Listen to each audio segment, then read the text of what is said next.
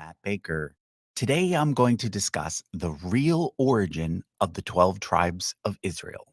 And by real, I mean the historical origin, according to secular academia, as opposed to the origin that's described in the Bible. Because, according to a literal reading of the Bible, the origin is simple. Abraham had Isaac, Isaac had Jacob, and then Jacob had 12 sons, whose descendants went on to become the 12 tribes of Israel. However, if you're familiar with this channel, you'll know that I, like most historians, view the characters described in Genesis and Exodus as being more mythological or legendary than historical.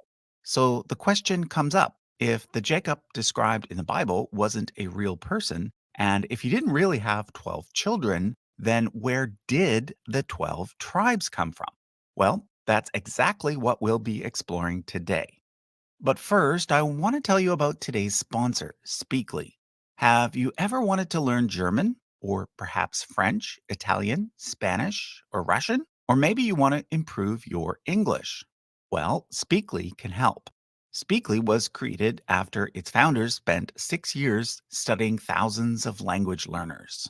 The result was an app that lets you learn languages 5 times faster in the description or pinned comment to get a free 7-day trial followed by 60% off if you choose to get the annual subscription.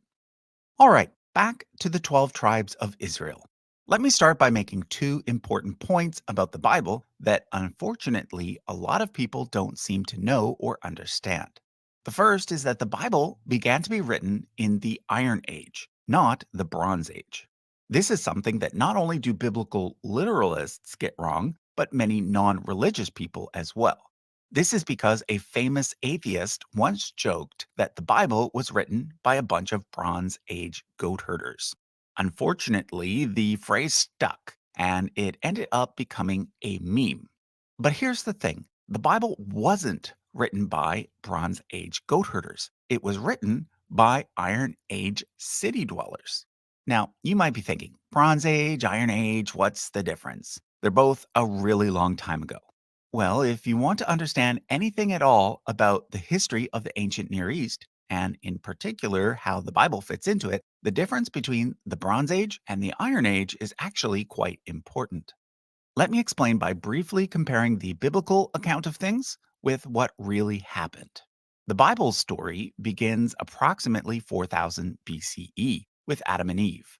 We then get Noah and the flood around 2500, the three patriarchs around 2000, and the Exodus around 1450, although some date it later to around 1250. This is then followed by King David around 1000 and the divided monarchy starting around 900. Okay, let's now compare that to what really happened. The secular account dates the Earth to around 4.5 billion years ago, and the emergence of Homo sapiens to around 200,000 years ago. However, when it comes to history, we usually say that began around the year 3300 BCE, because that's when the very first written records were made. 3300 also marks the beginning of the Bronze Age, which is when we get the earliest civilizations in places like Egypt and Mesopotamia. Over the next 2,000 years, these civilizations grew larger, more advanced, and increasingly interconnected, so that by the year 1250 BCE, the ancient Near East looked something like this. Of major note is the fact that Canaan was actually controlled by Egypt at this point. So, why would the Israelites escape Egypt only to run into Egyptians again in Canaan? Around 1200 BCE, something very important happened, something that is not mentioned in the Bible. It's called the Bronze Age collapse, and it was probably far more earth shattering than the fall of Rome. Most likely, a series of large scale natural disasters led to drought, and then migrations and war, causing every major civilization in the Near East, including the Egyptians and the Mycenaean Greeks, to suddenly decline. In Canaan, a group simply called the Sea Peoples started to attack the coast, destroying most of the big cities. For the people living at the time, it would have felt like an apocalypse. And from that point forward, people would have thought about history in terms of the before times and the after times. And this is why the Bronze Age collapse and the Iron Age that followed it are so important for understanding the Bible. Basically, the Bronze Age collapse explains the origin of the Israelites. I'll be talking about each individual tribe a bit later, but for now, we can say that the origin of the Israelites as a whole is directly connected to this ancient apocalyptic event. Historians and archaeologists are still working out the details, but what happened is something like this. The Sea Peoples wiped out the coastal Canaanites, but the inland Canaanites who lived in the hill country managed to survive. There, they were likely joined by other groups, such as the Habaru, who were previously seen as being rebels or outlaws, and maybe even by former slaves who either escaped from Egypt itself or from Egyptian controlled cities in Canaan. Another group who may have wound up in Canaan at this point is the Shasu, who originally came from the area that the Bible calls Midian. Because of this inscription, they are thought by some to have been the original worshippers of the god YHWH. Why do couples choose a Sleep Number smart bed? Can it keep me warm when I'm cold? Wait, no, I'm always hot. Anyhow, once all these people ended up in the hill country, what seems to have happened is that this ragtag group of tribes decided to join together and form a confederacy called Israel. The name Israel was likely used by at least one of the groups prior to the Bronze Age collapse, as evidenced by the Merneptah stele, but afterwards it referred to the entire confederacy. A confederacy that eventually evolved into a kingdom, probably around 900 BCE, which is when the Bible and the archaeological record start to line up quite nicely. Which is why the biblical story cannot be simply accepted or rejected as a whole, which is a mistake that both literalists as well as some atheists make. On one hand, the literalists assume that the entire Bible is real history. And on the other hand, some atheists assume that the entire Bible is fairy tales. But the truth is that it's actually a bit of both, which is why knowing the difference between the Bronze Age parts and the Iron Age parts is so important. To drive this point home, let me show you something that I showed in a previous video. Here is my biblical family tree chart, the one that we sell over at usefulcharts.com. This part corresponds to the Bronze Age, and this part to the Iron Age. Let me now put a check mark over every character from the Hebrew Bible for whom we have evidence for in the archaeological record. What do you notice? They're all from the Iron Age, because that's when the earliest authors of the Bible were living. Obviously, they were fairly well acquainted with their own time period, but when it came to the before times, meaning before the Bronze Age collapse, they could only rely on myth and legend. Now, of course, there are some traces of real history in those myths and legends, such as a memory of some sort of flood, a memory of life as nomadic shepherds, a memory of Egyptian oppression, and a memory that their god was originally connected to the land of Midian. But the bottom line is that these distant memories from earlier times were turned into literature meant to teach, not a history book meant to record literal events. Okay, it's now time for my second point, and that is that the Bible was written by the Judahites, not by the Israelites. To explain, let's once again compare the biblical story with what actually happened. According to the Bible, Kings David and Solomon, both from the tribe of Judah, reigned over a unified Israelite kingdom consisting of 12 tribes. Then, only after Solomon's death, was the land split into two separate kingdoms: Israel in the north, consisting of 10 tribes, and Judah in the south, consisting of 2 tribes. Israel lasted until 722 BCE, when it was destroyed by Assyria, and Judah until 586, when it was destroyed by Babylon. According to the biblical account, most of the surviving Israelites were carried off, never to be seen again, whereas the surviving Judahites, who were also carried off, were able to return. This is where the idea of the lost 10 tribes comes from, which I'll come back to later. It's also the reason why, from this point forward, the people in the Bible are called Jews, because they were mostly from the tribe of Judah. Okay, let's now look at what really happened. Although there is still some debate about this, many scholars now lean toward the position that a unified Israelite kingdom under David and Solomon never actually existed. This is because the archaeological record indicates that prior to 900 BCE, the population in the region was much too small and mostly rural. However, after 900, we get lots of evidence for a large, wealthy kingdom called Israel, centered at Samaria and ruled by kings such as Omri, Ahab, and Jehu. We also get evidence for a kingdom centered at Jerusalem, associated with a person named David, but it's relatively quite small. Known as the Kingdom of Judah, it doesn't really flourish until after the Kingdom of Israel is destroyed.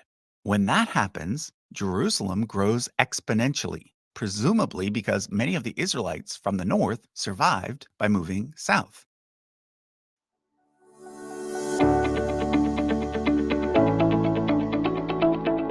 My name is Ivan Barrett. I'm the founder and CEO of BAM Capital. Knox is our latest joint venture development with a nationally recognized developer in a high barrier to entry market with high occupancy, and it is in close proximity to an abundance of economic drivers. This joint venture is a unique opportunity to give our investors access to an institutional grade development project in a great market. This development will target returns of 1.7 to 2.2x equity multiple in 3 years, which equates to a 20 to 25% targeted IRR over that whole period. BAM Capital prides itself on a reputation built on trust, integrity, and consistent outsized returns so far on over $1.3 billion in multifamily transactions. BAM Capital has an audited historic track record of 35.14% IRR or 2.58x equity multiple across 12 exited assets thus far. This joint venture opportunity is perfectly aligned with our disciplined approach to real estate investing. To join our growing family of investors across the country and beyond, visit bamcapital.com.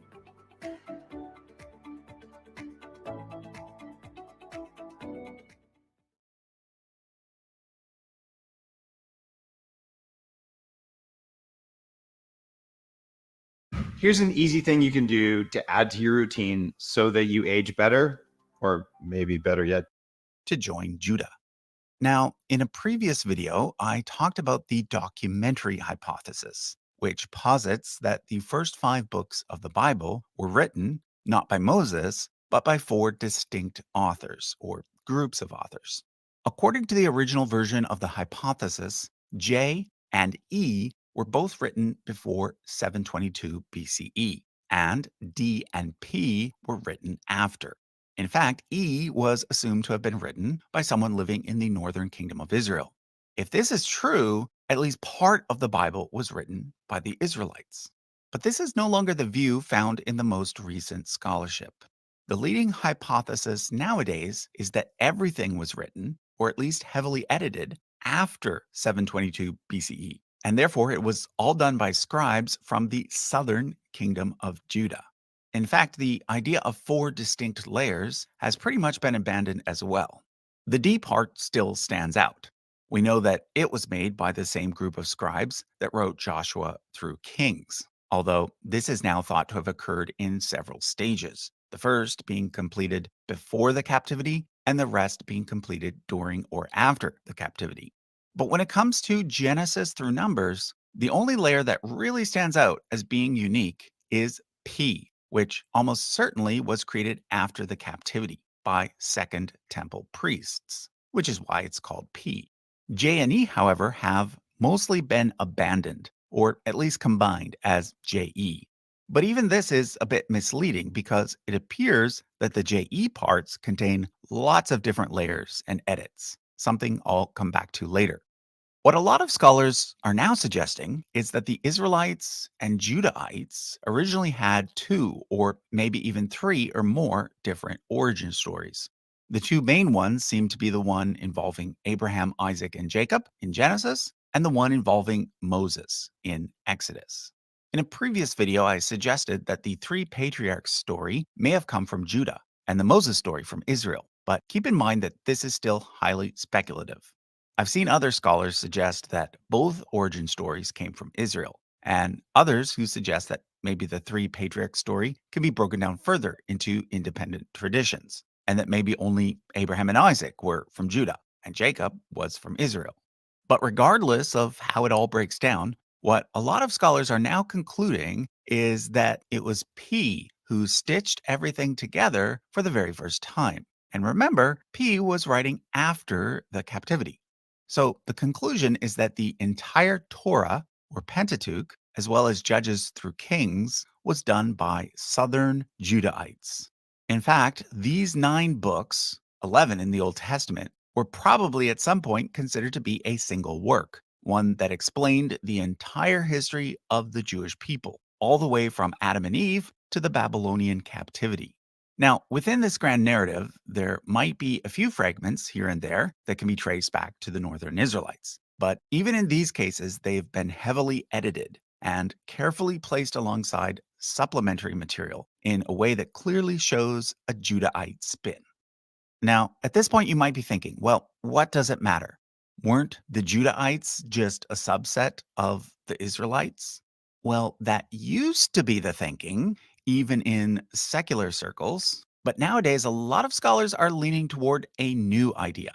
But before I introduce it, let me point out that I've put a big list of sources in the description. So if you're wondering who I'm referring to whenever I say scholars, just take a look there. One book in particular that I'd like to highlight is this recent one, Why the Bible Began by Jacob L. Wright.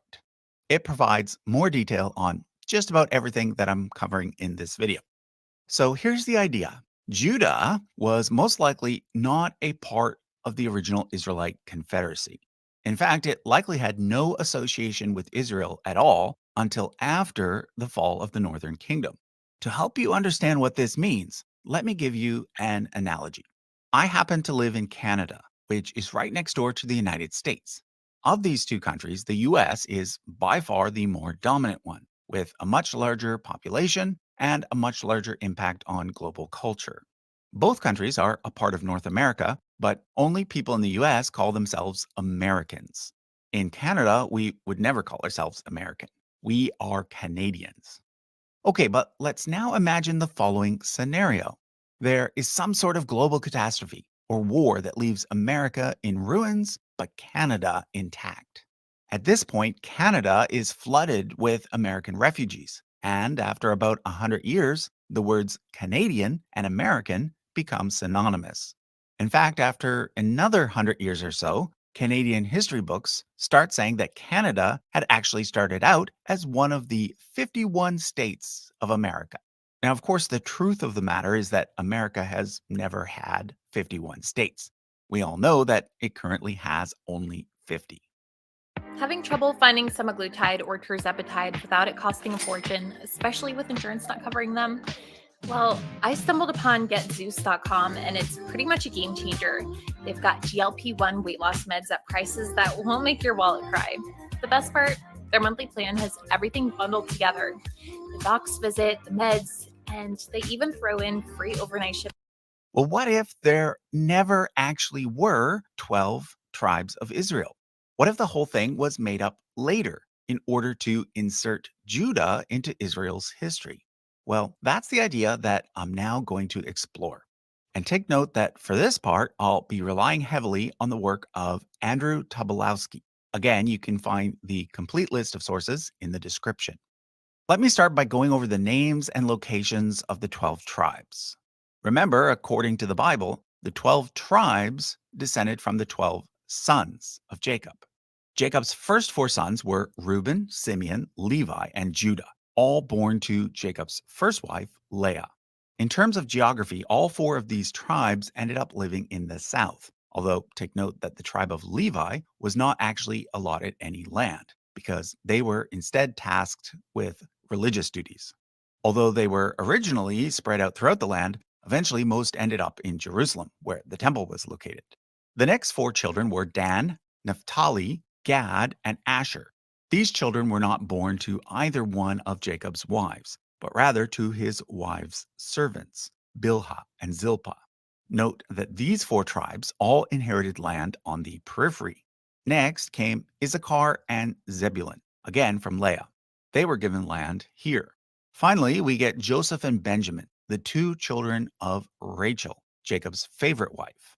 Their land corresponds to the core regions of Israel. Although, take note that the descendants of Joseph eventually get split into 2 tribes, Ephraim and Manasseh. This means that there were actually 13 tribes, not 12. This is usually resolved by leaving out Levi or by combining Ephraim and Manasseh into Joseph.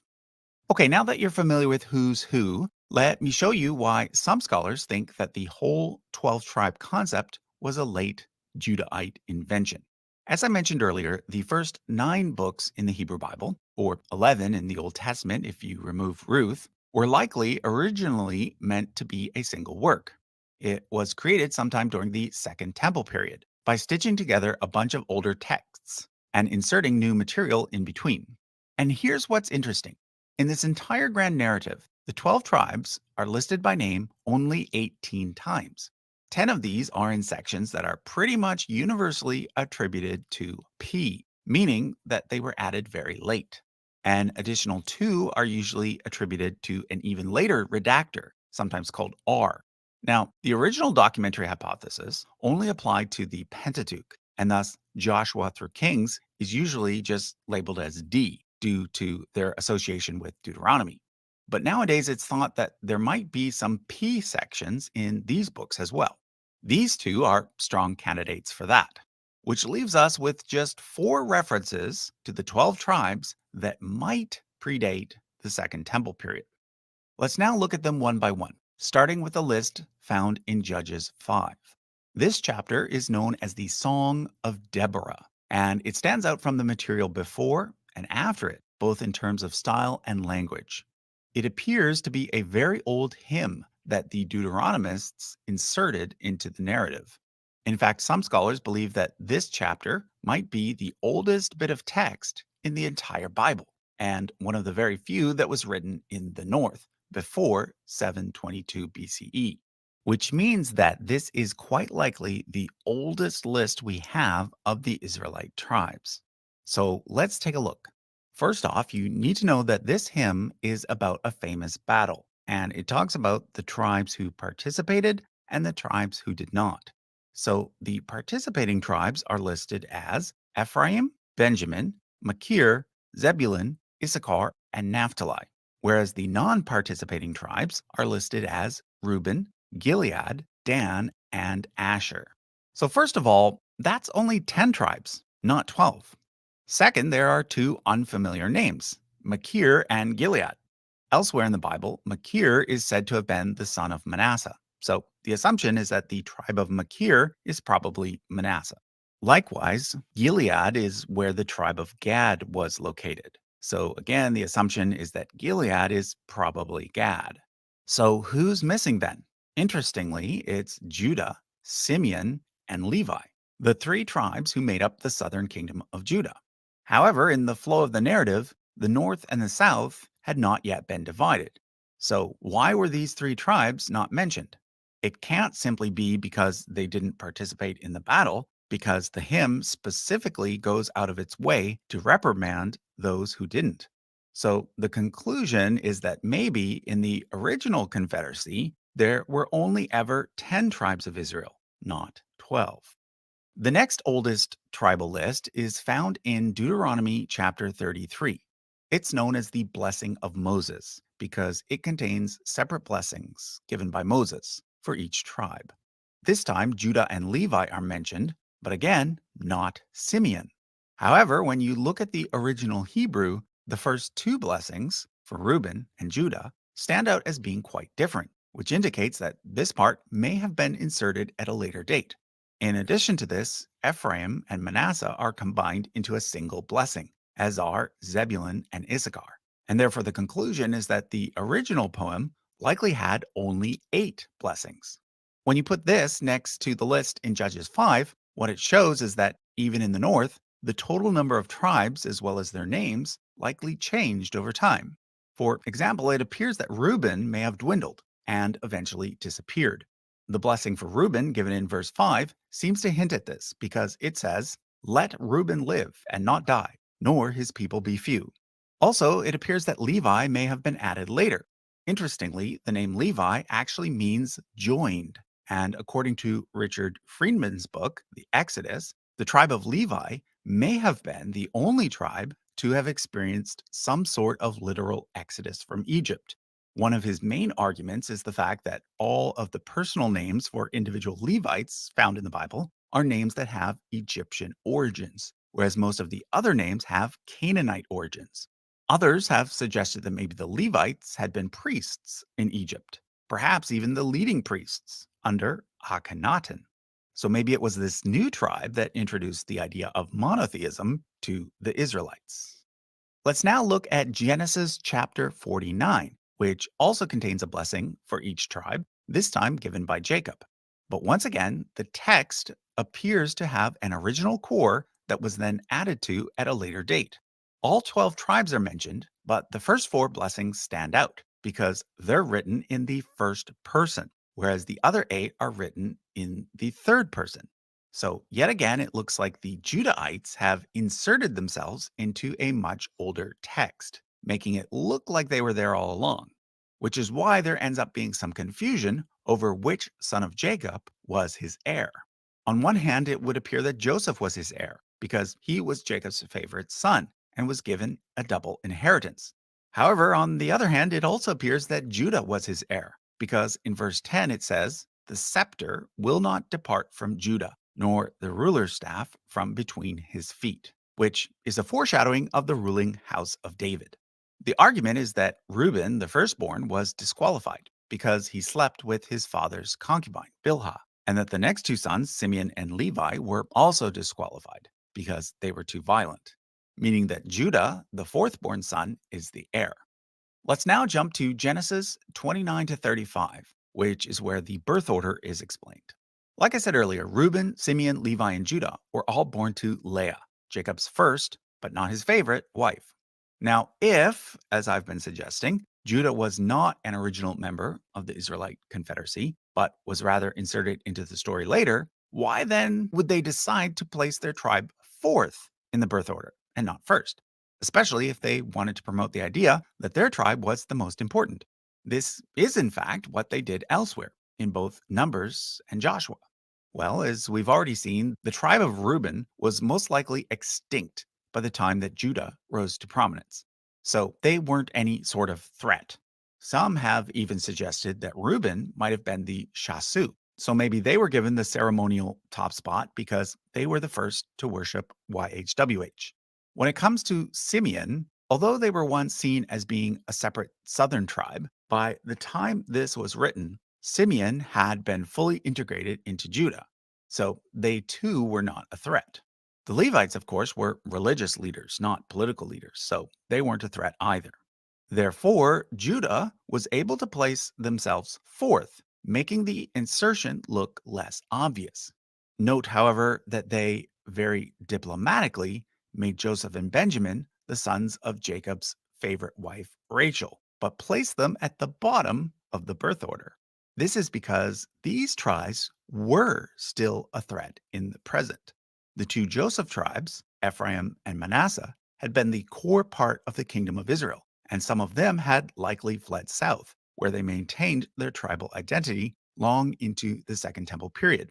Likewise, the kingdom of Judah eventually stretched to contain the former territory of Benjamin, so there were a lot of Benjamites still around too. Note that the name Benjamin literally means son of the south, indicating that in the original confederacy, Benjamin was the southernmost tribe, not Judah. This leaves us with 6 more tribes, the 4 born to Bilhah and Zilpah, and the 2 later children of Leah. As I mentioned earlier, the 4 born to Bilhah and Zilpah all received land on the periphery of the kingdom of Israel. Note that Dan was located just north of the Philistines. It has long been suggested that the Philistines might have been one of the sea peoples who destroyed and then settled some of the coastal Canaanite cities. Well, it has also been suggested that Dan might have originated as one of the sea peoples too. However, unlike the Philistines, they opted to join the new Israelite confederacy. One of the main arguments for this hypothesis is the fact that Dan is often associated with boats. There's also the fact that the main hero from the tribe of Dan, Samson, is a lot like the Greek hero Hercules. So maybe this legend came with the sea peoples and got passed on to Israel via Dan. I'd also like to point out that both Asher and Gad are named after Canaanite gods, which is further evidence that at least some of the Israelite tribes had been Canaanites all along. So I think we're ready to make some conclusions. And that's how I remember Uber Eats has coffee. I remember something by forgetting something else. Okay, have a seat. When it comes to the origin of the 12 tribes of Israel, the first thing that we can say is that the idea of 12 tribes, specifically, as opposed to 10 or 8 or some other number, originated with Judah long after Israel even existed. They probably chose 12 simply because it's a nice round number and therefore symbolic. In reality, there very likely never were exactly 12 tribes of Israel. However, the second thing we can say is that at some point before Judah inserted themselves into the story, there was indeed a group of Israelite tribes, although the exact number probably fluctuated. When it comes to these tribes, there was not a single origin. Reuben might have come from the Shasu. Levi might have come from Egypt. Dan might have come from the Sea Peoples. Asher, Naphtali, and Gad might have been former Canaanites. As for the rest, Zebulun, Issachar, Ephraim, Manasseh, and Benjamin, they might have been Canaanites as well, in particular, hill country Canaanites. Or maybe they were the Habaru, which might explain where the name Hebrew comes from. Now, before I go, I have to address the question, where are the Israelite tribes located today? Because even if there were never exactly 12 of them, there were in fact Israelite tribes at some point. Well, like I said earlier, a lot of them ended up moving south, where they integrated into the kingdom of Judah, meaning that they eventually became Jews. And those who were carried off, well, most of them likely integrated into other Middle Eastern societies. But what about all those various groups around the world who claim to be members of the so-called Lost 10 Tribes? Well, I might do a future video on that topic, but for now, I'll just say that if there are any legitimate Israel groups out there, they almost certainly trace their lineage from Second Temple Judaism, not directly from the Northern Kingdom of Israel. This includes both the Samaritans as well as Beta Israel from Ethiopia. So to sum up, even though Judah was not one of the original Israelite tribes, it is only through Judah that any notion of Israel has survived. You see, by creating a story about 12 tribes who dedicated themselves to one God, they gave themselves something they could cling to. So instead of needing to be citizens of a specific state, they were able to become a people called Jews who could survive anywhere. And survive they did. And not only did they survive, their story went on to inspire others, and various different understandings of it led to the creation of the world's two largest religions and Islam. Okay, so that was a look at the origin of the 12 tribes of Israel. As a reminder, there is now a join button on this channel. This allows you to become a channel member, which is slightly different from being just a subscriber. Subscribing to the channel is free and will always be free. However, becoming a channel member gives you a few extra perks. So if that's something you're interested in, All right. Peace and love. Haven't been live Sunday in a minute. If anybody want to jump on and dialogue or bring something to the conclusion or talk about anything or want to ask questions, I am here. Shout out to Sister Monica Lamb in the building. There goes my Cash App. If you want to donate to the Monica Lamb Scholarship, you could give Cash App to Monica Lamb. If you want to send me $5, $10, $20, whatever for my birthday, there goes my Cash App.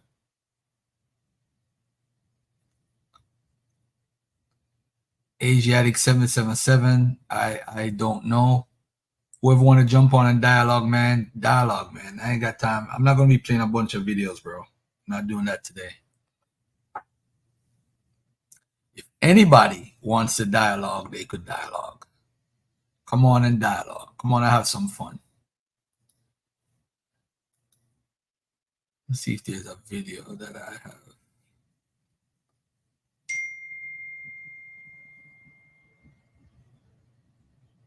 Shout out to OG for the $5. Thank you, my brother. Appreciate it.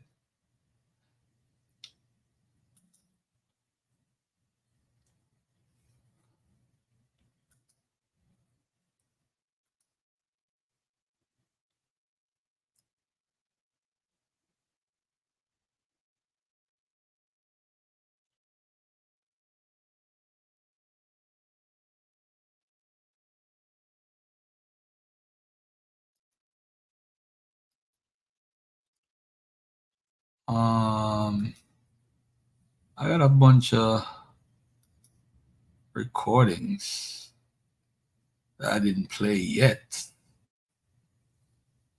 All right. Kwame, come drop that knowledge, bro. You want it. What's up, Hey, Petty?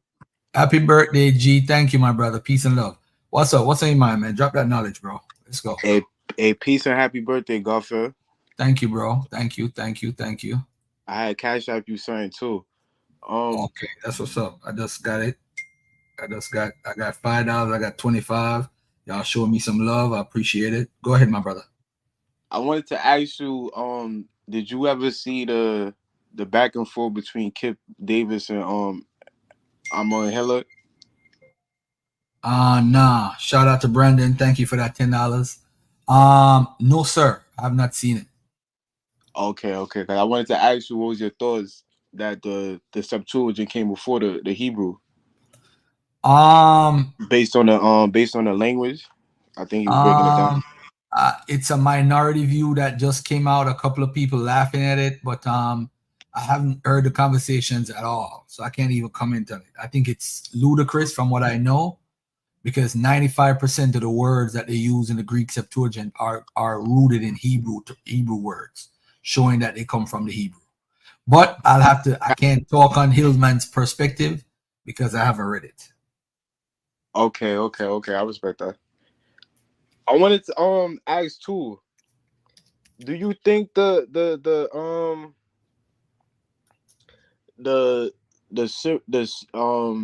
Hittite Amorite the Neo-Hittite Amorite the states they had, do you think that had any influence on the Israelites? The Hittites, as The far trio as Hittite city states after yeah, the Bronze Age collapse? as far as the laws, I would say yes. Okay, I would say yes. so you don't think it was no David or anything like that? You think they developed out of that milieu of the Syrio Hittite states that developed after the Bronze Age collapse when the Sea people came in? It's possible there was a David, not as large a kingdom as what we think of, but I think there probably was. I don't have a problem with David being real. I don't have a problem with that, and I think we get caught up in that type of stuff about who's real. Shout out to Sister Mo for the birthday gift. I appreciate that, Sister Mo. Much love and respect to you, man. Much love and respect. I would say, this is what I would say. I would say that the Bible has some truth in it. It definitely do. From a theological perspective, I don't think I spend a lot of time on Clubhouse. That's where I'm at most of the time. If you want to find me, I'm on Clubhouse. And people, I just add in my historical perspective to the conversations, because you're not going to get a believer. And I know a lot of folks used to believe in the Bible and they think that somebody's going to come back. I call it, this is one of my terms, the wait and see program.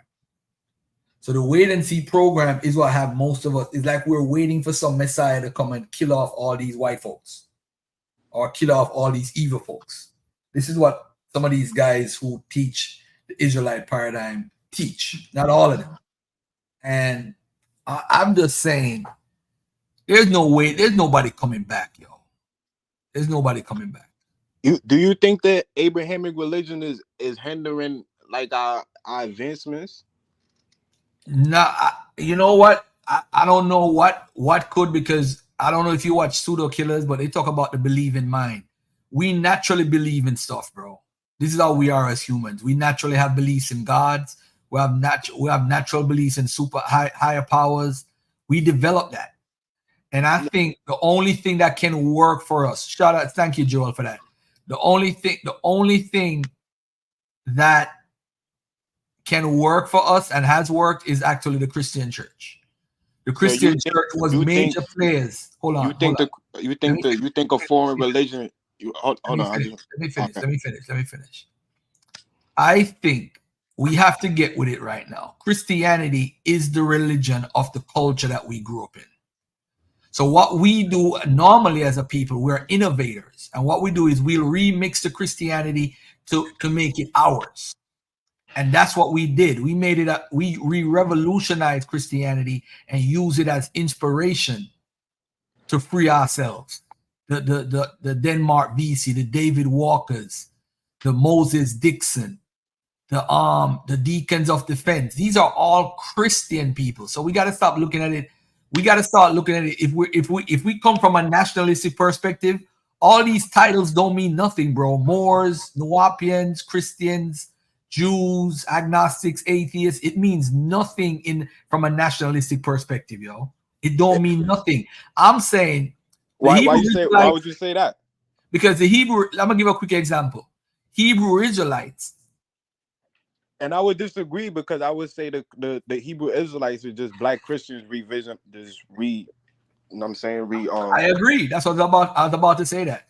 Thank you, Ainity. Thank you. So you think the Hebrew Israelite worldview or that is more progressive than the Pan-African, Afrocentric Kemetic No. What I would say, though, with all due respect to everybody who holds to a position, I would say this. We have to be careful. And the reason why we have to be careful is this.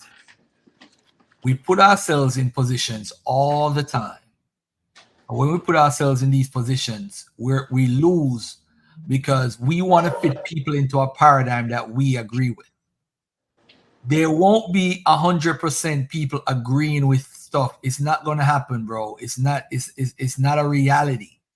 All of us, but the closest thing we have is the Christian church. 90% of people. So what is progressive for us that the Christian church could offer us that we haven't seen in 400 years? We can. They offered a lot before, as far as revolution, as far as moving forward, as far as what has happened. They have definitely been at the forefront of that. I can't resist. I can't stop saying that. That's just a reality.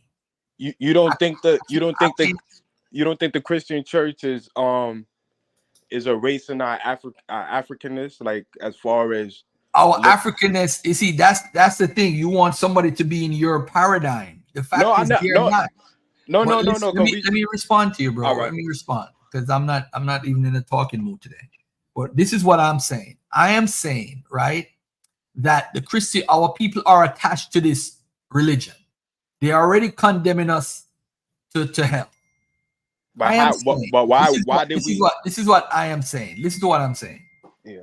I am saying that with us as a people, as far as creating a system where we couldn't remix the African tradition and upgrade it to majority of our people.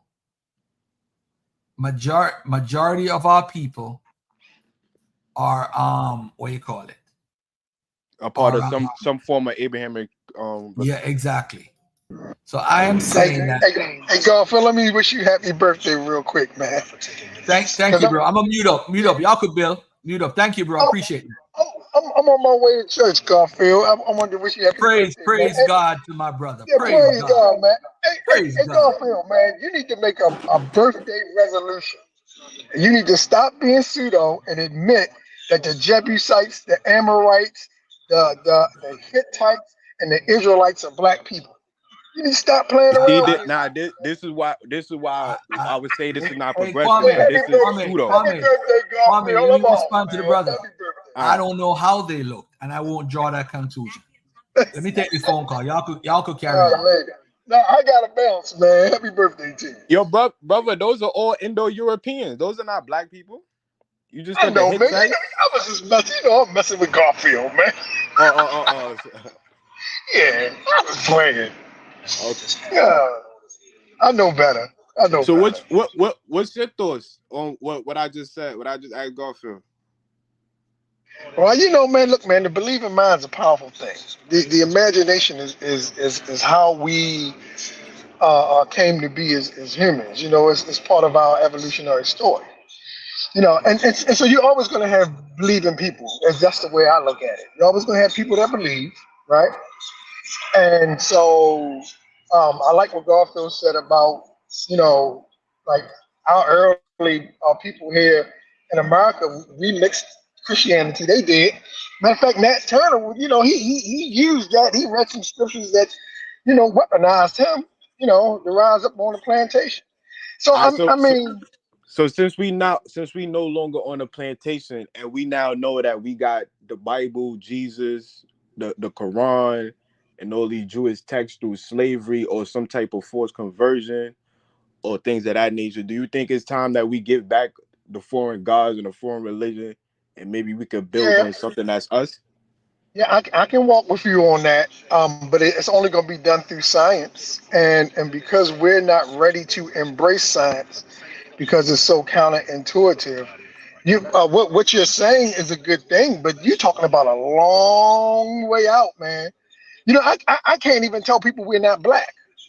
They can't even handle that statement. They be losing their minds, man. So it's going to take an educational system like in our schools to taught So do you to be think really. the Bible Hold is on, let me helping say us? this. Oh, Let me my let me fault, my explain. fault. I To didn't mean to be, to cut be you off. really sad, that we need our schools to be really scientific minded in order to cure racism, religion, and a whole host of other things. That's my thought. Go ahead. Go ahead.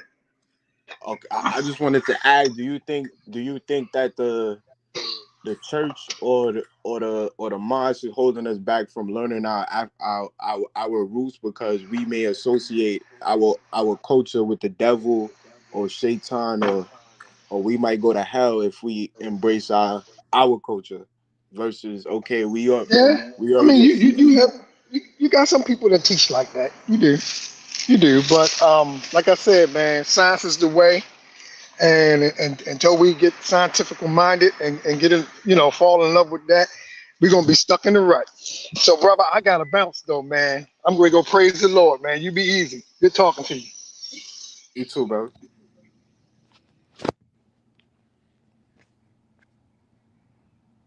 You see, what you're trying to do is take that man out of his reality. I'm not trying to take nobody out of their Christian or religious reality. That's their reality, bro. That's their reality. And the truth is, we got to leave the people in there. Everybody's not going to think the same way like me and you, bro. I'm over that. I'm over trying to, you know how many people lives have changed because of what I taught or where they saw me over on other people's channels and they saw these videos and I influenced them to leave their religion. People Yeah, want but their religion, bro. If they want to be I think you let off the Africanized, gas though. that's I their think you let. personal choice they got to make. I'm not forcing nobody to do that. Because what we're doing then is telling them that the African religion is going to do something for them. Why didn't do something for them before they got on the slave ships? I So mean, we can't do that because none of these religions are concrete or work. We live in a culture. We might not agree, but Christianity has helped. The Christian church has come together and they have helped as far as revolutions, as far as killing, going through killing our slave masters and starting revolutions. If Lincoln never signed that bill to free the slaves, they were going to be free anyway because of the war that was going to go on. Go study Moses Dixon. The guy had thousands of people lined up in Atlanta ready to go to war. Over 100-something thousand people. So we acted like but what did black we folks lose though? united, or they were united based off of the struggle that they were in, but these were orchestrated because of the unity within the black church. And we might hate Christianity as a religion, but bro, let's keep it real. So we can't look Let's to keep Haiti. it real. So we can't look to Haiti and see how they use the African system to uproot themselves and get out of slavery. Yeah, but that's one area. But in Jamaica, we use the Akan system. Listen, this is what I'm saying. We can't tell the people to leave their religion, bro, because we have a believing mind. So we have a believing mind. Those Christian people. So you When think Nat Turner, hold on. So if Nat Turner was following African systems, he would have had a better plan. Yeah, I think that's my opinion. I think it would be a better plan because he's not confined into a foreign culture, a foreign god, a foreign religion, a foreign language that had to be introduced to him. All right, let me ask you a question. If Nat Turner, you just said that if Nat Turner was following the African traditions, he would have survived.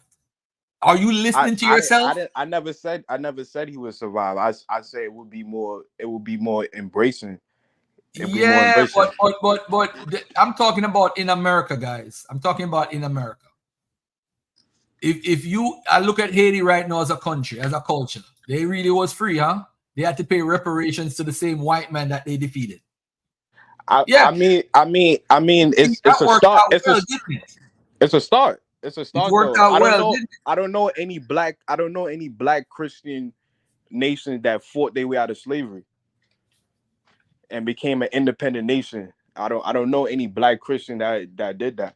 So that's why I could say we could look to Haiti and say, oh wow, these people use the African system. They fought against the biggest military at the time and overthrew them. Using the African system. They ain't pick up no cross, they ain't pray to Jesus. The system. So if they use so if it was Christianity, they use the African religion to free them. Huh? You see, we're saying that they need to replace Christianity with the African religions. That's what you're saying. And that's I don't think we need Christianity or the Quran to be progressive. Look at India. Bro, this is what the people are attached to, and this is where the network of African Americans are. That's why I'm bringing up Christianity. 90 to 95% of African Americans are attached to Christianity, bro. It's the demographics. So if you're gonna come to them and say, "Oh, well, you need to leave the white man's religion alone," well, they tell us to leave our. And by the way, hold on. And by the way, what are you freeing yourself from in America right now? What are you freeing yourself from? From the Abrahamic matrix. You see, you just hate the religion. Listen, I'm over that. I have a right to hate the religion. I have a right. That's fine. I'm just saying, I'm over that. Just like the Jews.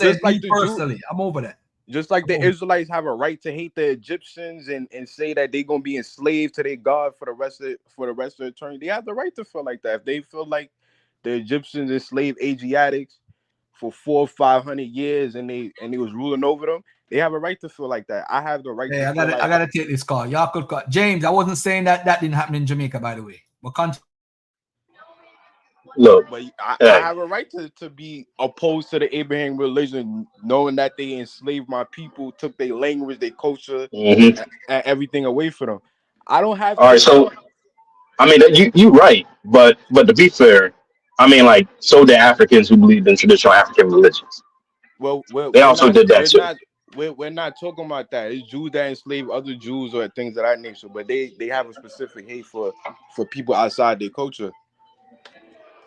Yeah, they do. Right. But if you believe that you're part of that culture, then you kind of created your own thing. Like the Hebrew thing don't exist until, like, the Hebrew Israelite thing don't exist until, until like the 1800s. That's something that's created by African Americans. So that's their own thing. But the thing is that I got the thing with Garfield. It's just Christianity. They're just black-ified. It's a type of Christianity. Huh? My thing is that, like, we didn't have to use Christianity to mold it to where that we needed. We can do that with any religion. Any other group of people do that. The Japanese do it. The Indians do it.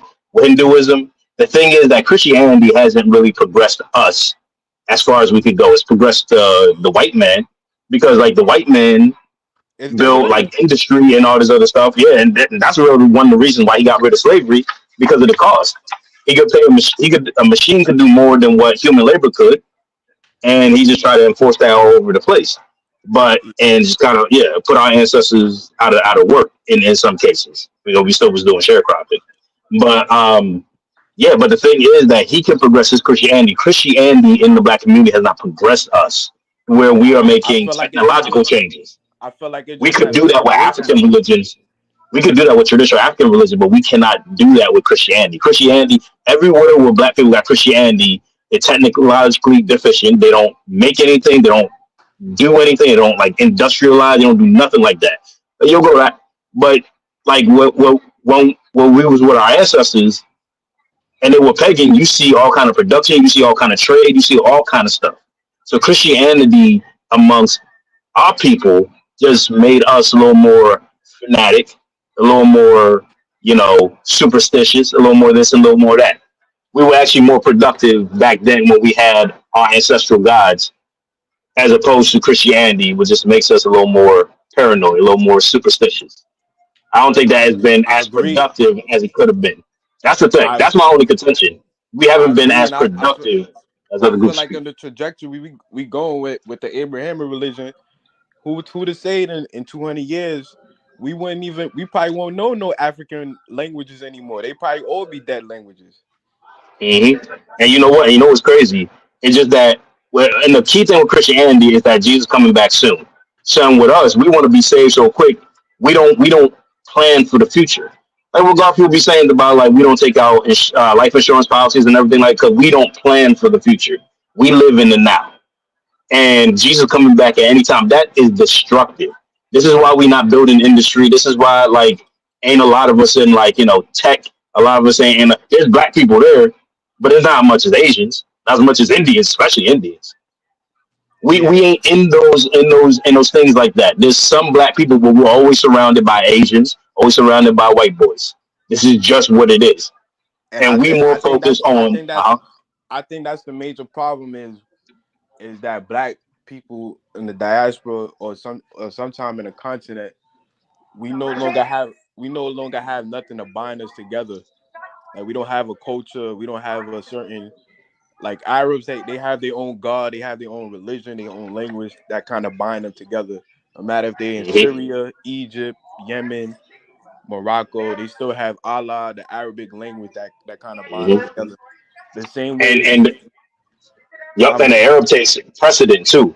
The Arab huh? takes precedent in that religion. So you could have a black Muslim, you could Yeah, have you an can't, Asian and Muslim, it but won't you will be no never be black. as high as the It would Arabs. never, it would never be no black caliph or anything like that. Like it's an Never. Arab, it's an Arab, just like the Christians. Like we have black churches, but they all fall under the Yep. Protestant Calvin. They all have a higher a higher authority above them. Should I just say that? Yep. That Then Christian. Yeah, because like here's the thing, like when you look at Christianity and with like the white man, you see him build cathedrals and stuff like that. What has the African done with Christianity? I see our architecture look more like I look at like traditional African architecture. I look at the architecture of like Sudano-Chilean architecture in the Sahel. I look at Igbo architecture, Yoruba architecture, the Palace of Benin. It seems like we were building and making more grand monuments to our before own ancestral gods. And Christianity before come, we got these shacks.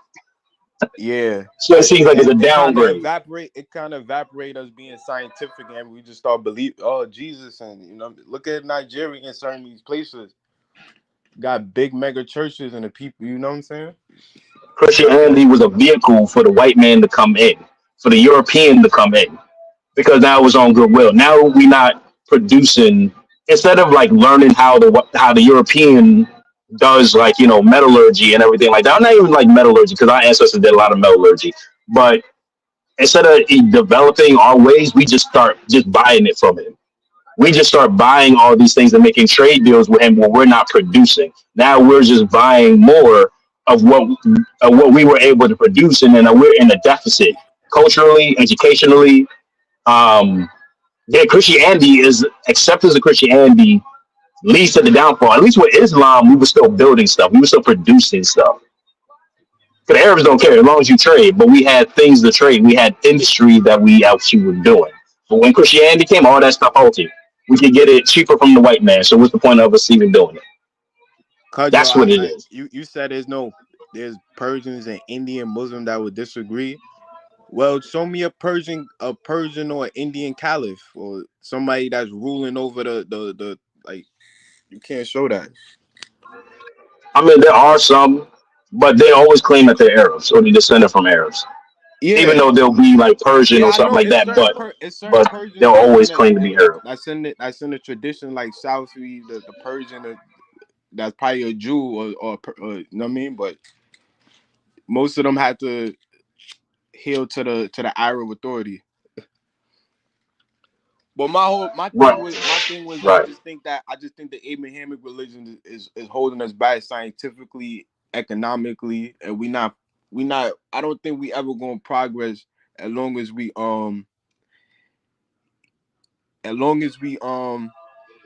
right, adhere to Let right. the me ask Kwame and James this question. So you're saying our lives will be better, our yes progress as a people will be better if we drop Christian or Abrahamic faith? yes, if we drop the Islam, the Judaism, the Yeah, Christianity, and So pick up Mansa Musa would be but you richer know what? if he Maybe not Islam. was the Muslim. He would have been richer and Mhm. everything, right? he had slaves. No, no, no. I'm trying So to figure out why we need to change religion. We just work with what the people are working with, bro. Everybody's not gonna, bro. I'm an agnostic. I don't believe in none of this stuff. same None here. of it. And I could do my financing, I could do my credit repair, I could do my funding. It doesn't make a difference, bro. So The religion is not the you problem. don't think it's The a problem problem that is, hold on. You want black people in America to give up all their Abrahamic faith to do what though? we go back to an African traditional system, All right, to do what though? And what is a that going to do? What is that going to do? Industry. buying us together. This would create economic. This would Okay, create all right, pause. scholars. This Time would out. create ever since the Time out. Afrocentric and Show me a pre-colonial. Show me a pre-colonial African society, and I'm using African because it wasn't African then, of what you're asking to do.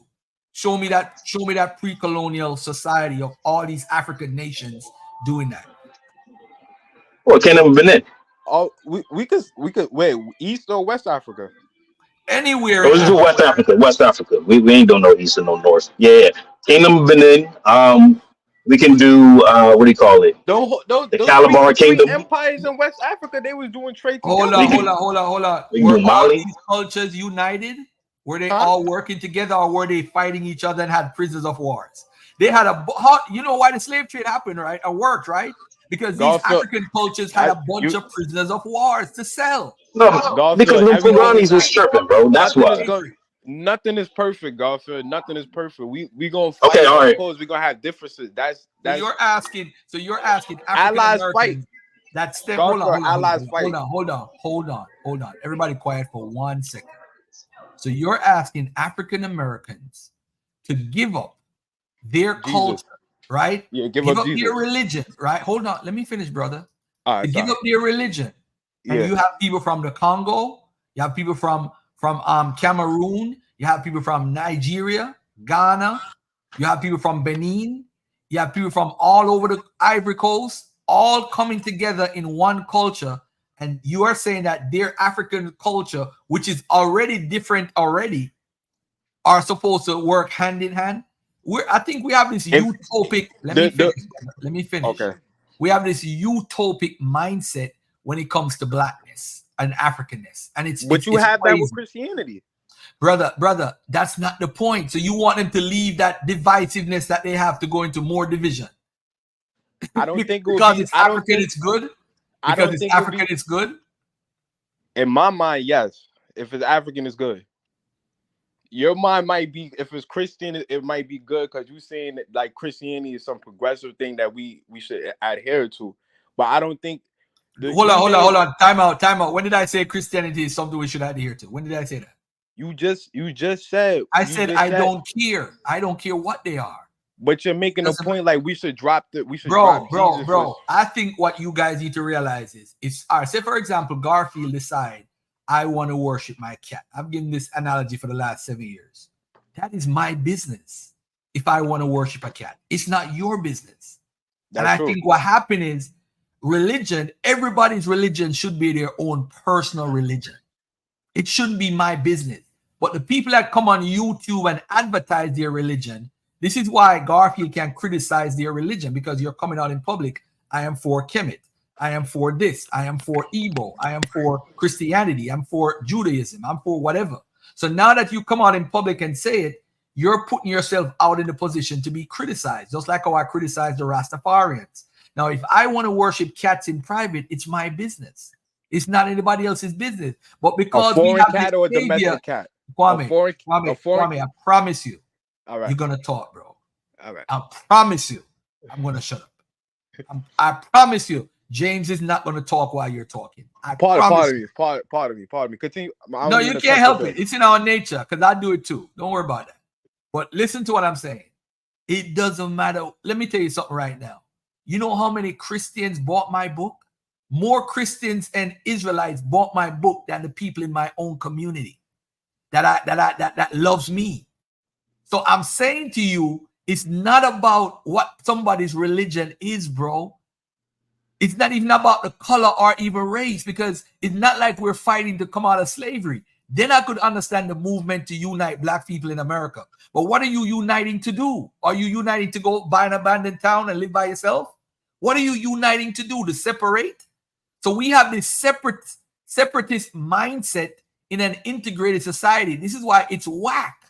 Let these people believe what they want to believe, yo. They just give me more energy to beat them up some more.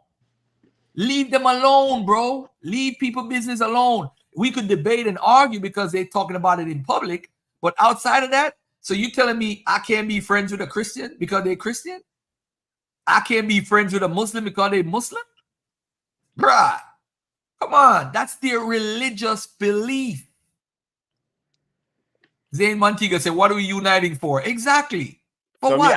Let me ask you a question. So you think the Jews in Williamsburg and these parts of Brooklyn that basically separated from the rest of the community, is it not working for them? Yes, it is. So it could work for the Jews, but it can't work for Africans. Are you saying that you don't have Jamaican communities in Brooklyn? By the way, you just they're not separate. No. We're talking about a separate. Let me say one thing, because it's your turn to speak. But let me just say one thing. Eastern Parkway, you got Jamaicans on one side and Jews on the other. The Jamaicans on the other side, they have their own community. Right now in the Bronx, New York, you got Jamaicans that live. They call White Plains Road Kingston. Do they have their own hospital? Do they have their own police communities all over? So yes, you have those communities, but they're not as organized as the Jews. That's what I would say. So what building? So name me a Jamaican on Gun Hill or White Plains that own buildings and own the whole block that people are owning is that's different. That's controlling your community. Okay, well, so you want every black person to own the buildings that they live in? No, because you're trying to compare certain things that's not even as like to say, oh, we want to you just want to like. Well, if it's working for the Jews, they have their own culture, their own God, their own religion, their own culture, their own language, and it's working for them. So I don't think how it can't work for the Africans. If they got their own code, they have their own school, their own hospital, they have their own everything, and it's working for them just fine. They're economically strong. It's working just fine for them. They have their own culture that's void from the Christianity, even though it's still a part of the Abrahamic religion. It's still a part. It's still, you know what I'm saying? So I don't think it would not be progressive. And as far as the African countries that you say that are Christian, they all got colonized. So of course they are part of the West system. So if they're trading, they're most likely trading because of the West. They're not trading because Hey, can I say this though? What are we saying? That all African Americans who are Christians, Hebrews, Christians, and then you act like that. You act like they're not prejudiced against African culture. The first thing they're gonna tell you, that's the devil. That is not even the conversation. You're just spewing out hatred right now. I'm saying to you that Christians have the right to be Christian. in Africa, Christianity is the largest rising religion right now. Christianity. Right now, it's decreasing in the Americas within the black community, but it's increasing in Africa. And but you're telling me that we need to follow African religion, but what yet is still your the Africans are contention throwing it against away. African system? What is so progressive about the Christianity that we need to hold on to a foreign? It ain't got nothing to do with us, bro. It ain't. All I'm saying is this: if anybody wants to be a Christian, a Hebrew Israelite, a Muslim, even a Nuwapian, that's their choice. So then you shouldn't criticize the Hebrew. You shouldn't I'm criticize not anybody. criticizing. I'm beating up the doctrine. That's what I'm doing. But why are you beating up the doctrine if you don't got no problem with it? Because I disagree with the doctrine, and I disagree with the Bible. I disagree with Muslims. I disagree with everybody. So why y'all acting like that? Their Christianity doesn't affect our lives. Yeah. Now you got kids going to school with the 10 Commandments plastered on the wall because of some crazy Christians. All these laws, the abortion thing, and all this stuff is due to Christian fundamentalism. Why are you acting like Christianity does not affect the laws in this country, and it does not affect the culture and how people live their lives and how people are responding to certain things in this society? That's not even a different topic. They do this because of their Christian faith, and it's affected me. That's a whole different conversation. That's a whole different conversation. But all I'm saying is, if somebody makes the choice to become a Christian, I have no problem with that person. I just think that I don't think their doctrine is false. That's it. I think that too. So I don't think you should. That's it. That's just my gripe. I think it's a big lie, and that's it. All right, so I get my girl pregnant, right? And the pregnancy could put her life in jeopardy, and she might need like an abortion or whatever. A Christian signs some weird bill so that now she can't get something where she can be saved because of something that went wrong, and we could try again.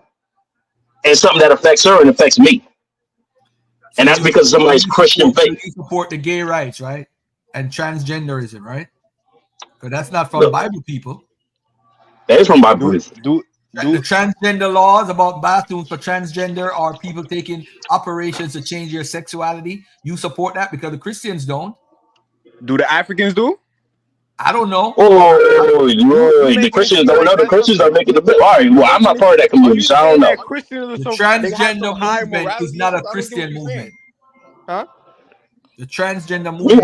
We were talking about another thing. You just brought up that. I'm not part of that community, so I have no idea. Because you're saying that Christianity affects us. I'm saying politicians affects us. Politicians can be Christians, they can be Muslims. So the liberal politicians push the LGBTQ agenda, and with the whole transgenderism and all that stuff is all over schools. In the school classroom, they're teaching kids about transgenderism. So why didn't you bring that up? You're saying that the people who lead into the church talking about 10 commandments, saying the 10 commandments is not a bad thing. It's not a bad thing. That's not a bad thing. That is just. All right, put up the Code of Hammurabi too. Yeah, but that's not a bad thing, though. You're talking so why about we can't post the Code of Hammurabi in the courtrooms? Why would you do that if you're in a Judo-Christian society? We in a free country. We're in a Judo. Yeah, we. Society. No, we're not according to that constitution. We are a secular society. What are you talking about? We're in a Judo-Christian society, bro. We are in a secular society. Secular society and transgenderism, right? We in a secular society. I don't know nothing about that. You got to ask somebody part of that community. Have the highest morality or something? Are you saying that Christians are the only people that's against those type of things, Garfield? Listen, everybody. Listen. This is what I'm saying. Listen to what I'm saying. He said, "Liar Garfield, Black Christians are the biggest supporters of gay lifestyles now."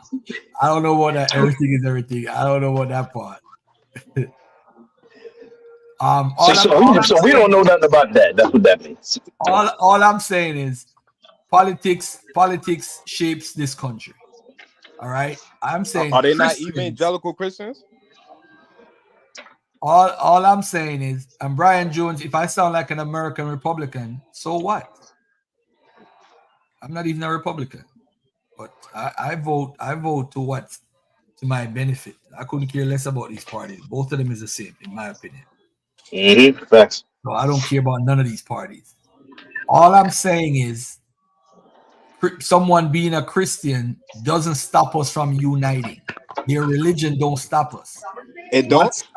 What stops us is the So idiosyncrasies of these title names and all that foolishness. That's what stops us. so Garfield, it's Because, not hey, Christians out there Kwame, that say they won't unite. They say they won't unite. if you were gay, should I unite with you?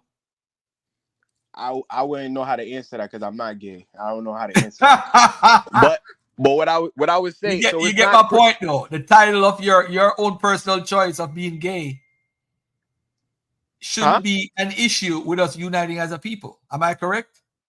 It shouldn't. So you should tell a Christian they should have no problem uniting with pagan worshipers, people that believe in voodoo. I agree 100%.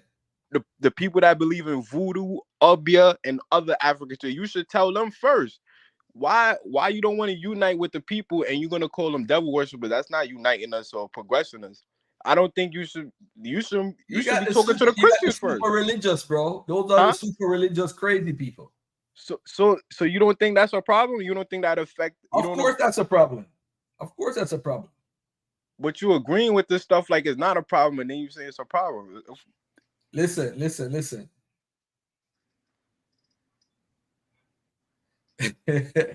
everything is crazy, yo. But Kwame, what do you want? You want all black people to follow an African religion? That's what you want? I think that's the most. What is it doing for Haiti right now? Listen. From I could say from the start of the Afrocentric scholars up to now that we have made way better progression than we did when we was mainly Christians. I could say since the Chancellor Williams and the Yosef Ben Jokanan. Chancellor Williams was a Christian. What are you talking about? What you said? Chancellor Williams was a Christian, bro. The sister, the psychologist sister named what's her name again? Frances Cross Wilson. She's a Christian, died a Christian, bro. And she taught about white supremacy and bro, come on, man, don't do that. Leave the elders out of this. All I'm saying is, what do you want to happen in your perfect world? In my perfect world, we would drop the Abrahamic religion and we will probably get more scientific. We would deal more in economics. I gotta mute it. We'll deal more in politics because we're no longer following a foreign god, and we're not subconsciously worshiping other people based on their authority on the religion that we follow. And I think that's going to always hinder us. As long as if we're Christians, we're gonna always subconsciously be subservient to the white man. If we're Jews, we're gonna always be subservient to the. I mean, if we're in Judaism, we're gonna always be subservient to the Jews. If we're in Islam, we're gonna always be subservient to the Arabs. And if not, then we're gonna try to super pseudo the information and blackify it, which is not gonna help us, because then it's like we're gonna be laughed out of classrooms and them type of things. All right, so the only thing I got to say to that is, like, when you say, like, African religion and everything like that, I mean, like, you got the Yoruba system, you got the Akan system, like, which one are we going to use? And two, like, we're a mixture of a whole bunch of different West Africans. I think so. How can you even unite anybody on a lot of things, especially when them cultures, even though, like, I talked to some of these Africans, like, they are still very, like, culturally, like, centric, even with that Christianity and that Islam. Mr. 707, you said, how am I subservient to Jews if you're Israelite? Well, they wrote the book. You ain't make the book. You got the book from them. You making it like y'all try to steal these people culture and try to make it seem like you guys are not Israelites, bro. You guys are black Christians trying to steal Jewish culture. Well, as people, we so like the Hebrew Israelites, Cesariak would never.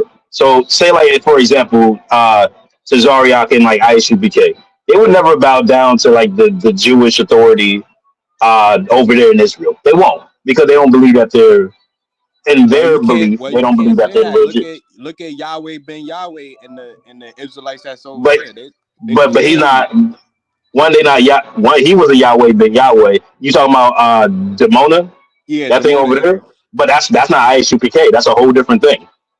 Yeah, See, but the thing is that if we were going to do this, it would have to be like a group of people that agree on this, because like people can reject the authority. It's Christians that reject the authority of the Pope. It's people who reject all kind of. It's Catholics who don't follow the Pope and feel like he's illegitimate. Like there's so many different things. People just do whatever they want and they believe what they want to believe. So I see what Garfield was saying. It's like no, you could be a Christian, but you ain't got to believe in A, B, C, and D. People believe in crazy or have weird interpretations of that Bible that don't make any sense logically, that don't make any sense historically, that don't make any sense, but they still rock with it because it's just a belief. So people could build a belief on anything. So we could build a belief on traditional African systems and mix a whole bunch of systems together. But that would be our belief. The only thing is that you would just have to convert the majority of the people to leave the religion that they did have to become that. That's all it is. It's just a war of beliefs. That's what you would have to do. That's the reality. That's what you would have to do. You would have to convince Christians who are black to leave that and to follow whatever you got to offer. But anybody I can be a don't. scientist. I'm And pretty sure the lady that was in NASA in like what you call Hidden Figure, I'm pretty sure they were Christians. Like, it doesn't stop you from getting into these industries. I just think as a whole, Christianity just only made us approximate to things that were production and all that other stuff. But I think us by ourselves and what we had by ourselves, we were able to do more because we weren't in such contact and had ease of buying certain things from other groups of people. I think Christianity is the linchpin that started that trend. So if we were able to adapt our Christianity in order to make us more productive, that's fine. But I don't think why do we have Christianity to? at this point Why do we made have to us, adapt? Why do we have to adapt a foreign religion that wasn't ours in the first place? we don't have to, because The man. a lot of African Americans are leaving Christianity. Like you said, Yeah. a lot of African Americans are leaving Christianity and trying to find something new. And a lot of them do find Right. African spirituality.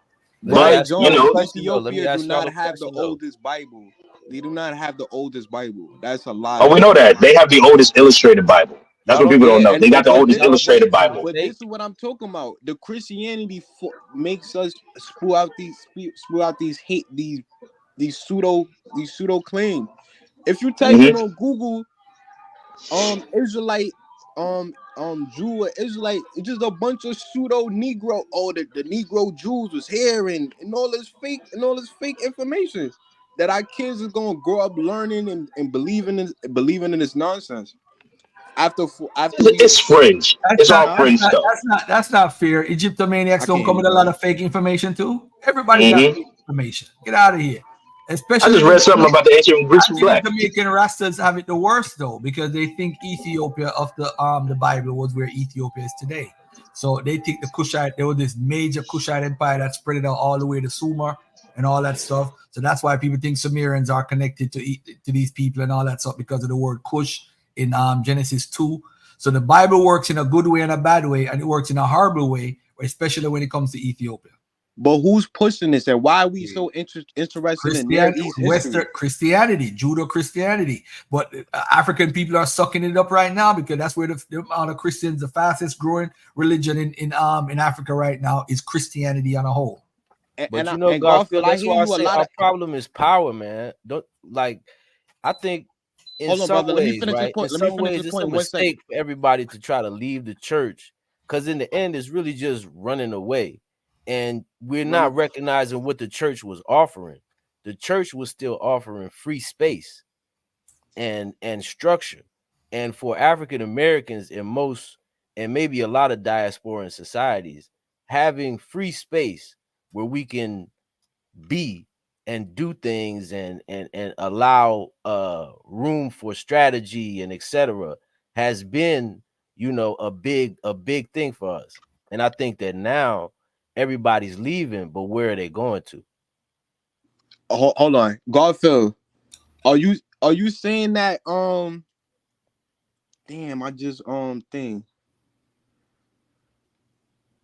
Damn, I just lost what I was thinking.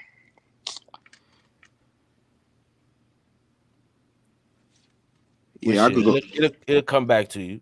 Yeah, But yeah, y'all can go ahead. I still feel like so I'm asking y'all the question. Do y'all don't think that it's a mistake in some ways for people to just run away from what the church provides? How did we get to church? I mean, I think that's kind of irrelevant, low key. I mean, it's relevant to the topic.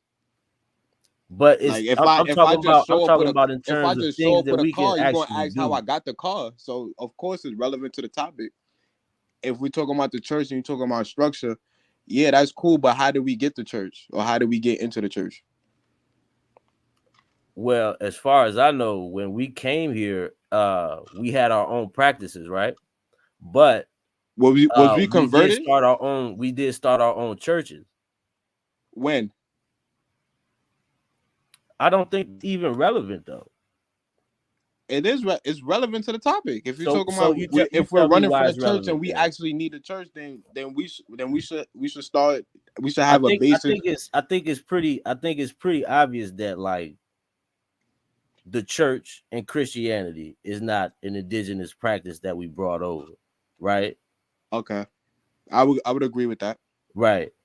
But we're in this country still. And like Garfield said, the majority of us are still in that tradition. So what about the Indians and the Pakistani that don't adhere to no Jesus? They believe in their traditional Hindu or Sikhism or Buddhism, and the Indians is doing pretty fine. They economic is growing. They have nuclear weapons. Nobody Well, can invade them. they So I they don't have think. people that reinvest into their traditional stuff.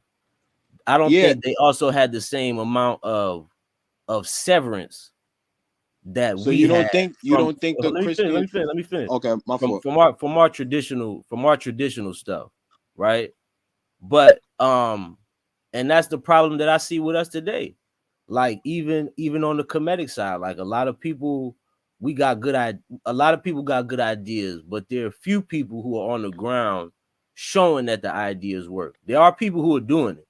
You know what I'm saying? But I think a lot of people, even the Hebrews, a lot of people just be on the internet a lot. If you want people to do something different, it's not going to be something that you're going to intellectualize over too much. At some point, it's going to be, what services are you providing? You know what I'm saying? How are you changing people's lives? I see people doing archaeological work. They doing scholarly work. They taking trips to Africa to build certain ties and relationships. So I think we on the right track as far as that. But as far as could you elaborate more on how the Christian? I think you were saying like the Christian doctrine gave us more structure of the church or something like that. Yeah, it's not so much about the doctrine. It's about the structure. It's about power. Do you think we could do without this? It's Do about you think power. we could? The You church think had churches, just like so? the mosque had mosques, and those were Okay. spaces that people. What's the beneficial of the church or the mosque? The benefit is immense. A lot of Yeah, you got daycare. You got people to help you with your taxes. There's a structure that he's talking about.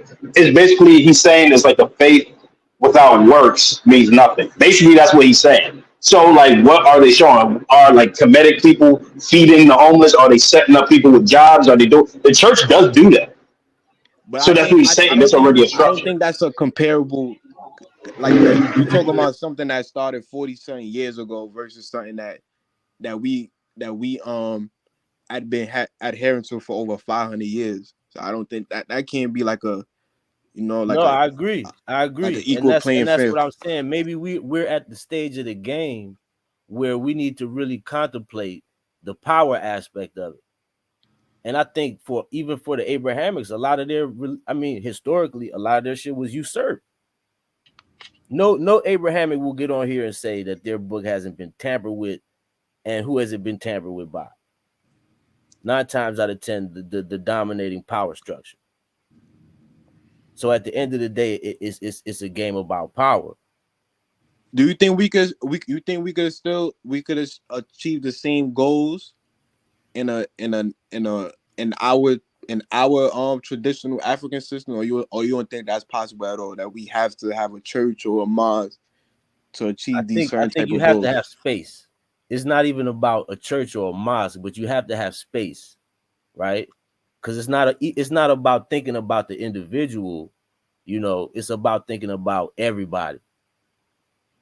You know, you need a space where people can congregate, where people can strategize, where people can recognize that there's a space. You know what I'm saying? And I think that's just an important part, not just one part, but it's still a very important part of the game.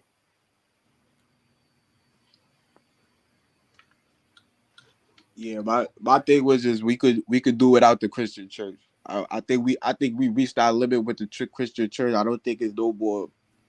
I think we reached our zenith with the church and the mosque. I think we Let me reached our ask you, zenith. do you subscribe to the Kemetic doctrine? I wouldn't say I subscribe to I subscribe to all African doctrine. I would say that. Okay. What you think about Ray Hagen? Ray Hagen is cool. So Ray Hagen is pseudo as hell. Pseudo as hell. Not even a little bit. Pseudo. Complete pseudo. What pseudo that he said? Everything he teaches is pseudo. There's not one thing he teaches that is true. Not one thing. Everything he teaches is pseudo. Every single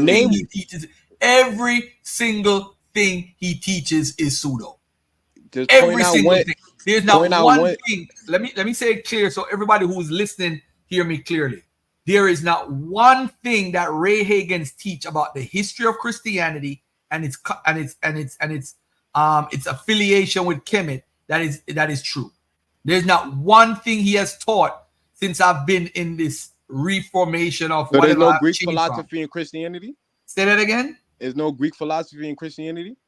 Greek philosophy in Christianity? What does he teach as far as... No.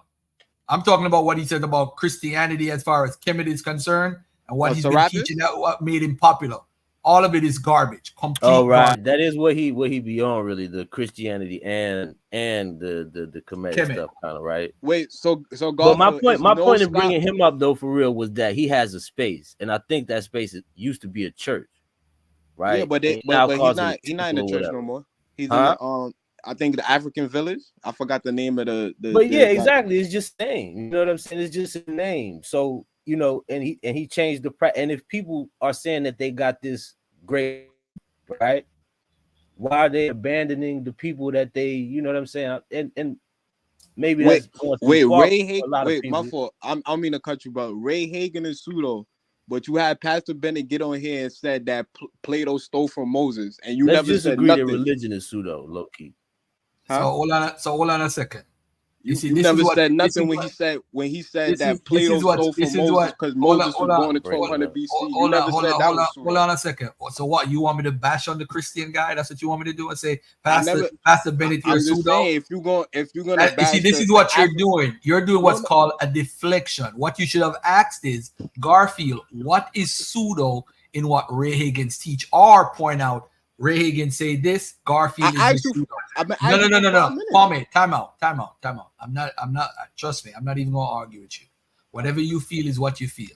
I'm saying Ashra Kwesi, Jabari Asazi, Ray Hagens, Walter Williams, all these people that teach us nonsense about Christianity comes from Kemet. All of them pseudos, every single one of them. There's nobody in the community that teaches that stuff that is on point. I'll give it. Hold on. That's not a plausible position. I'll give you a reference. Hold on. No, it's not. But let me finish my point. Wujau and the Sesh did a video a couple years ago and talked about the Hellenistic connections that brought about that you could see some input from Kemet and so forth. And if you watch that video, I think what's his name is in the chat right now. Uza Tehuti Uzer Mayat. I think he's in the chat. He knows about this video. And if you watch that video and look at the information, there's no way you can disagree with Ujao. Nobody is saying that nothing comes from Kemet or whatever. In fact, You Let me just said give it's you. you just said it's pseudo, Kwame, like it's not a Kwame, plausible. Kwame, Kwame, Kwame, All right. Kwame, Kwame. I promise you again for the third time, I'm gonna let you talk. I promise you, I'm gonna let you talk. All right? Don't act like you're on here and I'm like trying to hide you from talking. No. All I right. don't mean it. All I right, don't let me mean show y'all something real quick, right? This is something that I showed Black Lion in the back chat, and I'm gonna show y'all this. So this can put y'all up on studies. I gave this to my Christian brother Trillaman, and none of these Hebrew Israelites or Christians can handle it. This is called the Intertextual Bible. You know who gave me this? David Falk, the Egyptologist, who is a Christian. David Falk, who is a Christian and an Egyptologist, taught me about I did a consultation with him over a year and a half ago, and he taught me about intertextuality. It's like nobody is copying nobody. What happened is you have intelligent people within the northern kingdom of Israel that could read and write. The people in Judah were illiterate, but the people in the northern area were extremely intelligent. This is why the Assyrians took some of them and brought them back to Assyria to help build up their kingdom. They weren't holding them in captivity like these Hebrew Israelites like to teach. Now look at this. Look at this right here. Look at this right here. Look at this. It says search the text. So we have ancient Near East, you have pseudepigraphia, you have Bible stuff, rabbinical stuff, da. We want to know where the text comes from. So one thing we could do a quick test on is ancient Near East. Now look at this right here. It says the great hymn to Aten. Where is that from, Kwame? from Kemet. All right. Where is this from? Hymns and prayers to Amen Ra. Where is that from? Kemet. All right. So now, where is Enuma Elish from? Near East. Suma, from Suma Yeah. here, right? The Baal cycle, where is this from? This is from the Babylonia. Ugaritic, no, the Ugaritic text. The legend of Keret, Ugaritic text. Cyrus Cylinder from the Persians in the Babylonian time period. So now what they're doing is they are aligning, look at this, late Egyptian miscellaneous papyrus Lansing. So now what they're doing, family, is connecting biblical texts with thoughts and ideas that come from all over the ancient Near East. There's much more than this, but I'm just showing you what. So people say, oh, they're hiding. They don't want us to know the great hymn to Aten. What do we know about it? We know that the great hymn to Aten is connected to Psalms, but we didn't know it was connected to Genesis and Habakkuk, right? We didn't know that because the Egyptomaniacs don't teach everything. They just give you a piece of the action. So this is already in scholarship. Nobody needs to copy or say they didn't copy ideas or take from ideas because there's something called intertextuality.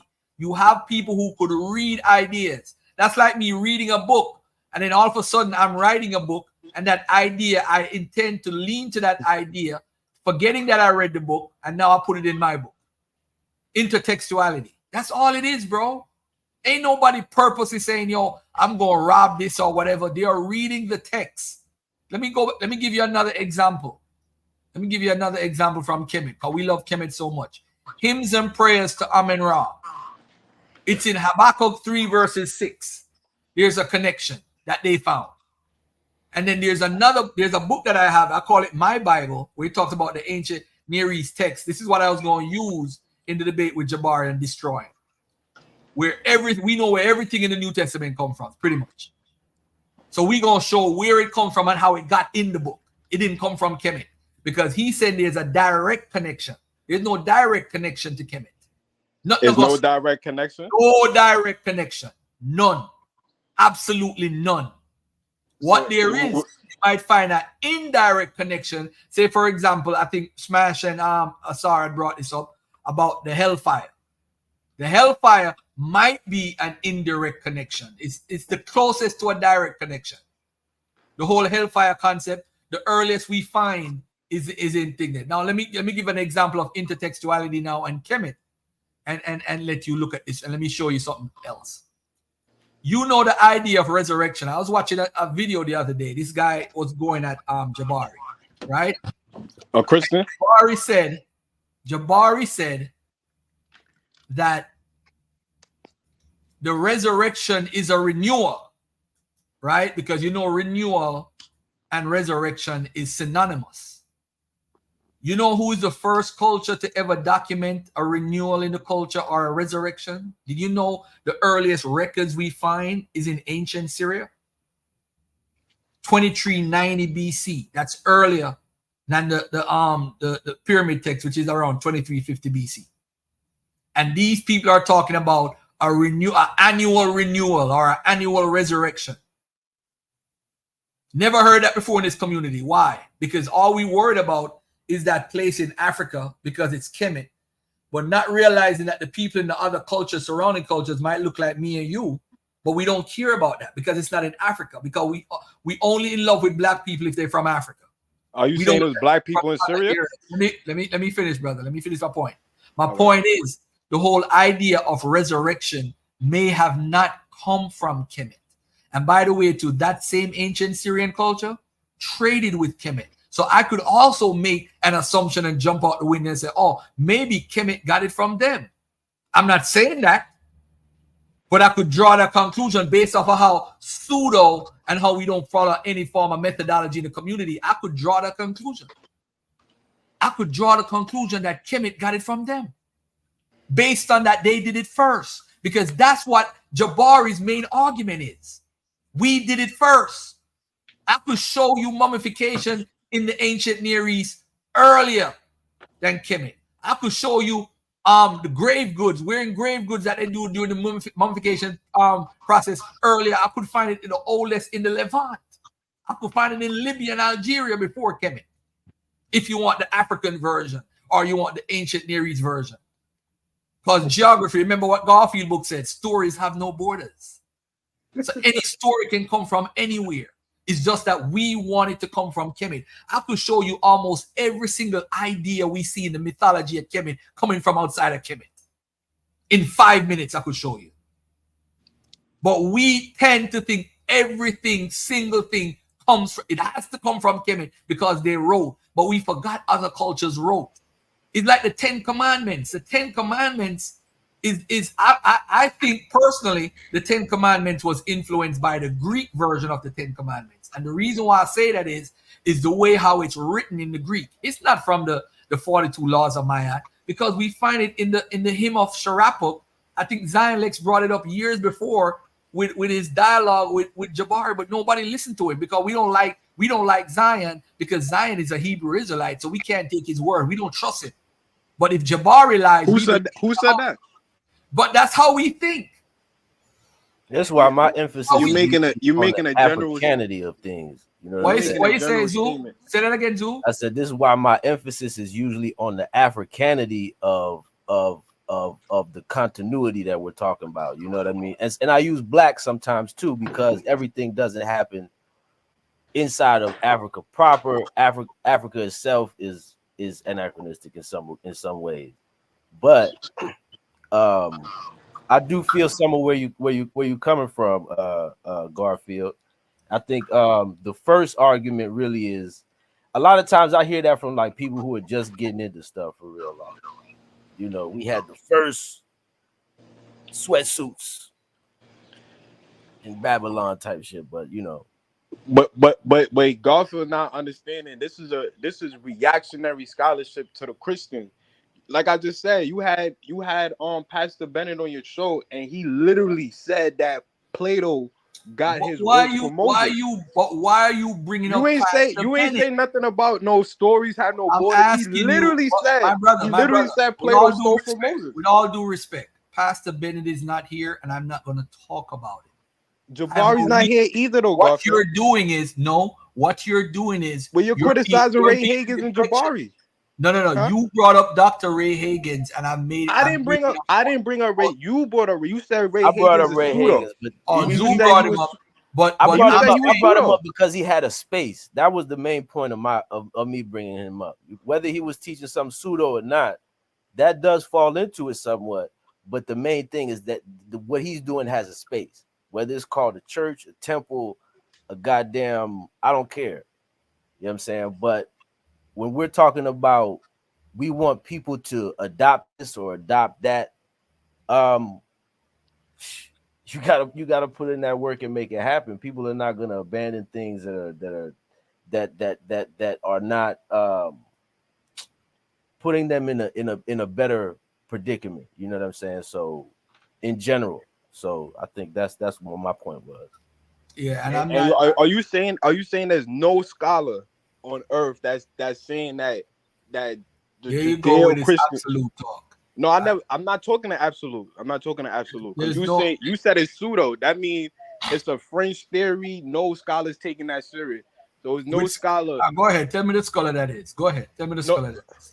I didn't even finish my point. There's no scholar that would say that the Judeo-Christians and the Greco-Roman world have adopted things from Egypt. I don't know of any scholar that says adopted from Egypt. I think they talk about syncretism and cultural milieu. I don't think anyone is put in writing. They could say it on YouTube all day, but not in writing. You're not going to find it in writing. So show me a scholar writing. Show me a scholar that wrote an article that said that the Egyptians, the Christians. Professor Fox, when he wrote about Professor who? I forgot the Shaka quotes him when he talked about the Amenhotep and how it was translated to Aramaic. That's not Christianity. So Chris, you just said Judeo. And by the way, too, Amenio. Is Christianity not a? That's Christianity. It's not a sect of Judaism. It's based off the Old Testament. So it's based on Christianity it's based on Judaism. Based off the New Testament. It's called a New Testament for a reason. The Old Testament already existed. That's just an addition to it. This is why they talk about. This is why the Hebrew Israelites and them is arguing, because they're talking about should we still follow the laws, and people are saying that you don't need the law because Jesus already is a sacrifice. Okay, so, what laws did Jesus fulfill, Garfield? I have no idea, my brother. I have no idea. According to the story, I don't even know. Hold on a second, Kwame. And by the way, bro, you got to stay on topic. You just asked a question about Amenhotep to make a case that Egypt adopted stuff. It's not adopting. I just taught you something new. It's called intertextuality. They did it with the Sumerian. Do you ever argue that they stole from Sumer? I've never heard you say that. You've only stated publicly. And let me finish saying what I'm saying before you interrupt. You've only said that they stole from Egypt or they adopted from Egypt. Isn't there a better case to say the Noah story was stolen from the Sumer? Isn't it a better case to say that they stole the stuff about building the building going up to the sky? They stole it from the Babylonian culture. Isn't it a better case to say they stole the calendar that they have from the Babylonians? They have the same names that the Babylonians had for the names. They stole the Metonic cycle. Wouldn't it be a better argument? Because everything that the religion is based off of is either from the Canaanite culture or mainly from the Babylonian culture. I'm not saying stuff from Egypt is not there, but that would have been a better argument that they stole from Sumer. Because all their main stories. Do you still hold to Russell Gomerkin position? Hold on. You see, now you're switching again. I'm not switching. Let's get back to Amenhotep. Hold on. Let's get back to Amenhotep. You said Shaka Amos brought out the scholar. I forgot I know his last name is Fox. I think he's a Hebrew scholar. I know exactly what you're talking about. He's talking about when they wrote something in the Bible that's connected to some writing in Egypt. Again, some writing. He clearly hold on. Listen, I have no problem with them using Amenhotep, because if you study Proverbs, you see that they got a lot of things from the Ugaritic culture. They got more stuff from the Ugaritic culture, but you wouldn't study that because you're more concentrating than if they stole from Egypt. I'm more concerned of where they got. You're right. So I don't mean to cut you off. I am more concerned with where the storylines come from, whether it's from the Ugaritic culture, whether it's the Hittite culture, whether it's from the ancient Egyptian culture, whether it's the Sumerian culture, whether it's Babylon, whether it's Persia, whether it's Greece. I'm concerned from every culture. That's what I'm concerned about. I'm not concerned about Egypt. And that's my problem. They did get stuff that's trickled down from Egypt. I will not deny that. I don't deny that. But to say that they stole Christianity stole from ancient, that's garbage, yo. That's nonsense. So what would you say? What would you say that they what would you say that Moses did with Plato work, according to the Christians? Moses and Plato. Well, the Moses, Jerome and them did teach in the 4th century that Plato copied. It's in my book. It's actually in the first chapter of my book. Didn't Josephus say that too? Like it's in the bunch first chapter of my book. Hold on, let me quote it right now for you. I mean, nobody. It's right here. Contrastingly, Israel came out of Egypt to conquer Canaan, and they founded a kingless state. Eusebius noticed this similarity between the text and thought that Plato had copied Moses. Yeah. It's there, and I think what's his name talked about it too. Not only Eusebius, but I think there's other church fathers who talked about it. So what's more pseudo? A Christian telling black kids that Plato stole from Moses, or a different position that the Greeks and the Jews was influenced by Egyptian culture? Now, if you read Russell Gmerkin's second book, you'll see that most of the laws in the Bible are connected to Greek laws. So now this is why. Hold on. Hold on. Listen. I'm gonna give you props because I didn't know the Greeks was in Egypt. Around 800 BCE. But you teach me that. Listen, the Greeks, right, had a lot of influence on the biblical text, unwittingly and unknowingly, to a lot of people who read the Bible. Now, if you're a Bible believer and you're reading Plato, because just like how the Bible is popular today, back then, because it was a Greco-Roman world for a while, all of Plato's writings was like the Bible. So now, when Eusebius is reading Plato now, he's like, "Oh, this dude copied Moses." So why Ray Higgins and the hold on, can't come to the same conclusion? Hold on. What I'm trying to tell you, it's logical for him to draw the conclusion from a Christian mindset because he thinks his book is the original book. He literally believed that so Moses. That's not pseudo. Hold on. He literally believes it based on. Yes, of course it's pseudo.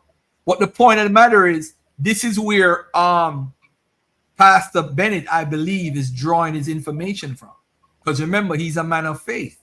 So that doesn't mean he can't be pseudo, but I'm not in a position to say where he got it from, but he may have gotten it from Eusebius or Jerome. Garfield, he got on your show and try to present. So what if he said it? But hold on. So what if he said it? But you never called him pseudo. You never said nothing about that. But if Ray Hagen or Jabari try to connect the Greeks of Alexandria and how they was incorporating Egyptian stuff into their Greco-Roman stuff, which the Jews copied from, you can't say that they didn't copy or influence. What did they copy? What did they copy, my brother? So there's no scholar that argue that the resurrection come from Egypt. Scholars talk about it, but if you really look into it, if you look at the interview I did with Maggie Bryson, she says one thing, and the other scholar says another thing. You see, everybody can have different point of views. There are scholars. Do you think there's a bias towards Christianity or against? Hold on 1 second. Kwame, if you ask me a question, you got to let me address it. All right, address it. First, you got to prove there's a resurrection in Egypt. I don't think you have a resurrection per se in Egypt. I don't think you have that. I don't think you have. That's not that's the scholar's position. That's the scholar's position. I didn't make that claim. The scholars again. Majority of scholarship, and in fact, the consensus of scholarship is that there's no resurrection in Egypt, and the reason why they do say it, and I actually could bring up the sources for you and show you how Mettinger, the resurrection, is the last main writings on the topic, says that the resurrection in Egypt, or what we call a resurrection, is actually not a resurrection, because the resurrection is about coming back to life. I'm gonna give a quick example. Give me 60 seconds. So what Plutarch said when he went to Egypt, bro. Oh man. You have no discipline at all, bro. No, you said you worse than the Hebrew Israelites, bro. I thought you was giving me the you worse than the Hebrew Israelites. Listen. You have two main stories that influence is coming from. You have a Canaanite tradition, right? And by the way, too, if you're familiar with Dagon, if you are familiar with stories outside, you realize that resurrection stems from plant-growing deities or vegetation deities. That's what Osiris is, because remember, when he's green, he's connected to vegetables. He's connected to the ground. He's connected to the agriculture, right? These agricultural deities are sometimes called plant-growing deities. Plant-growing deities is all over. These shepherd cultures, it's all over the ancient Near East, all over Africa, right? They all have to deal with agriculture. So now, when you have the winter solstice was Mesopotamians' new year at one point, because it had to do with agriculture. So they would plant their seeds at that time, and by the springtime, they would rise. So when they rise, that's why those deities that's connected to the agriculture, they call them plant-growing deities. So these deities were all over the areas, right? Now, this is where the resurrection stems from. It stems from plant-growing deities. So these deities like Dagon. Dagon was all over the ancient Near East, in Syria, in Ebla, in Mesopotamia, all over. Now, Baal is a child of Dagon. And I don't know if you know that Baal is a dying and so-called dying and rising deity. He got those qualities from Dagon. Dagon is in the Bible, in the book of Hosea, as the plow, the agricultural plow, what you use to plow and do gardening. That's what he's connected to. So again, he's a plant-growing deity. He used to die and rise way before, long time documented in northern Syria, right? And in Ebla. Now, as far as coming back to life, this is what I wanted in my 60 seconds to prove. Osiris dies, but he rises in the afterlife and doesn't come back to earth, literally in the sense that we normally would think. Most deities, so you have Ainana now. The Ainana story is kind of different in that Ainana is there for 3 days and 3 nights, which is an idiom, right? That idiom is continued in the biblical text. It's now a Hebrew idiom. So we see a connection with the Bible with that storyline, 3 days and 3 nights, just like Jonah and the whale, just like Matthew 12:40, when it says Jesus would be like Noah 3 days and 3 nights. It's an idiom for 3 days. That's all it's for. Now watch this now. So you saying it has to be like hold on, brother. Hold on, my brother. Go ahead. Come on, man. I gotta finish. Just hold the thought. Now, Ainana died and was there for 3 days and 3 nights and came back on earth and revived. So it was like a replacement type of theology. Like Jesus is dying for your sins. It's the same type of mythology.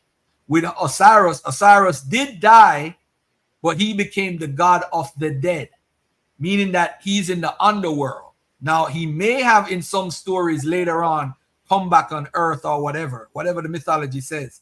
But of course, we're talking in the two cultures, we're actually talking about agriculture. That's what we're talking about. So these cultures, to say one culture invented resurrection over another, because in Syria, we have the annual resurrection stuff that they did annually, which is dated before all of them. But that's not the point. The point is plant-growing deities. That's the point. So if you have a plant-growing deity, that's the root of the resurrection and the whole 3-day concept. All right, that's where it comes from.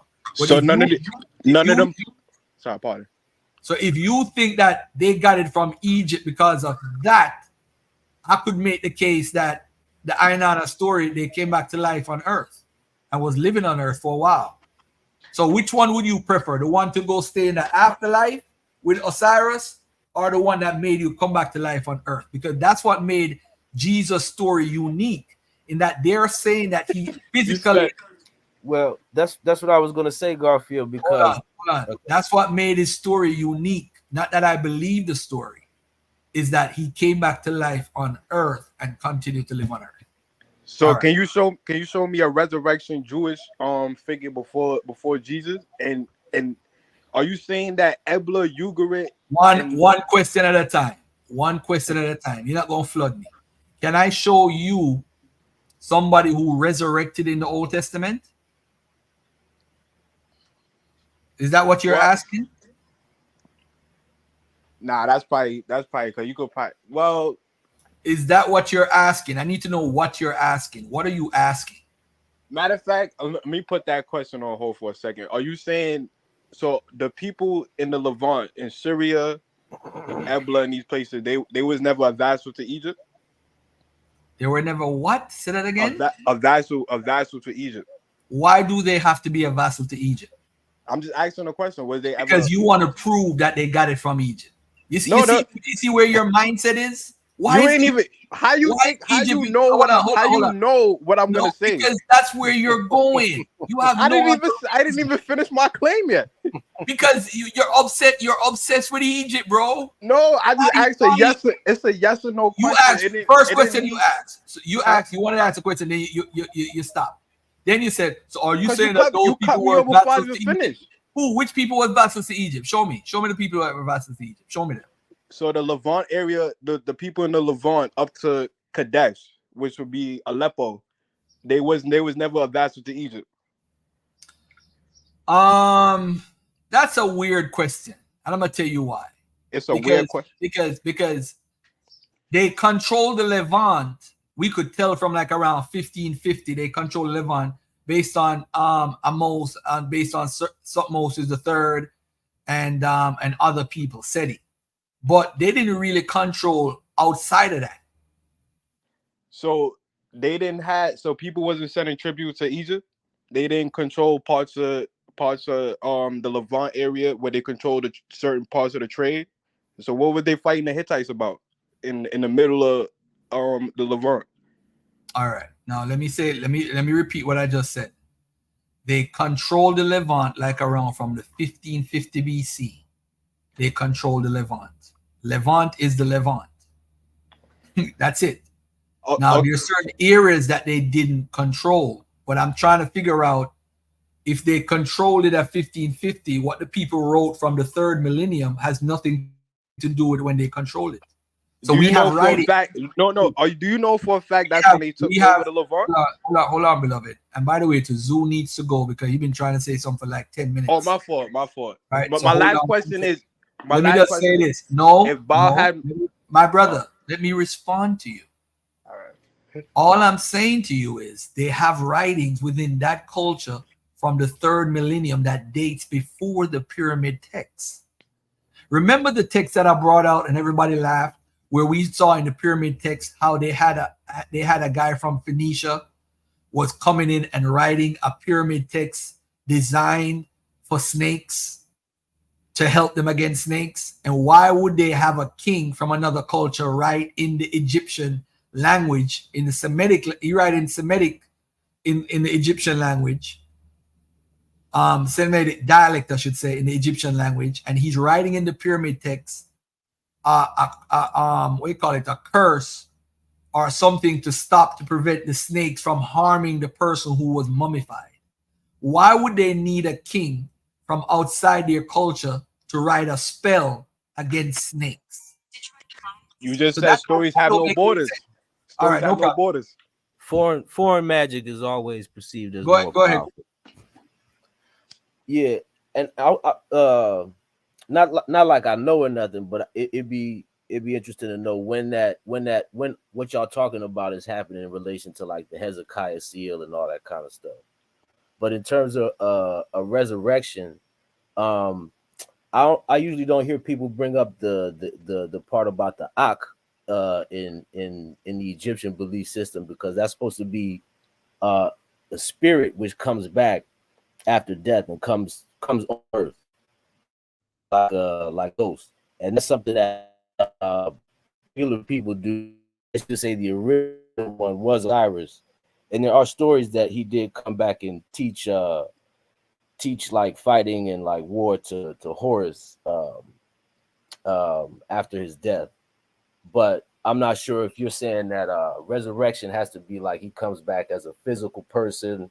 So I don't even know how deep that is in the Egyptian tale, but I just wanted to put that out there. Do Baal have any Egyptian iconography?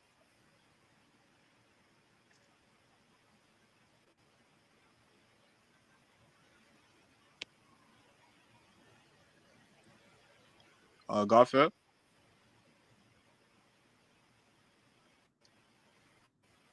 James, you could talk. Whoever.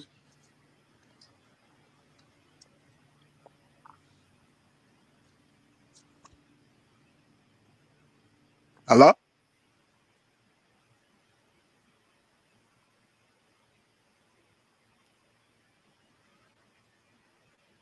Garfield must have dropped off. Y'all can hear me? Yeah, I can hear you. Yeah, I can hear you. Yeah. So what are you trying to say about like with the ancient Egyptian thing, right? Like people just got, other beliefs. People just take things from other people. That's always what it's been. Like people don't steal things. People just start worshiping other gods and just become part of their culture. That's all. How you know that? What you mean how I know that? They do it. They Was did you it in Africa, bro. was Like you if you there? look at the Benin Kingdom, when you look Was at you like the there? Benin Kingdom, right? No, no, But no. All was right, you how about this? How about this? I'm you gonna give you can't an speak of example. I'm gonna give you an absolute? example. You can't speak of Let me give you. absolutes if you wasn't No, no, no. there. It's not no absolute. No, no, no. Okay, all right, all right. Let me give you an example. Would you say that the Kingdom of Benin stole Olukun? Olukun is a guy from the Yoruba and Pantheon, but it is their. But when you go to Benin City, Olukun, which is male, because originally it was female with the Yoruba. Would you say that they stole their god and made it theirs? Did they credit them and say, oh well, we got influenced by this by the Europeans? Olukun got a different gender in their religion. Olukun is a male with the Edo people or the Bini people who No, I would created the say Benin Empire. I would say they probably adopted it. Why is this adopted when it comes to them, but why is it stolen when it comes to the Egyptians? Well, because the Judeo-Christian, they profess that they're the originator of the or whatever they profess. Nope, they never They say never that. make these I never claims heard no like, Christian oh say that well, they did. huh? I never heard no Christian say that they originated that train of thought. Oh really? It's a guy in the chat right now that said Garfield is lying about the Ebla tablets. He said that was debunked because he's trying to say that the Christians never stole from anybody. So you never heard a Christian say we never stole from anybody, or the Jews or anybody like that? We never got nothing from the pagans. No, they got a lot of things from pagan because Judaism used to be based in paganism. I'm saying no Jew would tell you that they got this. Well, we got this from the Baal cycle, or we got this. They're gonna say we got this from God, or we got this from Yahweh. They wouldn't need to because probably when that stuff was being written, there was no Jewish people, there was no Christian, there was no nothing. So it No, I'm might have talking lost its about present. I'm context in talking the about ancient world already. no. I'm talking about present day. They're not saying that. They're not giving no credit to the people. Oh well, we got circumcision from the Africans, or we got circumcision from the Syrians. They saying that God gave them this. Well, Like there's if a I take theological. if I take There's two look, different things. There's a theological argument, and then there is a historical, and then there's like historical, evidence. Those are two different things. Like historical evidence shows that there was no exodus from Egypt. There was no mass migration of so-called Israelites out of Egypt. nah, you can't say But that. I can't agree with there that. wasn't. No, there wasn't. That's true. That's true. Nothing that did not happen. So That's what there was no science says. That's there what was no archaeology says. migration. There was no migration of Asiatics out of Africa. Asiatics. There was no group of enslaved Israelites specifically that moved from Egypt I never said to the Israelite. I Levant. said That's what I'm Asiatics. talking There was about. no. No, no, no. There was I'm saying Israelites. You say because it doesn't say Asiatics in the Bible. It says the children of Israel. It says the well. nation of Israel. Don't I'm not. say Asiatics. I'm not taking the Bible literally. I know these are embellishments, so I'm not gonna take this literally and say, "Oh, I'm looking for some magical kingdom named Israel or Hebrew." I know that don't exist, but I know this is an embellishment story. That we could find Asiatics, we could find Asiatics leaving out of Africa, and we could find that. So I, I wouldn't say all the way. So I would you're say saying it's that they embellishment. okay. Well, all right. So if you want to talk about Asiatics, we know Asiatics have been going into Africa before the pre-dynastic. Yeah, One nobody second. Going to nobody. Mesolithic. Can I cut Yeah, you for 1 second? yeah. Uh-huh. I want to show this right here. This is from Alfonso Ortiz, Ebla and its Archives, Text, History, and Society. The Woman Weeping at Funerals, 2400 BC, Ebla Tablets. From the Ebla text, we can glean information about the existence of mourning and rites, even though we cannot determine how long these lasted. The presence is documented of women weepers during the funeral ceremonies. but it is still difficult to determine how long mourning or ceremony is continued before burial took place, or whether they continued after the burial. So this is one of the arguments that Jabari makes. He said that they got this from Egypt. So all Garfield would have to show is a writings that's before that say, see, they did it first. You see, and we fell for it because we want everything to come from Egypt. And by the way, too, I don't think weeping came from Ebla. I couldn't care less. I think weeping is a universal thing that people do at funerals. But you as crazy suckers listen to this guy without any form of complaint or any objection to it. This is how stupid and childish the scholarship is in this community. This is how stupid it is. You would believe a man that says, hey, this comes from Egypt because they have women weeping. That's the evidence. That's not evidence. How is that evidence for anything? But I don't see Kwame complaining. Remember when I put this up? Let's play who was first. Oh, they stole this from Egypt. Who did Egypt get it from? I could make the claim they got it from the Vinca culture. And by the way, there's arguments out now that writing is the oldest writing is in the Tartarus culture, 5500 BC. I didn't even put that out yet.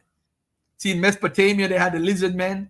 In the Vinca culture, they got these people, then they got the Egyptian stuff. But we got it. It has to come from Egypt because it's a part of the flim flam. So it's not plausible to I'll think they got show it from you all this Alexandria? great stuff from Egypt. I will show you.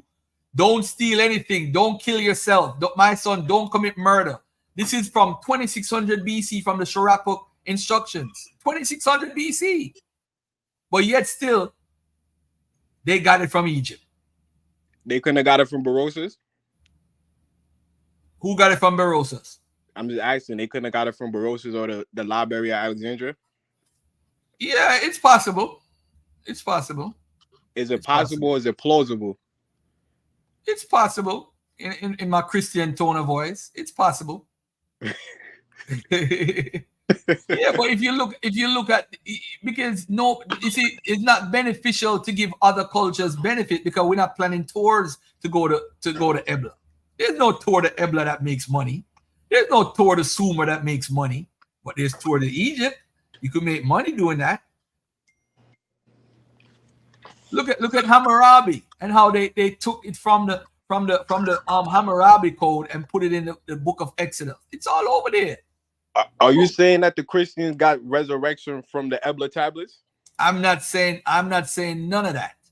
If you want to talk about resurrection, I could give you the resurrection argument. Matter of fact, let me get to resurrection right now.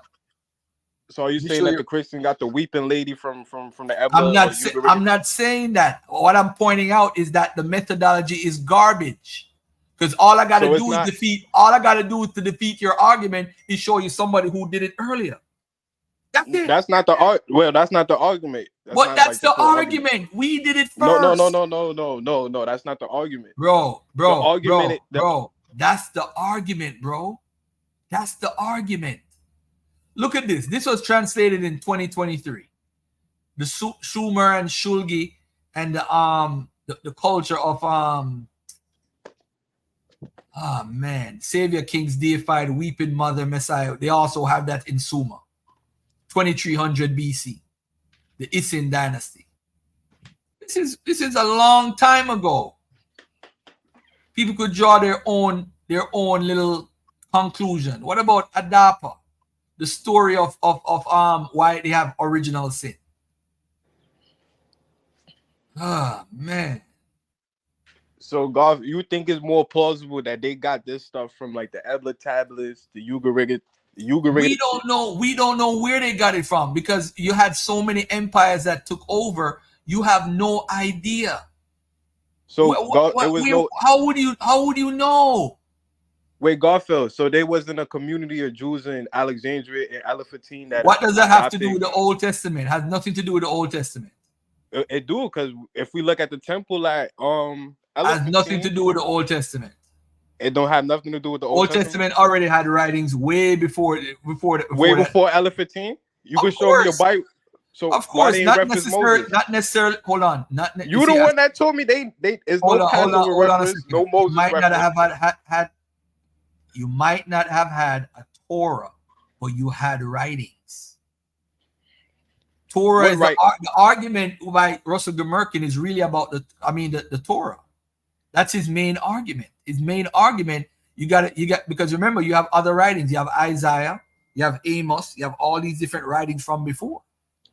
But we don't see a Let me ask you culture. this: We Is don't it see that's plausible? Yah. Hold on, hold on, hold on, You're hold on. talking Look about at this on the screen. Yahwehism. You can't compare Yahwehism to Judaism. Pause. Is it plausible that they got this virgin birth in Mesoamerica from Kemet? Is it plausible? No, Why is it not plausible? because they're not contemporary. They're not dealing with trade. They're Oh, not. so Christians could not invent this on their own. They had to have Egypt to invent it. They had to have Egypt. They coming out the Jewish tradition. I can't. So are you saying that the Christians they created the resurrection, or they created the virgin birth? Are you saying there's no The virgin birth has nothing to do with any other culture but the Jewish culture itself. It has to do with a mistranslation. So what's so exclusive about the Christian culture? Right here, Greek translation had to do with the Greek translation. They're writing in Koine Greek. Koine Greek changed archaic Greek and they change it up. So this word Parthenos meant virgin, but it also could mean young woman or an unmarried woman who is not a virgin. So in the Elephantine, the stuff that they found in Elephantine, they find like any religious books? No, you have traditions, but you don't have religious traditions. That has to do with the Torah and the laws. You're reading the books, but you gotta understand the arguments of the books. What Russell Gemerkin is saying is that the Torah was probably developed in the 3rd century BC, right? 275, right? The Hebrew was written first, and that the Greek version was written right after the Hebrew version was written. Now he's talking about hold on. Let me finish talking. All he's saying is that it makes a lot of sense that the compilation was done at that time. That's all. At the Library of Alexandria, right? Not necessarily the library, but the library played a role. Yes. That's his main argument, that they did this translation at the Library of Alexandria. He said that would be where all the main sources would be: the Babylonian sources, the Assyrian sources, the Ugaritic sources. This is the scholarship I was talking about earlier about the resurrection. Dying and Rising Gods. That book's a very good book. Very good book. The conclusion: weighing the evidence for and against understanding Osiris as a dying and rising god comparable to the West Semitic god, we arrive at the following conclusions. Osiris was a real god, whether or not he was from beginning a human being. He was no proper vegetation god, but was involved with the major seasonal changes in nature. This was manifested in right. He both died and rose, but, and this is important, he rose to continued life in the netherworld. And the general connotations are that he was a god of the dead. So that's him right there. Areas ancient Egypt had contact with. All right, I'll deal with this another time. So do every Christian believe that everything that Jesus did was physical? Don't some believe that some was? Why are we talking about belief? That's a revolving door. No, because why? You see, you're having a comment. Me and you don't believe in Christianity, right? We would agree that Christianity is mainly about theological thinking. Would you agree? Yeah, definitely. Would you agree also that Egyptians also dealt with a lot of theology? Of course. All right. So in that sense, I don't need to talk about Christianity in a theological sense. It does nothing for me at all. I'm not a religious person, and I don't choose to be. So that but you're saying that they created these theological claims as far as resurrection. You saying that this is exclusive to? You said this will make Christianity exclusive. That's what you said earlier. Well, if technically 95% of the stuff in the Bible comes from either the Old Testament or intertestamental writings.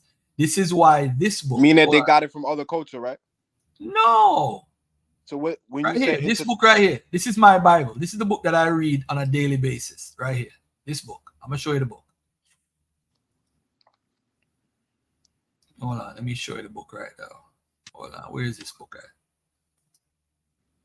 Hold on 1 second. Let me find the book.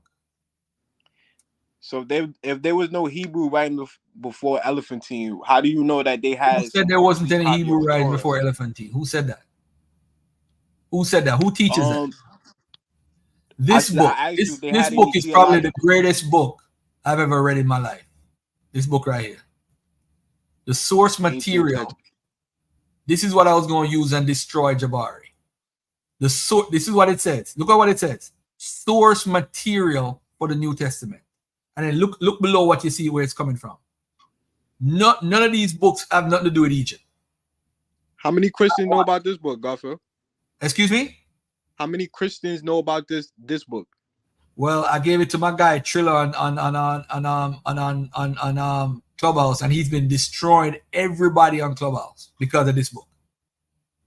He's a Christian? Yeah.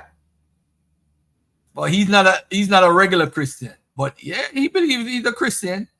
But what this book does, it tells you like this verse, where it comes from. And this is why I showed y'all the intertextual Bible before. I could trace back where the story comes from and which book they got it from. So when somebody says direct influence, I know there's no direct influence. A lot of the stuff, like the King of Kings stuff, I don't think that comes from Egypt. Because if you look at the time, that probably came from Persia. No, the King of Kings stuff, it comes from Sumer. Sumer is the people that it comes from. Okay. When you say kings of kings, kings of the world, kings of the four quarters, kings of the world, the four corners of the world, or whatever, all of it comes from Sumer. Now, other cultures had it too, like India, they had the King of Kings stuff, but they didn't have kings of kings and lords of lords, like what you call it. But Kemet, first time they have it was around 1350. Then they had it again around in the 12th century. They didn't refer to any king as King of Kings. But if you notice, when the Armada letters, they are writing in Akkadian, right, in cuneiform. And if they're getting stuff and stories, you're talking about the vassal states right into that's brought in that time period, like the story of Adapa. The earliest reference we have of it is in the Medjugorje, is in Egyptian records, because they were trading during the Armada. What was the Armada letters about again? They're in. I didn't hear your question. I said, what was the Armada letters about again? When Egypt, it's about commerce and trade, but it's also about them ruling over Canaan. It talks about. So they was ruling over the Levant. What is your point? Now, because I remember you said earlier they wasn't, so I was just asking what was the Armada letters about. When did I say they wasn't ruling over the Levant? You said earlier when I asked about the Bible. Huh? Tell me when I said that. Well, when I asked about when you was talking about Dagon, I think the Ugaritic god, and you was talking about the resurrection, I asked you wasn't there parts of that area that was vassals to Egypt? So wouldn't they like be some type of influence from Egypt? Let me help you out. I said from 1550, around that time, they were ruling the Levant. That's what I said. Okay. Yeah. So I never said they never ruled the Levant. I don't know.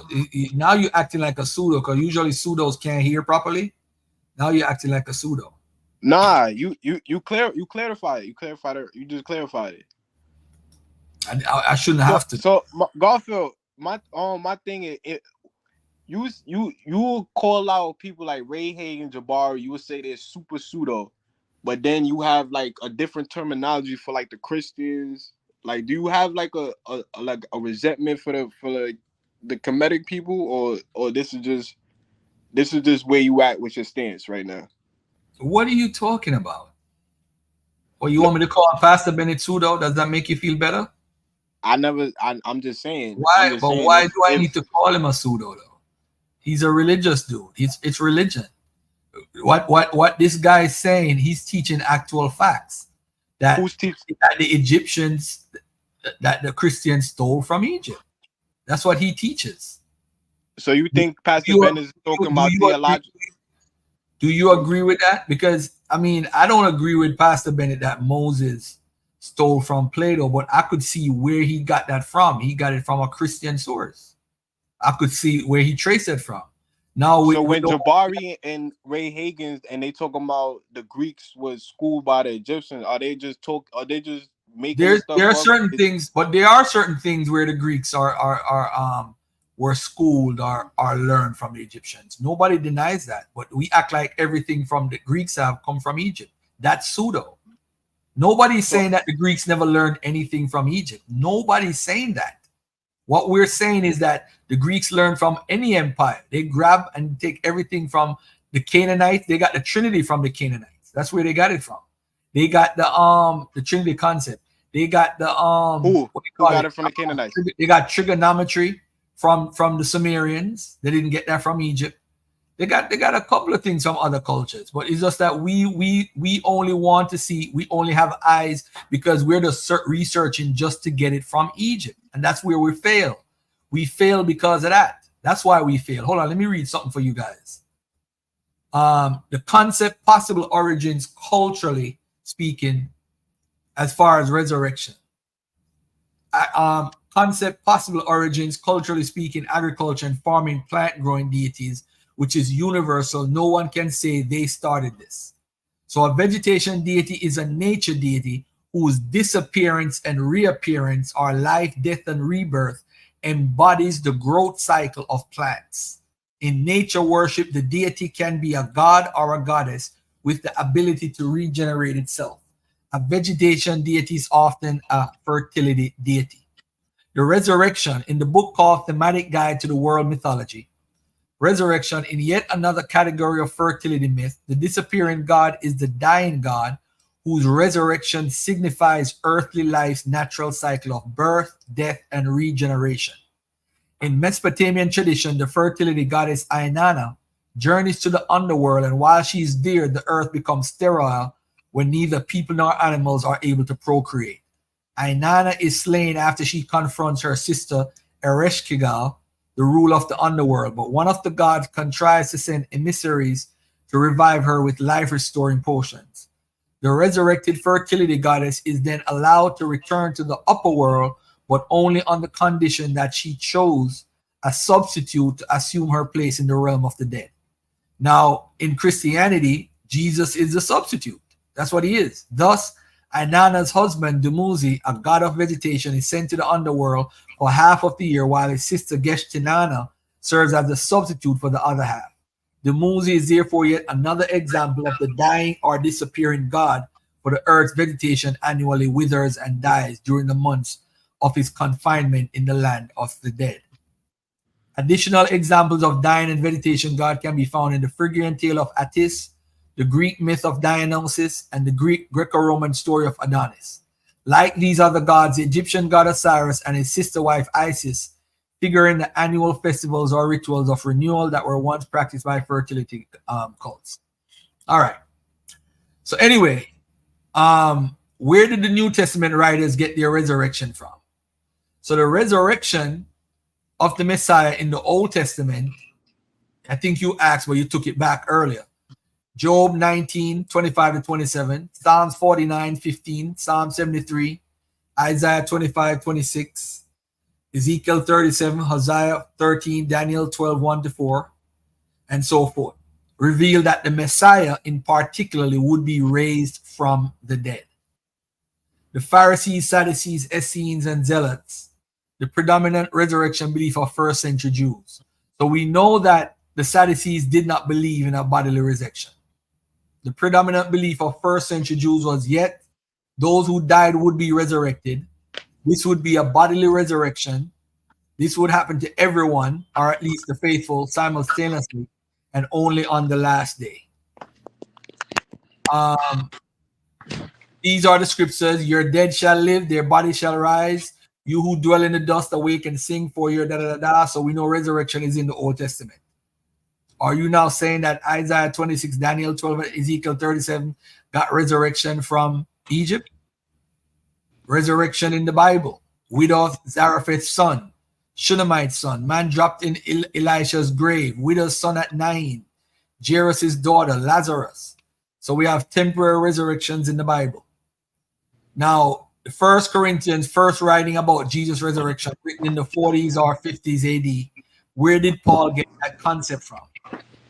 Paul is using the Old Testament, not Kemet, that he was buried, that he was raised on the third day according to scriptures. What scriptures, Paul?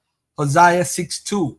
After 2 days, he will revive us. On the third day, he will restore us, that he may live in his presence.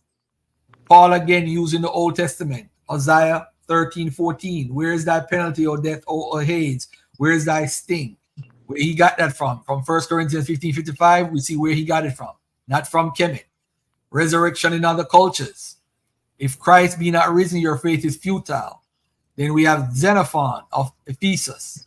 After nightfall, they came to the tomb, burst open, the doors came in and took away the fire, and saw that Antioch was still alive.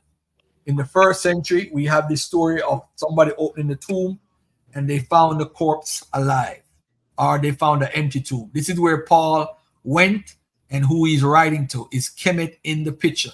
No. Without Kemet, would you have the concept of resurrection? Let's ask the Native Americans, because they have it too. They have a concept of resurrection also. Where did they get it from? They got it from their own. They didn't get it from us. Then you have the Assyrian text. Is that logical though, Garfield? I don't mean to cut you. Hold on, man. Royal ritual. They talk about resurrection or renewal ceremonies they have annually. Buried among the living at Ebla, and that's from Alfonso Archive, Ebla and its archives. And they talk about that foolishness about different deities and renewal and The Red Temple. This does look like a what do you call that thing that they build in Egypt? Not the mastaba. Yeah, this looks like a mastaba, right? They copied this from Egypt. As you see, it looks like a mastaba. Let me stop. The Temple of Kura, which is the Red Temple in early Bronze Age 4A. Are you saying that Jews or Christian could read Akkadian around the 1st century BCE? You do know that the early Jews reading Akkadian, I don't think that would be a problem for anybody who is a part of the ancient Near East, because Akkadian was read up until I think the 1st century BC. They could read Akkadian. Akkadian was once a lingua franca. So there are some people that could read it. So what are you saying? Why would they need to read Akkadian though? What is your point? If the Ebla tablets and the Ugaritic tablets in Akkadian, then it would possibly somebody will have to read or translate Akkadian to translate it to probably to Aramaic or another Semitic language. Let's take a look at what you're saying. In the Bible, do they have Akkadian loanwords? I'm not sure. I know they have Egyptian loanwords. They got tons. They got, of course, you're gonna know they have Egyptian loanwords because you're an Egyptomaniac. They have Akkadian loanwords in the Torah. Where did they get those loanwords from if they didn't know Akkadian? Come on, bro. Don't start with me, man. You know I do this. Ritual ascension ceremony. They have this in Ebla. Imagine that. Ascension ceremony. I mean, So are you saying that Jews in the 1st century BCE was writing and reading Akkadian language? Why would they need to write in the 1st century BC though? Why are you specifically talking about 1st century BC? Well, we know that's when the all right. Isaiah 1-38 is written is supposedly in the 8th century. We don't have the documents. Supposedly? Because that's the time period he would have lived. And that's the time period when if you study the Bible as far as writing and textual criticism and critical analysis or textual analysis, it's written with an 8th century feel to it, meaning that based on the storylines that he's writing about and based on how the Hebrew is written in the text or the Aramaic, it's definitely a book. Chapters 1-39 more than likely was written late 7th century, early 8th century. Do we know that's supposed to be a fact or that's just a theory? No, that's just based off of the internal evidence of the writings. That's all. That's why they separate Isaiah into 3 things. So you have Isaiah 1, Isaiah 2, and Isaiah 3. Because you're looking at when the writing is in context. That doesn't mean it wasn't redacted though later on. So you're saying that based on like the silver scrolls. No, I'm not basing on the silver scrolls. I'm basing off internal evidence of the Bible and the storyline and what they're writing about and what how they It's like, all right, let me give you a quick example. The Song of Deborah is considered the oldest text in the Bible because it's written in an archaic form. It's using archaic Hebrew. So they said this is early, probably the oldest text based off of that. So Genesis 49 is also written with an older form of ancient type of Hebrew. Because remember, in the middle part, like in the 5th and 6th century, they're writing in Aramaic because that's the lingua franca. The Elephantine Papyrus is written in Aramaic. It's not written in Hebrew. So when you look at the Song of the Sea in Exodus, or you look at the Song of Deborah, those are written in archaic Hebrew. So there are different formats or different styles that they're writing in. Do we have any fragments of the book of Isaiah or any of these books in Babylonia or Elephantine? No. Do we see anybody corresponding back and forth talking about these writings or anything? Corresponding in what sense? Like, because I know there's tablets like the Al Yehuda tablets and the tablets from Elephantine. Do we see any indication that they know about the book of Isaiah or the book of Ezekiel or any of these books?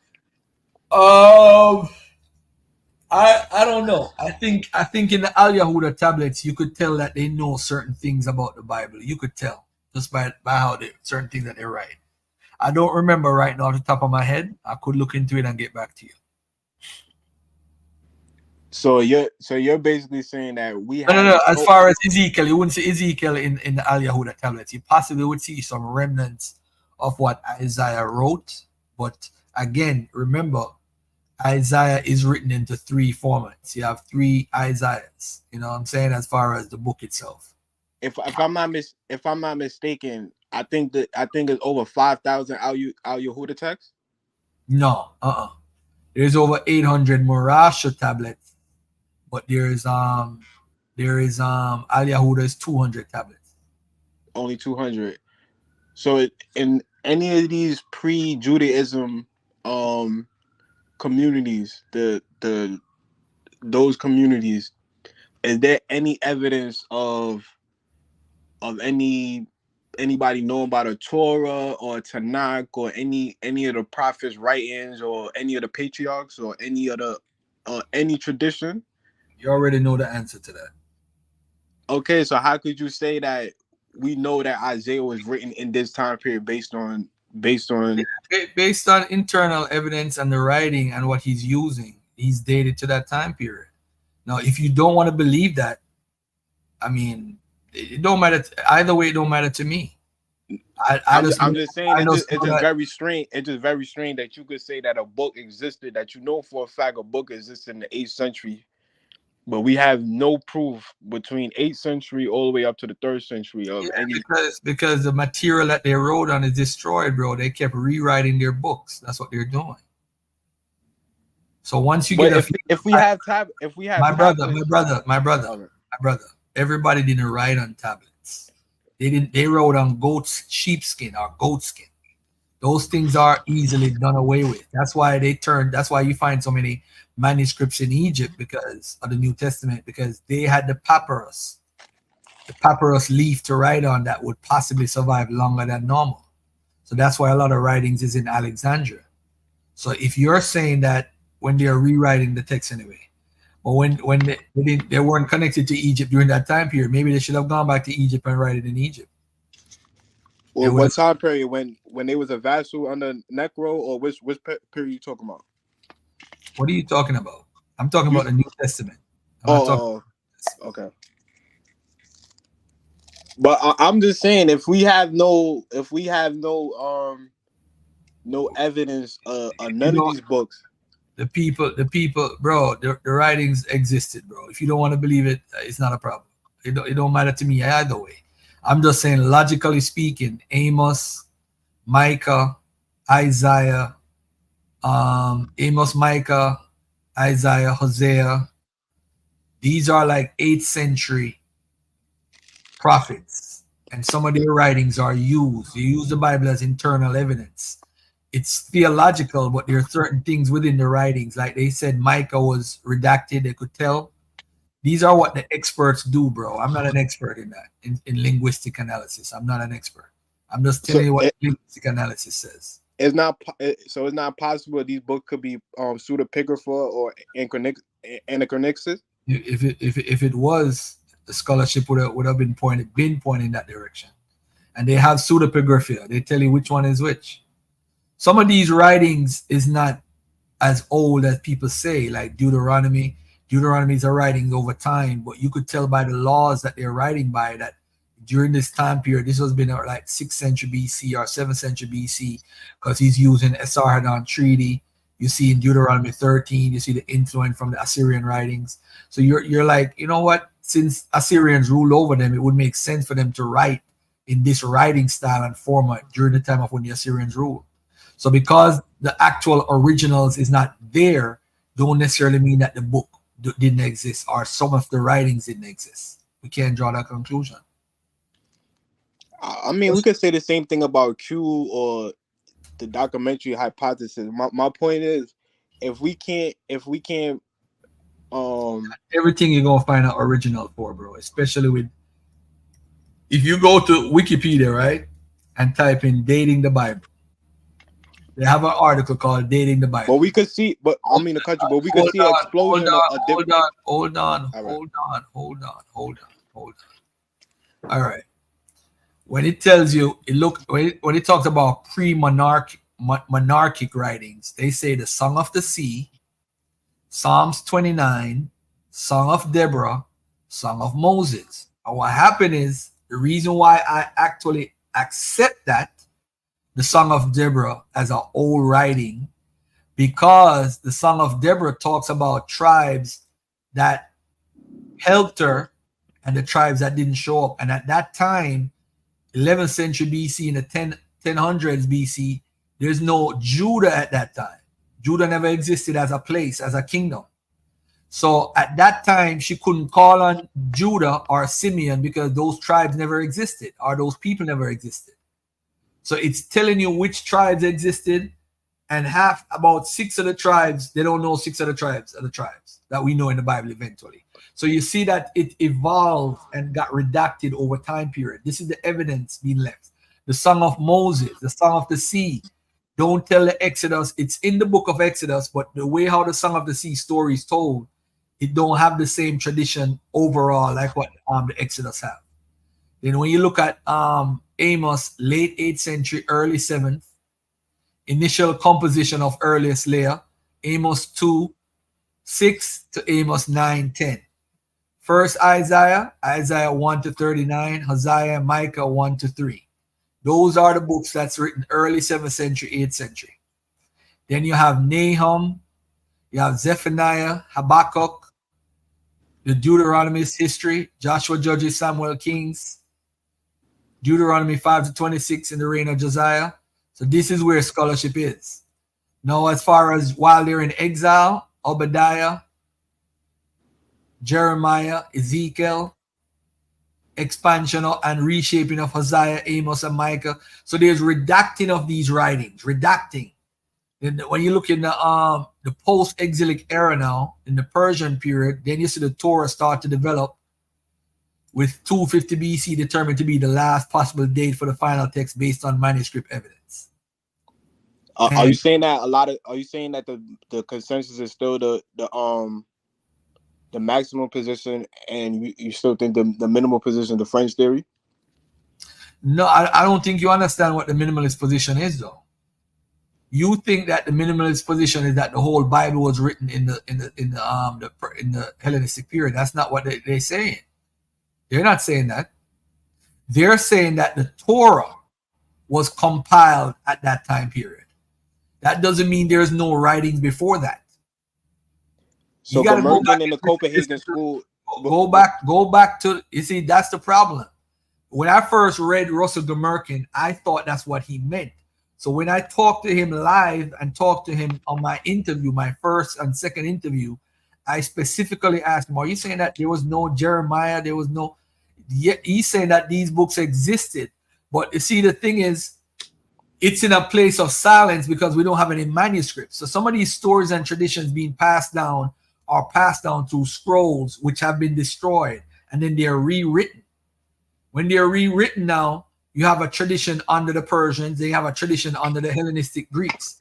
Like, I don't think the So why we don't see no evidence of Al Yehuda or these places if they was rewriting them now?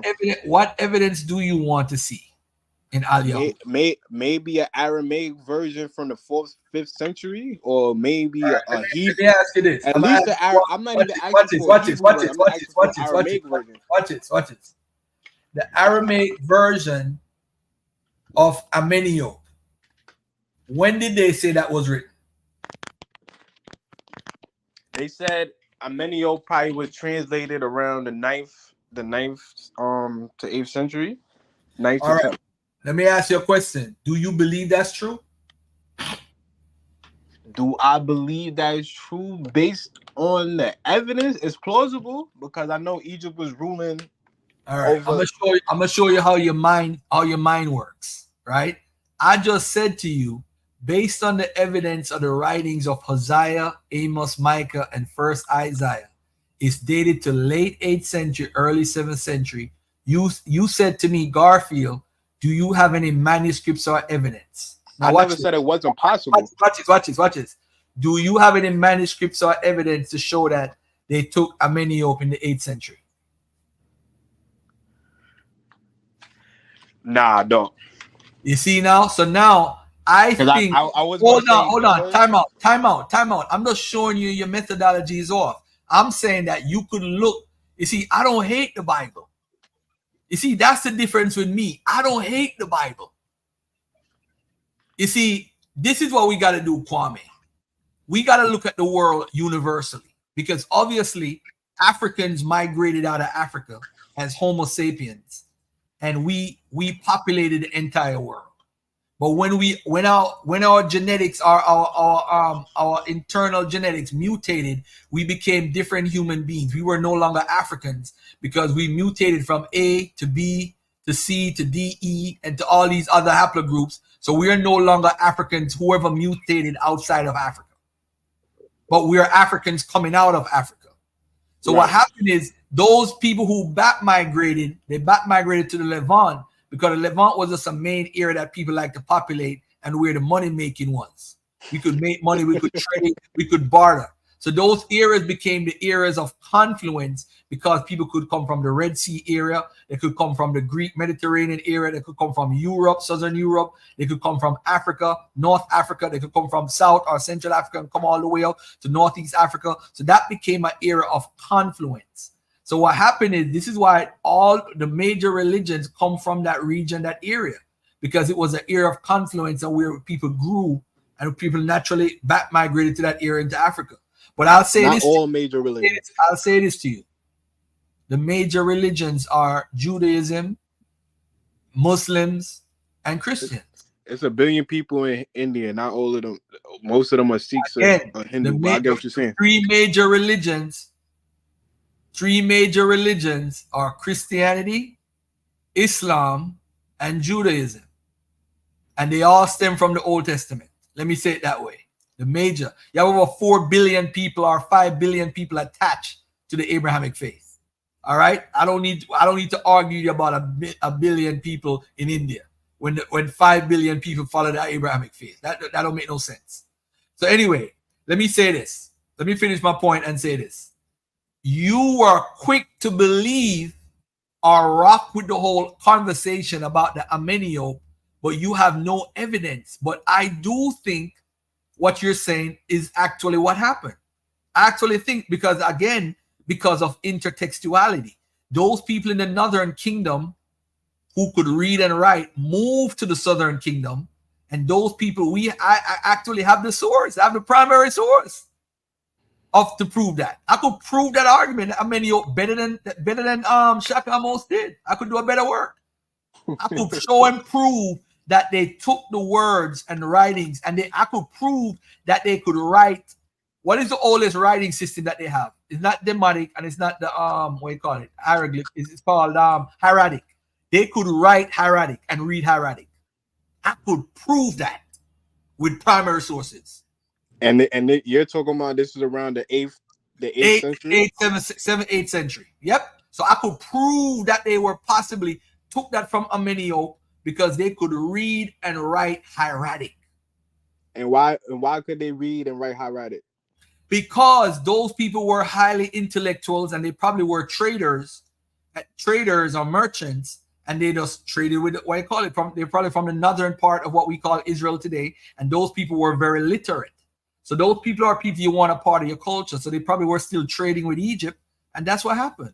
They learned they could read and write. They could read and write Assyrian, Akkadian. They could read and write. They were very smart. If you notice in the Arabic trade wars, who was the middleman between the Christians and the Muslims? It was always the Jews, because they could speak the languages of the people.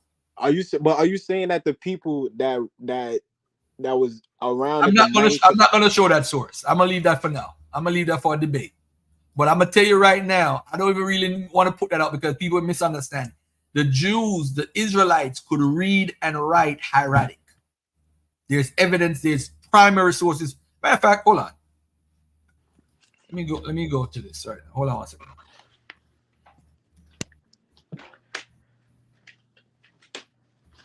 So if you could prove they could read and write hieratic, how you telling me they have no surviving Isaiah scrolls, no surviving Genesis scrolls, They don't have no surviving of this Ameniope stuff. They don't have nothing surviving. So what are you going to do? I'm relying on the scholars with this one. They said they could see. But did the scholars show your primary source? So why do you believe that? You only believe it because it's favoritism. It's a favoritist towards the Egyptian argument. You see how you think, bro? You gotta apply the same methodology to the Bible. You see, because we hate the religion, we just scrap it. This is why I tell everybody the Bible can be an internal source, but that doesn't make it correct 100%. You could use it, but you got to be wise. You got to have knowledge of the ancient Near East. Like, I know Daniel is off. I know Jeremiah gave false prophecies. I know Ezekiel gave false prophecies because I know ancient Near East history. This is what made me catapult as like the top guy to deal with the Hebrews, because I study ancient Near East history. These guys don't know ancient Near East history. That's their problem. So when they debate me, they run into a big problem. Big ass problem. Let me just read a source for you real carefully here. All right.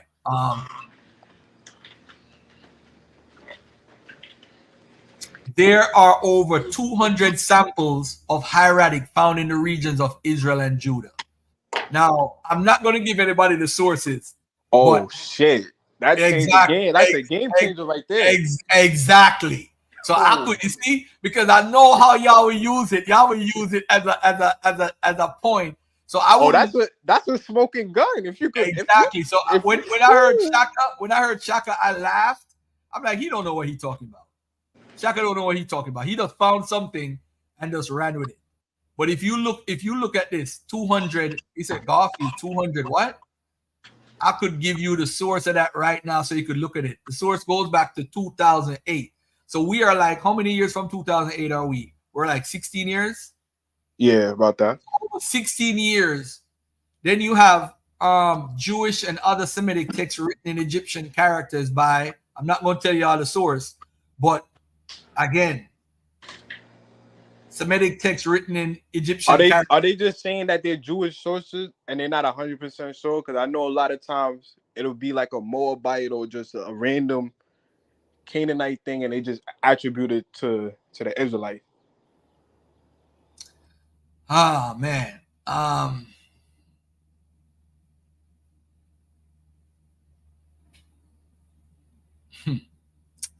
They found texts written in a Hebrew-related language being transcribed in hieratic Egyptian dating to, I'm not even going to go there. They also shared an example of Psalms 22-6 written in Aramaic translation using Egyptian characters. Okay. Archaeologists have also found Egyptian hieratic writing on broken pieces of pot from an Israelite city. The text is written in a combination of Egyptian hieratic and Hebrew characters, but can be read entirely as Egyptian. So Garfield, you see how you could show that? Evidence of Hebrew and Egyptian texts were discovered in the Sinai Peninsula. the 6th and 7th centuries BC. A 2012 study by Dr. Whatever suggests that the use of Egyptian hieratic in ancient Israel points to the development within Judah of a unified, extensive hieratic tradition. I could show and prove hieratic writings. So you can't really argue that the Egyptian culture was limited or their influence was limited. No, but you see now, the stories that they're writing about tells what's going on though. These stories ain't got nothing to do with Seth and Horus, or nothing to do with Osiris. You see, now you hear it. You see what you did with information? You heard a piece and you ran in a whole other direction to go at the Bible again. Instead of saying, instead of hold on. Instead of saying, wow, these Israelites were that intelligent. Instead of saying, wow, I wonder what stories they were looking at. You jumped out the window. Oh, so you can't say that you don't know what they had. What stories were written about in hieratic? You don't know. So you can't draw a conclusion. Again, you're being an Egyptomaniac. I'm not being an Egyptomaniac. Yes, you are. What stories were written in the hieratic that they translated? Which ones? Do you know? Explain that one inscription from the Sinai is the first example of hieratic unilateral signs in the 8th and 7th century BC in Judah.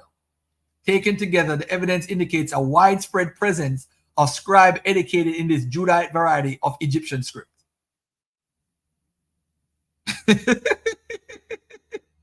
Despite rampant Egyptomania in the early 19th century, the notion of Jews writing in Egyptian was an unimaginable concept.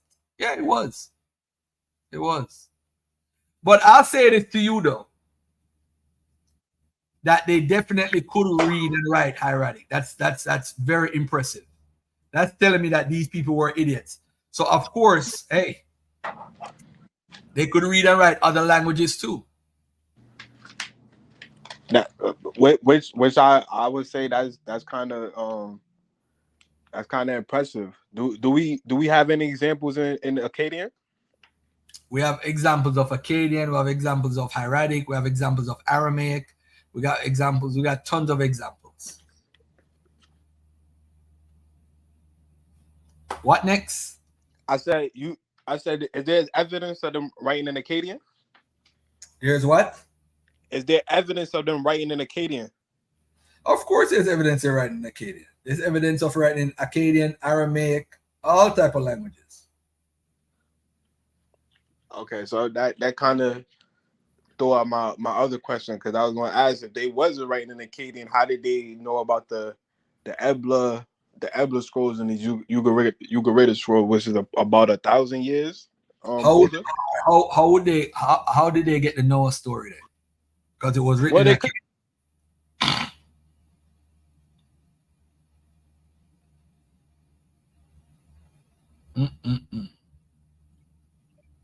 Peace, Garfield. Can I get a word in there? Yeah, go ahead, King. Of course. Come on in, my brother. Peace, Garfield. Happy birthday to you, man. Blessings. Thank you, man. Yeah, I wanted to run something by you real quick. Are you familiar? I think the brother that you're speaking with might be interested as well. Came by some information on some Egyptian information that I find a trinity that's not the usual trinity that they usually refer to as far as being similar to the Christian trinity. It's a trinity of Akhenaten. Akhenaten was the son of the Aton, and the Aton was his father, and then there was the rays of the sun was considered the spirit of Aton. And there you have the Father, the Son, and the Spirit Trinity. I was wondering if you were familiar with that concept, if you've come across anyone making that that connection as far as Christianity to Egyptian spirituality. There's also it gets a little further. There's also the concept of the empty tomb, where they're not sure where Akhenaten's body is, and the empty tomb and where is the body question is there as well. But when I came across this connection, I found it very interesting, and I thought, how come no one mentions this? I find it even closer to the Christian Trinity than the usual Osiris, Isis, and Horus, and a more direct connection to the Father, the Son, and the Holy Spirit, all three being divine and so on. And the followers would have to worship the Aton through Akhenaten, right? Akhenaten was the only one who could speak to the Aton on behalf of the followers, if you know what I mean. First of all, I'm going to say this, and I'm going to say this loud. There is absolutely no concept in history that mirrors Trinity. The Trinity concept, I don't even understand it, of Christianity. And to say that it's similar, because if you look at the Hittite culture, which dates before Akhenaten, they have Trinity in their system. The Romans have a Trinity. The Greeks have a Trinity. The Canaanites have a Trinity.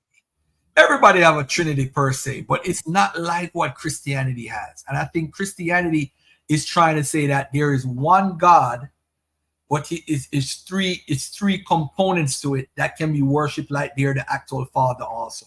And I think the way how they word it, to be honest with you, I don't understand Christianity, a Trinity. I don't understand it. Yeah.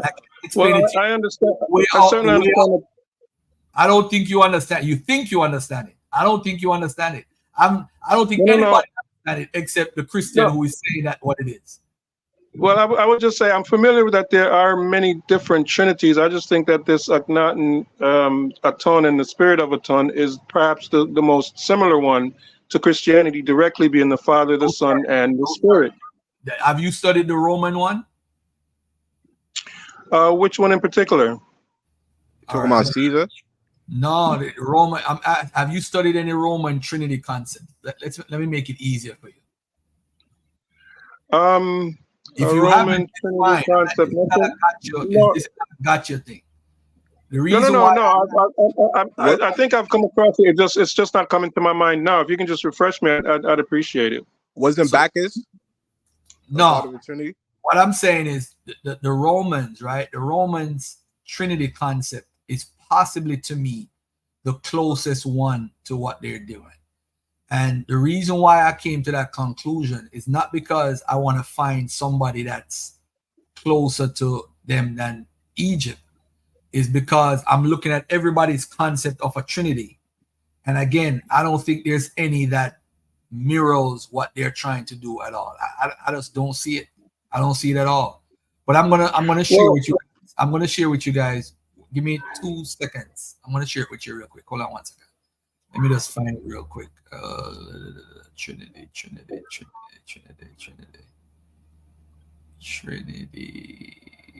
Why is it I can't find a Trinity?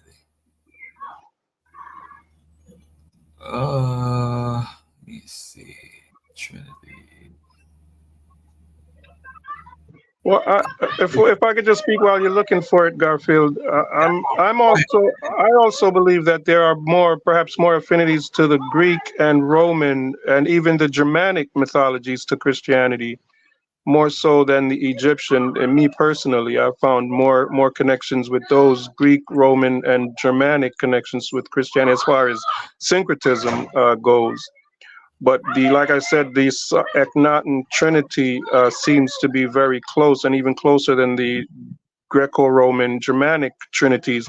The closest Germanic trinity I've come to is Odin, the son of Odin, Thor, and then there's, I believe his name is Freyr, which would be seen as a Holy Spirit type of person, because he represents peace and love and so on. And then there's the son Thor and Odin. They come close to a Christian Trinity as well. But the Roman one would have to refresh my mind. But this, like I said, directly with Akhenaten, the Son, the Spirit, and the Father, that is perhaps the closest one that I've seen. So Akhenaten would be what? What would he be in the Trinity? He was considered the son of Aton. And the rays and the Aton was the sun. And then who's the Holy Spirit? The rays of Aton, the sun rays. If you're familiar with the depictions of Akhenaten. Hold on. So the sun rays would be why would the sun rays be the Holy Spirit? Well, I can't tell you why. I just know that from my research, that's what they called it, the spirit of Aton. If you look at the depictions of Aton with the sun. All right, you're calling it Holy Spirit because hold on, you do realize you're calling it Holy Spirit because of Christianity, right? Why you say that? Did I say Holy Spirit? I only said spirit. It's called the spirit of Aton if you want to look it up. But so you have the spirit, you have the sun, and you have Aton. Am I correct? Right. Yes. All right. So now, all right. So that concept you're saying that would be similar to what the Trinity is pushing out. All right. Right. And with Aton being considered the son of Aton, then you can make a connection to Aton being the father. So there's the father, the son, and the spirit. All right. So Aton. All right. So let me ask you this. I'm confused just listening to this right now. So Akhenaten is the son. Yes. Atom is the father. The father. All right. So did Atom create? Atom would be Yahweh. No. Don't do that. Did Atom create the world in Egyptian mythology? I'm not sure. I think it's what I understand. I believe it's either Ptah or Amon was the creator. No. Don't do that. It's simple yes or no. Atom is not, Atom or Aton is not the father who created the world, right? Hold on 1 second. Now, Akhenaten, was he at the beginning with Atom to create the world? Well, perhaps not, but Garfield, what we're saying is with syncretism, but Brother Garfield, to be fair, in syncretism, Brother Garfield, everything does not have to connect 100%. Listen, bro. Listen. You see, this is what happened. This is what happened when we try to fit something into something. You see, this is what's wrong with our mindset. That's what you see, Dr. Ben. Really, I love him. But he's he created monsters and pseudos, man. He created monsters and pseudo. This is what we do. Syncretism is not a perfect copy. It's just you take certain themes. It's just that you take certain themes from different places. It's not going to be a perfect copy. And that's what you're doing. You're saying it doesn't come from it because it does not match all the aspects of Christianity. But that's not how syncretism works. Syncretism works where you take certain aspects and you make your own. Stop. There's a reason why I asked you yes or no questions. I didn't ask you for you to just go on this rant, because all I'm doing is this, right? Jesus was at the beginning of the making of the world. That is a part of what Christianity is. Every Christian believe that? Hold on. Kwame, I swear, if you interrupt me one more time, I'm gonna kick you off because you're worse than the Hebrew Israelites, bro. I swear.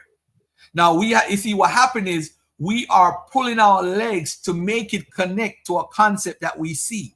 Let's X out Egypt. Let's X out Sumer. Let's X out Canaanite. Let's X out everybody. Let's X everybody out. All we need to ask ourselves is some basic questions. Whichever deity is connected has to be the deity that created the world. It has to be, because that's what their God Yahweh is saying to have done. So if there's going to be something synchronized, it has to be synchronized with some deity that's the deity at the beginning. Then you're going to have to find a figure who is a savior figure, who is a sacrifice, who is sacrificing himself for the world, and say, hey, he's attached to the beginning, at the beginning. Because remember, it says, let us make man. They try to say Jesus is a part of that us, and that the Holy Spirit is a part of that us. So in the only deity that could be a part of this is the deity that created the world for the Egyptian, if you're looking for an equivalent or something. So all you got to do is look at Trinity and look at the surrounding cultures at the time this Trinity concept was created and ask where they got it from, because it's in the Gnostic culture. It's in the intertestamental writing, Book of Enoch. You could find it in around. We don't need to go as far back as Kemet. What we're doing is we're trying to connect Egypt. For what? Why are we even trying that? Because we like Egypt because it's in Africa? No, we need to have common sense. This is why. If the Aton is the creator, does that change anything, Garfield? Bro, you made up something and you're trying to make it real. The reality is, I didn't make it up. I only brought it to your attention. And if the Aton is the creator, does that make a difference? Sunchild, relax. Relax for a second and mute up. Just relax. Just relax. Okay. You have several cultures that have tried God. You have this culture right here. So it should not be surprising that the three divine persons of the Trinity correspond in their roles to the Sumerian Holy Trinity, represented by the cosmic triad. Firstly, the position of Anu as the heavenly father of Mesopotamian pantheon mirrors the role of the biblical heavenly father. This is what this writer is saying. Secondly, the image of Enlil as the Lord, the breath of God, is consistent with the role of the Holy Trinity, who carries out the will of the Father on earth. Thirdly, the role of Enki as the God of wisdom, the God of living waters, and the savior of mankind reflects the role of the Son of God. I don't even accept this as a Trinity. That's very close. I don't accept that. It's very close. And you know what? This storyline could have passed down all the way down, because of course y'all know that the Hebrews or the Israelites were in Babylon, and they could have seen this and say, hey, this sounds familiar, or they could have caught it with Rastas writing in Alexander or whatever, right?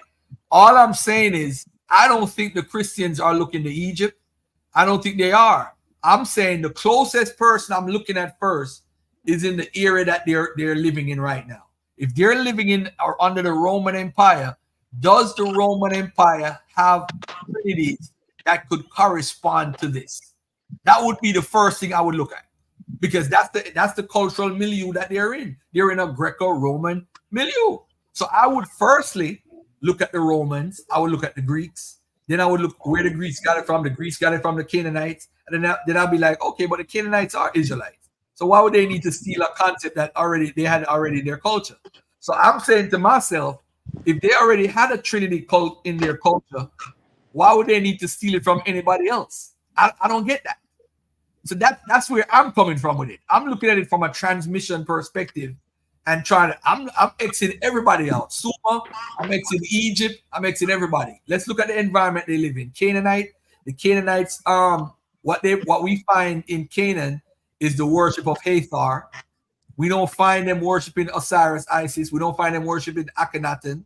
We find them worshiping Hathor. That's the evidence that we find. We also find the Egyptians worshiping tons of Canaanite deities within their culture when they had interaction and when they were ruling over the Canaanites. So now, when would be the time that they took this Akhenaten story? If we don't, I don't find any evidence of them stealing that story. I find them using the Hathor story.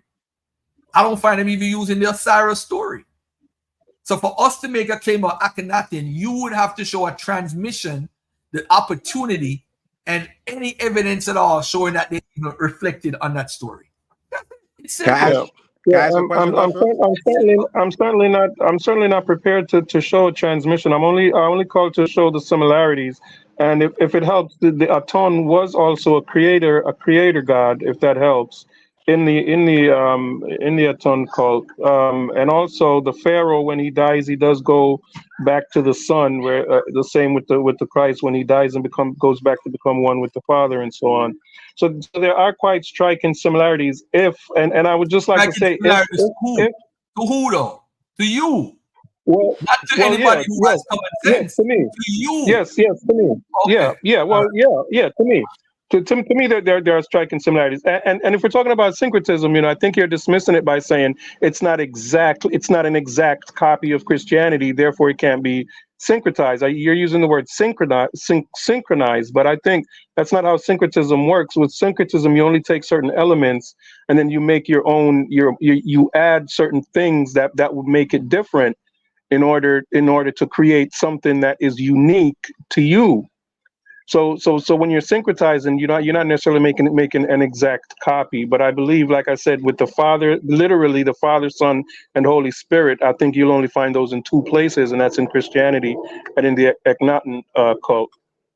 Hey, Garfield, is Yahweh a storm deity or a creation deity? Yahweh is used in the creation story. There's two creation stories. One is used with Elohim and one is used with Yahweh. In Genesis 1, I think it's Elohim, and I think in Genesis 2, it's Yahweh. So Okay, Yahweh is. you guys go ahead and talk. Let me take this phone call. Yeah, I don't understand how Aten got to be a creation deity, but we know that Yahweh is a storm deity. Yahweh is not even a creation deity. So to say that Aten got to be a creation deity to match up 1-to-1, then that's not I really. understand.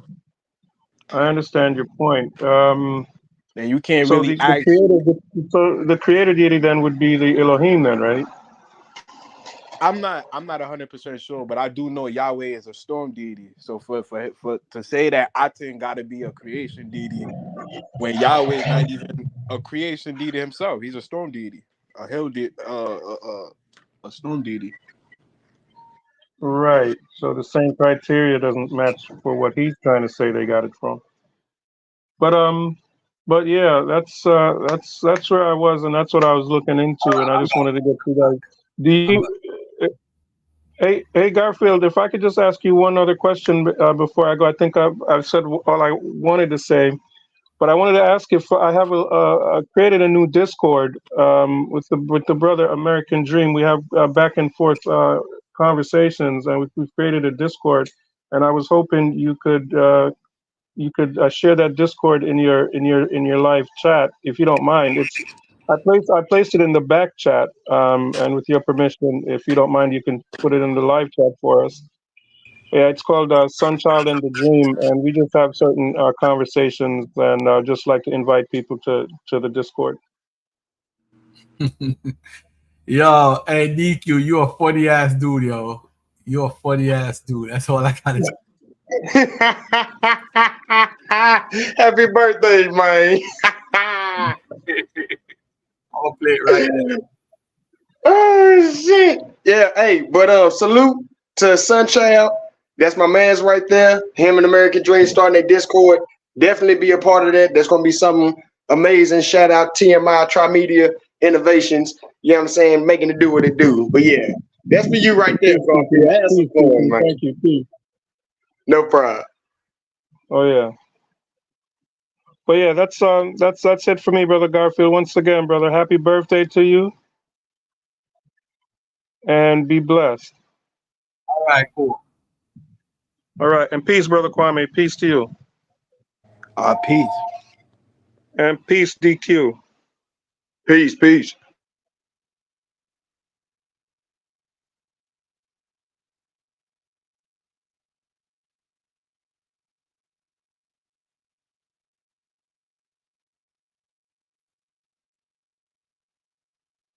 Oh man, I couldn't have gotten a better present, man. Oh man, my man put me on to the remix. Oh man. Oh man, I'm about to go ahead and hop off Garfield, watch it from YouTube. Do your thug thistle, baby. Cool. Peace and love, bro. Appreciate it. Yeah, let me tell y'all something, man. I couldn't have gotten a better birthday shout out than what my man DQ just did, man. Oh man. What's up, Cedric? Happy birthday, you old sucker, you. You make body, you come up here like an old man, but you're beating up on these poor damn people that still don't understand what biblical scholarship is. You're wicked on your body. Yo, you know what's funny, man? This lady said to me, and I said, Garfield, she said, listen, man, you way ahead of the game. She said, you way ahead of it. And I have to sit back and relax. She played an interview I did on Gnostic Informant. And when I'm on Gnostic Informant, and I don't normally listen to myself. I'm not like no egomaniac. Like, I just did an interview. I got to listen to how I did and look at how I look. And I'm not into that. If you like the interview, I give it to you like it is, man. Them niggas is crazy. You know, they're my brothers, but they crazy as hell. That's what it is. And I'm going to give you the scholarship. That environment brings a different Garfield to the playing field because you're not busy with foundational stuff. When you're in those conversations, you're on the penthouse level of scholarship and beating up these guys like Gnostic Informant because you know his arguments. Anyway, but yeah, so it brings out a different level of scholarship. It's like when you're engaging with Derek. Shout out to Derek from Midvision. It's just a different level of scholarship. It's void of emotional connection. It is a firm understanding that it is the analysis of history via literature, and you use comparative methods to establish what is accurate and what isn't. For example, the video you play where the individual described accurately the difference between the Bronze Age and the Iron Age information that is contained in the Bible, right? So these are some of the aspects. But once you are rooted in belief, the analysis of the Bible becomes extremely difficult to execute as someone just seeking a scholarship. Imagine believing in witches and you had a wand from the time you're 4 and you read Harry Potter. How am I going to argue with you that's fiction when you have a wand in your hand too? Mm-hmm. Hey, you know what's crazy? I'm thinking about when I'm having a conversation with Kwame. Hey, what's up, Gary Barrett? Appreciate that. Most of these folks, they so in love with Egypt, everything has to come from Egypt. And people don't realize how easy the Jabari debate was, because all I had to do was show other cultures who we could say, hey, it came from here because it's before Egypt. We didn't even need a methodology to deal with Jabari because his methodology is garbage.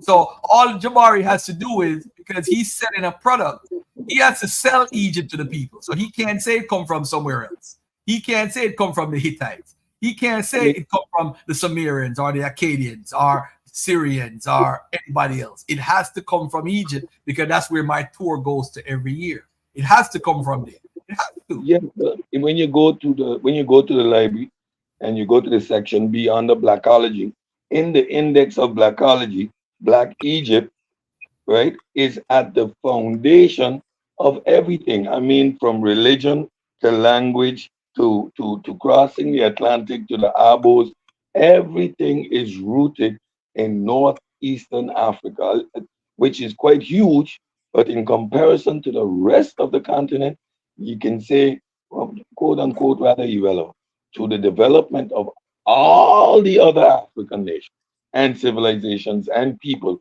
completely and totally irrelevant. But in Blackology 101, under the chapter Revisionist History, you have Black Egypt. Under religion, origins, you have Black Egypt. I mean, hey, conscious community playbook. What do you want me to say? Oh man. Hey, let me say this as far as the Trinity. You could find Trinity. There's no such, without Christianity, we wouldn't be looking for a Trinity. You see how easy that is, Cedric? Without Christianity, when he said, I said, so you said, so this is the Holy Spirit, right? He said, yeah, that's the Holy Spirit. So I said, where you get Holy Spirit from? He didn't realize I was setting him up, because you don't think about the Holy Spirit when you're reading Kemet stuff. You don't think about none of that stuff. You don't think about it without Christianity. Christianity is what you're using to draw a conclusion with the Egyptian culture, which is much older. This is how stupid and crazy our methodology is. It's ridiculous. So the Christians can't do it.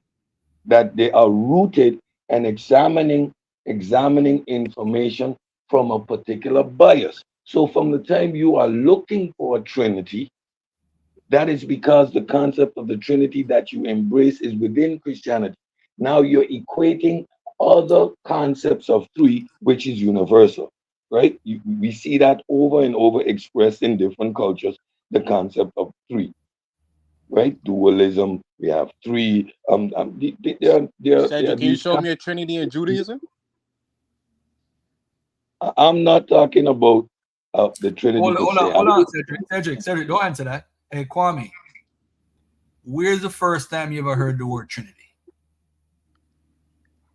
The first time, while we live in a Judeo-Christian society. No, I'm asking you a personal question. You could answer or you could refuse. Jesus. You heard it from Jesus. I know you never heard it from Jesus. You heard it from Christianity, right? Yes, the first time, all yes. Right. Do you have anybody in the history of ancient cultures referring to anything as a trinity, a triad, or anything?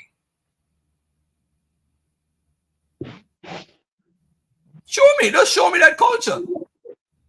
Because Tertullian is the one that coined the phrase Trinity. And before him, you had the guy in the 180s. I forgot his name right now. Theophilus of Antioch. And I think Clement of Alexandria, maybe. I'm not sure. I think no. So I think so Theophilus. cause the Christian coined the phrase, does that mean that they came up with the concept? Because they coined the phrase. The concept is by them and for them. You see, So if there you was look, no concept of a Trinity before the Jesus. my brother, there's no human being running around being a part of no Trinity, no culture, bro. They made According it to up. Tertullian, so the They Egyptians made didn't it believe. up. They It's didn't made believe. up. Egyptians didn't believe Osiris was a real person. My brother, They were at the time when hold on. Osiris was a real person. So if Osiris is a real person, how does that help your argument? I'm trying to According to figure out. You see what you're doing now? You're throwing out stuff. You're trying to make no, something. because you usually say that who believes in a bird head, like these are not real people. Well, according to Tertullian, he said that Osiris had a womb, and the people. Hold on. Okay. It's like of you're a talking about Trinity. 20. We're going to stay on one topic at a time.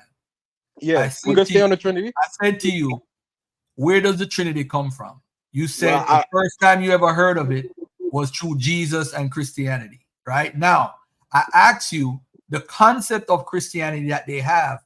I'm saying that the Christians made it up. You can't deny that. They made it up because up to today, I don't even know what the Trinity is. Depends on who you're talking to.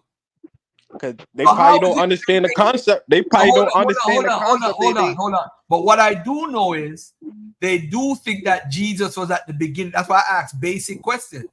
Is the person who you're connecting it to, are they the creator of the universe? One. All Christians believe that Jesus was in the beginning. Hold on. Yes. They think he's a part of the whole let us make man. Let us make man. They think he's a part of that us. Then they think the Holy Spirit, and then they think Jesus and the Holy Spirit is the Word, and the Word is it's just confusing. So you're not going to find anybody who is the Word in the Egyptian culture. Who is the Word and the Holy Spirit? Who is that?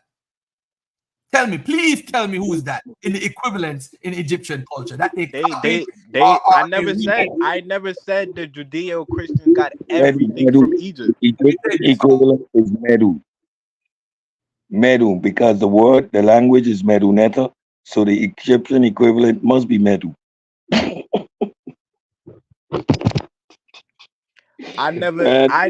Nobody, not even Jabari, is saying that everything the Judeo-Christians got from Egypt. So I don't know who said. Nobody says that.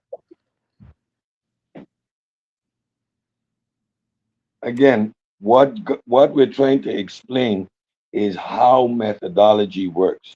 We are looking at these concepts, or we're shoehorning them backwards, trying to create a connection that cannot or doesn't exist. How do you know that, Cedric? Can you falsify that? Can you show that they, you know for a fact the Christians didn't adopt a certain Egyptian culture, and you're saying they didn't? So how can you? The whole argument we're having is because now you're asking me to prove a negative. First of all, you have to establish that they are there. And how do you establish that they're there? You need to quantify what you're dealing with. What is this concept? And you need to find something that is closely similar to the foundation of what you're examining. Yeah, and we are. We don't see no Torah. We don't see no evidence or no Bible or no Judaism culture prior to the Hellenistic culture. And we know that the Jews were centered. They had a stronghold in Alexandria, and they had a stronghold in Elephantine. Jews or Hellenized Jews under Greek rule? You're playing semantics. Jews are Jews, no matter if they're in Babylon or in Egypt.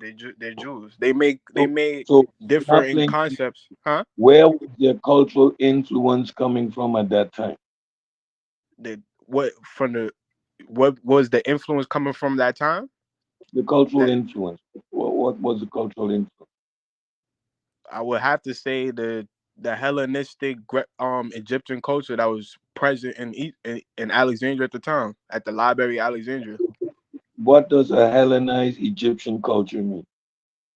Imply a synchronism between Greek culture and Egyptian culture. We see that in Serapis, we see that in the Serapeum, we see that in many temples in Alexandria.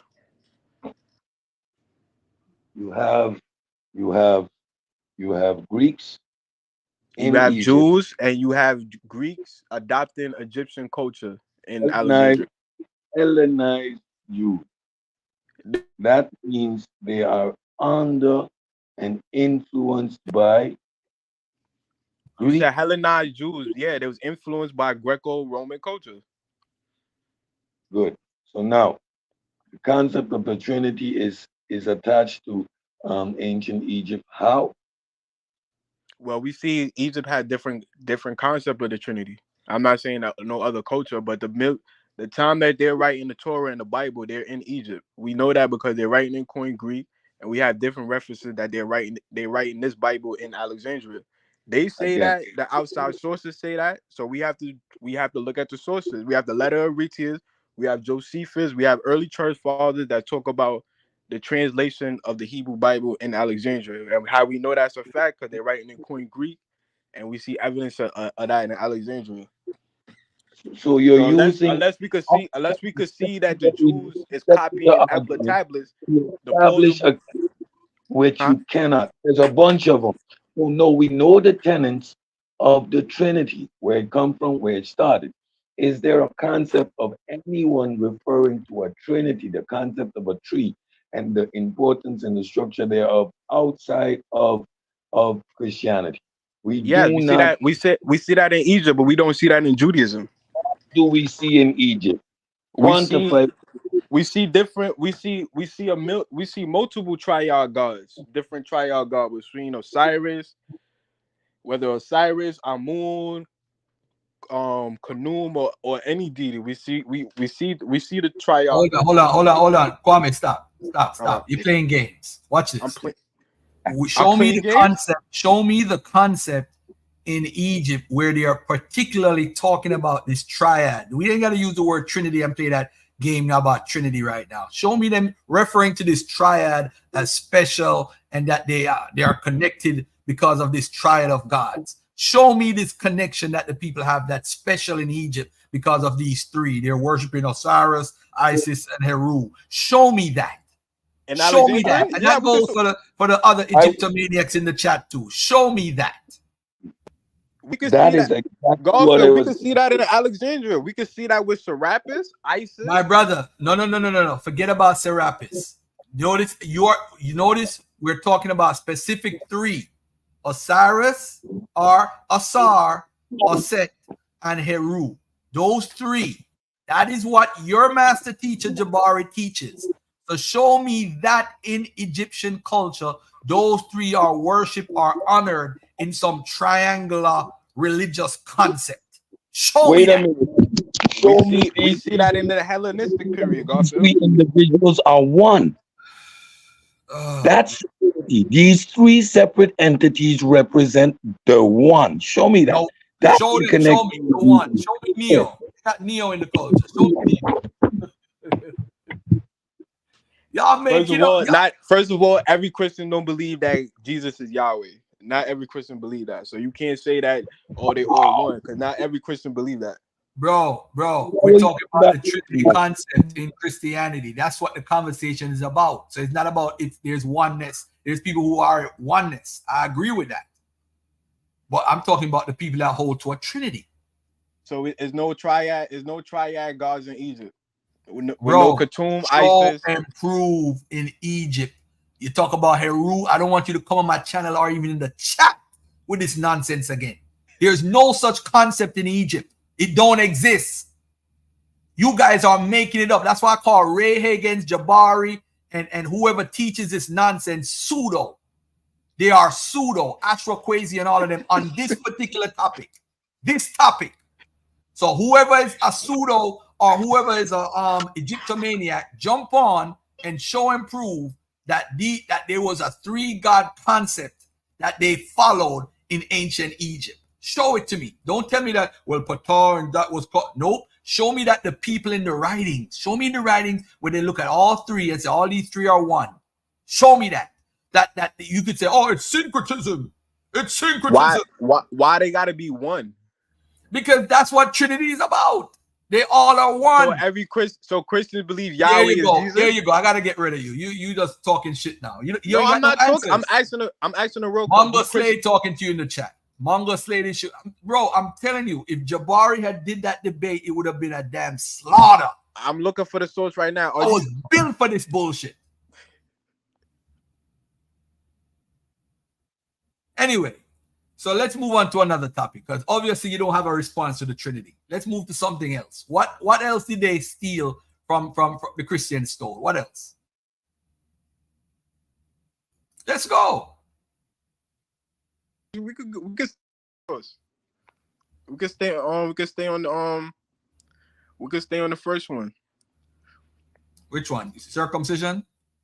Monotheism? No, we know that came. We know that came from Egypt. We know that came from Egypt. We know circumcision came from Egypt. According to the Greek writers, they said the Syrians said themselves they got it from the Egyptians. So unless you could prove okay, hold on. So who got it from them? Who got it from who? Who got it? Hold on. Where did the Israelites get circumcision from? That obviously that was imported from Egypt. So obviously it was imported from Egypt. Okay, so it couldn't have been imported. It couldn't. And how did Egypt get it? Because it didn't originate in Egypt. I have no clue unless you could show me some. Okay, so we have doing circumcision. We got circumcision in Algeria, 6000 BC. It's on the walls. We're talking with a big ass long donkey dick cut off with circumcision. We got circumcision in Canaan. We're talking about West Asia. And by the way, to the Egyptians would cut your penis off if you were a slave, and they found out. Real talk. I'm not even joking right now, Cedric.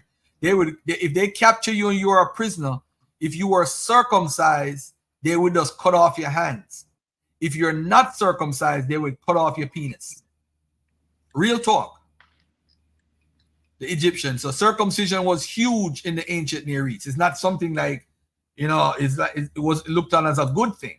So yeah, the Egyptians may have influenced the Levant with it, but I don't think the Egyptians started circumcision. I think Africa possibly did, or humans in general did, but we don't know an exact time. As far as the earliest reference, we have the earliest references to pictures actually of circumcision back in like 6,000 years ago on the walls in Algeria. Okay, do we see circumcision in Ugarit or Ebla or Matani or Hittite? Yes. And what time period would this be? Late Bronze Age. Late Bronze Age. Mm-hmm. Okay. So they possibly could have adopted it from the Egyptians too. Yeah, no, I'm not even denying that. I'm not. It's just like the Ark of the Covenant. The Ark of the Covenant is an Egyptian invention. They definitely got that from Egypt. They may have gotten there's a book in the Hebrew Israelites versus Kemetic Science group. There's a book that called What Israel Owes Egypt. So there's things that Egypt definitely would have influenced on Israel, or the people who are considered Israelites or Canaanites. I have no problem with that. Okay, so what about monotheism? Who's the first where did monotheism come from? Did it come from Akhenaten, who wasn't a monotheist, by the way? How you know that? Because it says it in his writings. It proved he wasn't a monotheist. I don't know why people run around and teach that. So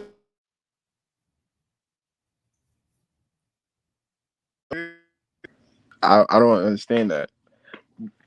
But I know that that's possibly they possibly got that from the Greeks.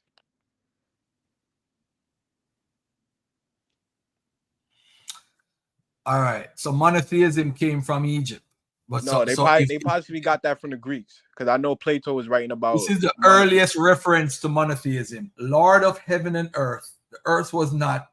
You created it. The light of day was not. You created it. The morning light you had not made exists. Again, Lord of heaven and earth. The earth was not.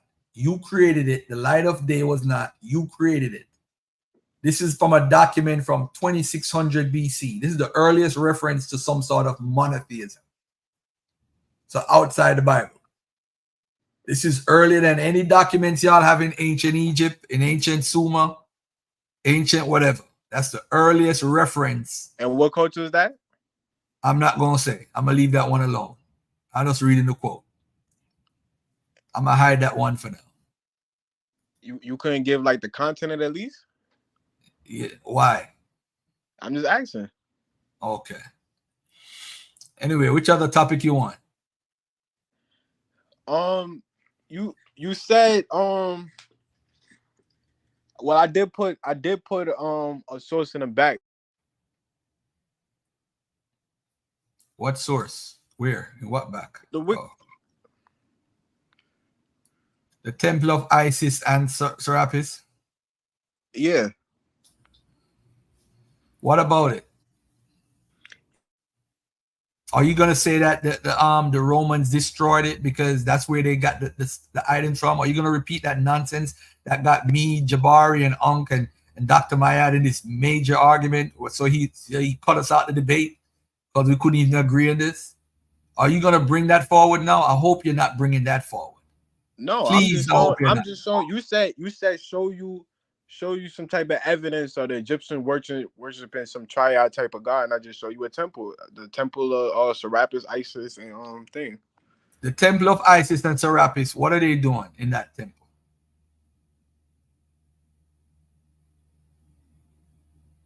What is the worship? The triangular god concept. What is that? In the Temple of Isis and Serapis, please. Can you break it down for me?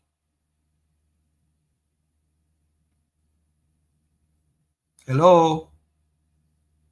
Oh, you reading it? Can you hear me? Yeah, I could hear you now. Yeah, every time I try to look at the source, it chip me out. But I think I put the wrong temple in the back. Let me relook at it. Yeah, I'm sure. I'm sure. Oh man, I tell you.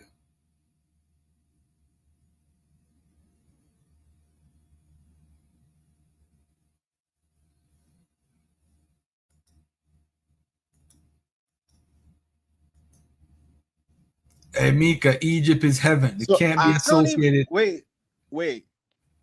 Are you saying that they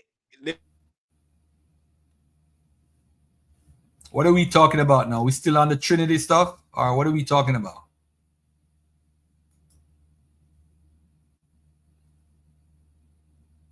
Yeah, because they possibly could have got it from Canoe. So they possibly could have got it from Canoe. What did they get from Canoe? The triad deity. We know that the Elephantine, the Jews in Elephantine, they had a triad deity with Anat, Canoe, and I think Osiris, if I'm not mistaken. My brother, the Jews worshiping Egyptian deities? The temple that they had in Elephantine, there was no Egyptian deities in there? No, my brother. Okay. Where you got that from? Where you got that from? So then it wasn't Anat, Canoe that they was venerating? They wasn't worshiping no Egyptian gods, bro. They had a temple of Canoe nearby. So what was the deity they was worshiping in that temple? What is the what? What deity was they worshiping in that temple? I know it was Yahweh. Let me find out real quick for you. Hold on. Elephantine.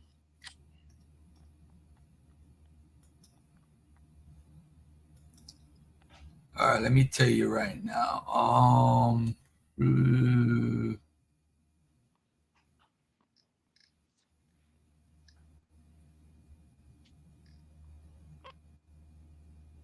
I know something about that temple. They had women leading in the temple. That's not biblical. They had women leading. They probably got it from Egypt. They in Egypt. ain't no woman Egyptian. Where's the woman Egyptian priest leading in the Egyptian pyramid? I'm not saying it's impossible, but show me that. Then you could make the argument. I'm joking, but I don't think I don't think no Asiatics. I don't know no Asiatics culture that had that. So maybe they got it from Africa. I don't know. So why they got to get it from the Africans? Why? They already in Africa, bro. Humans all over the world, bro. Why do they have to get it from Africa? What is the obsession? Nobody else can think.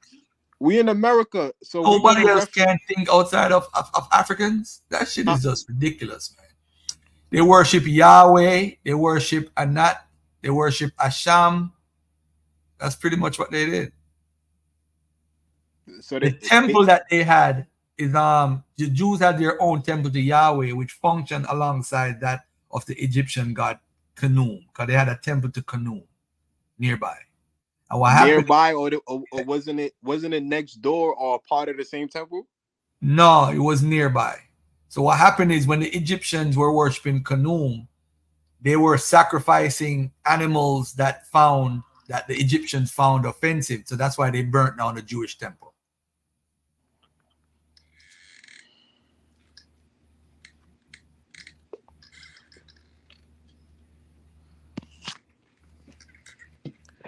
That makes sense.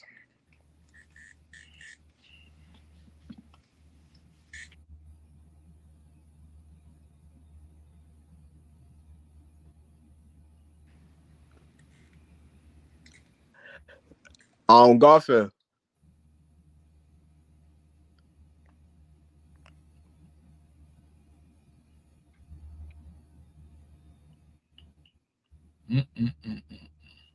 So if we know that they had writings like the Jews was worshiping Khnum. Oh man, you ain't even take back that statement yet, man. Why when people wrong, they don't admit that they're wrong and move on? Why people always teach lies and just keep the lie going? I notice when people have conversations, they don't want to be wrong. I hope I'm wrong so somebody could correct me, because I don't have a problem. You see, I'm not obsessed. So explain me something. Slow down the conversation for a novice, because Jews and Khnum, Jews, the establishment of the peoples, quote unquote, known as Jews, was far, far later in history. These people were already Canaanites, had their own gods. Khnum, how we do this? What is the timeline? How we establish it? He just explained to you in confused. Elephantine the Jews had a temple next to Khnum. He just explained that to you.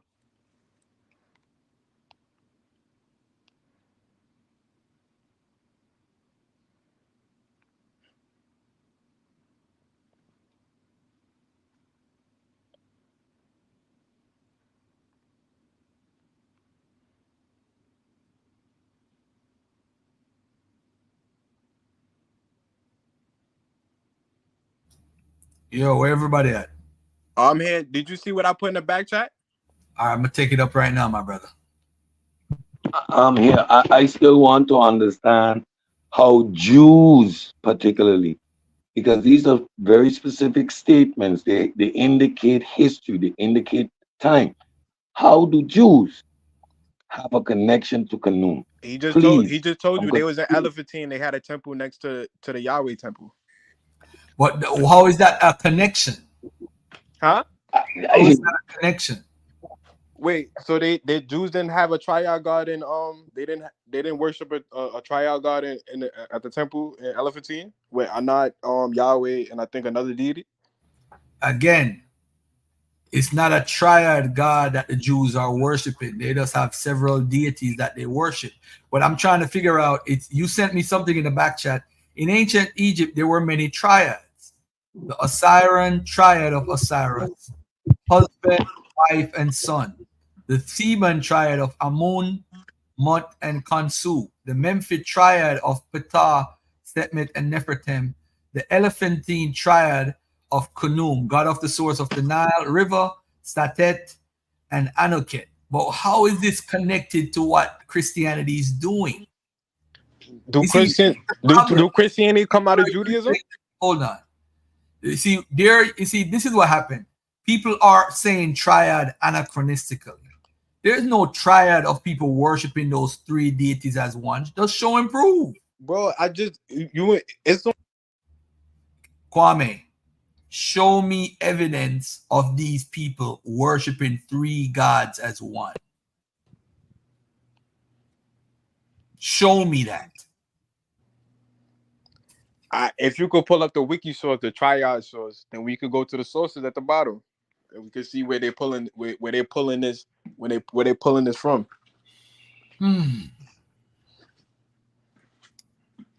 I don't see even where on this source you want me to click. What do you want me to click on? Oh, you see what I just put at the back? It says religion, triad, religion. You want me to click that one? Yeah. Triad are of three closely associated deities were found throughout the ancient world, in particular in the religious traditions.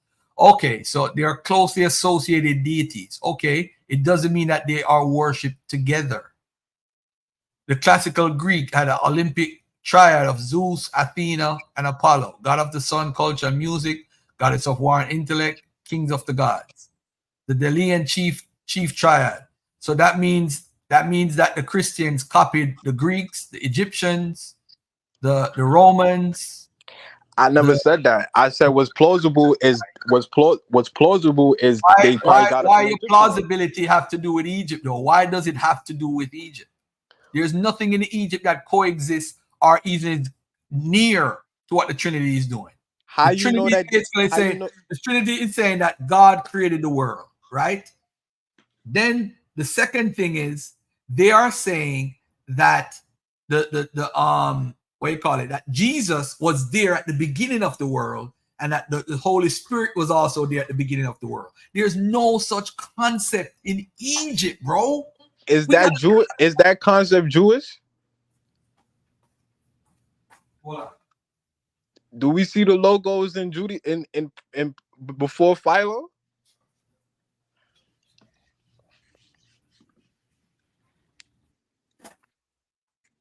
Man, somebody just sent me a edible arrangements. Let me see what's popping here. Who this is? Who the hell sent this today? Who the hell did this?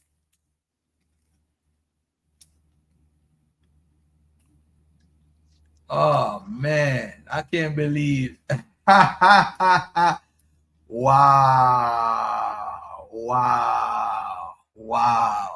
All right, what do you say now, brother?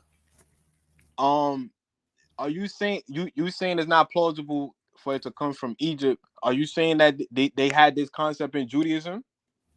I'm not saying whether they had the concept in Judaism or not is not my issue, because we see it in the intertestamental writings. So, all right, hold on. I'm gonna find it for you right now. Remember what I showed earlier, right? The intertextual Bible. I could track it down where the concept come from. I could tell you exactly where it comes from. Let's find it. Where's these scriptures that they saying has to do with Matthew 28? Let's look for Matthew 28:19. 28 verse 19. Let me see what we find. It said no results found. All right, so let me go to the New Testament. Let me go to Matthew. Let me go to Matthew 28. Matthew 28:18 and Daniel 7. To him was given rule and authority, all people's, nation, language, groups are serving his authority. Eternal will not pass away. And Jesus came up and said to him, all right, so now let me go to my book. I got to go to my book now. Let's go to my downloads, because I'm going to find it for you right now. I'm going to find this for you, bruh. I'm going to find it for you right now. Let me go to my Bible. Ancient Text for New Testament Studies. So let me tap in Matthew 28, verse 19. Let me do Matthew 28 and see what pops up. Matthew 28. Why is this not coming up?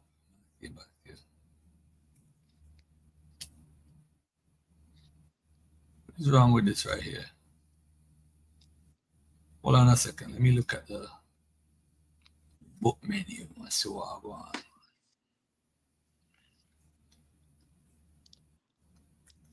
Oh man. It seemed like you lean more on the tradition side, Garfield. I don't lean anywhere.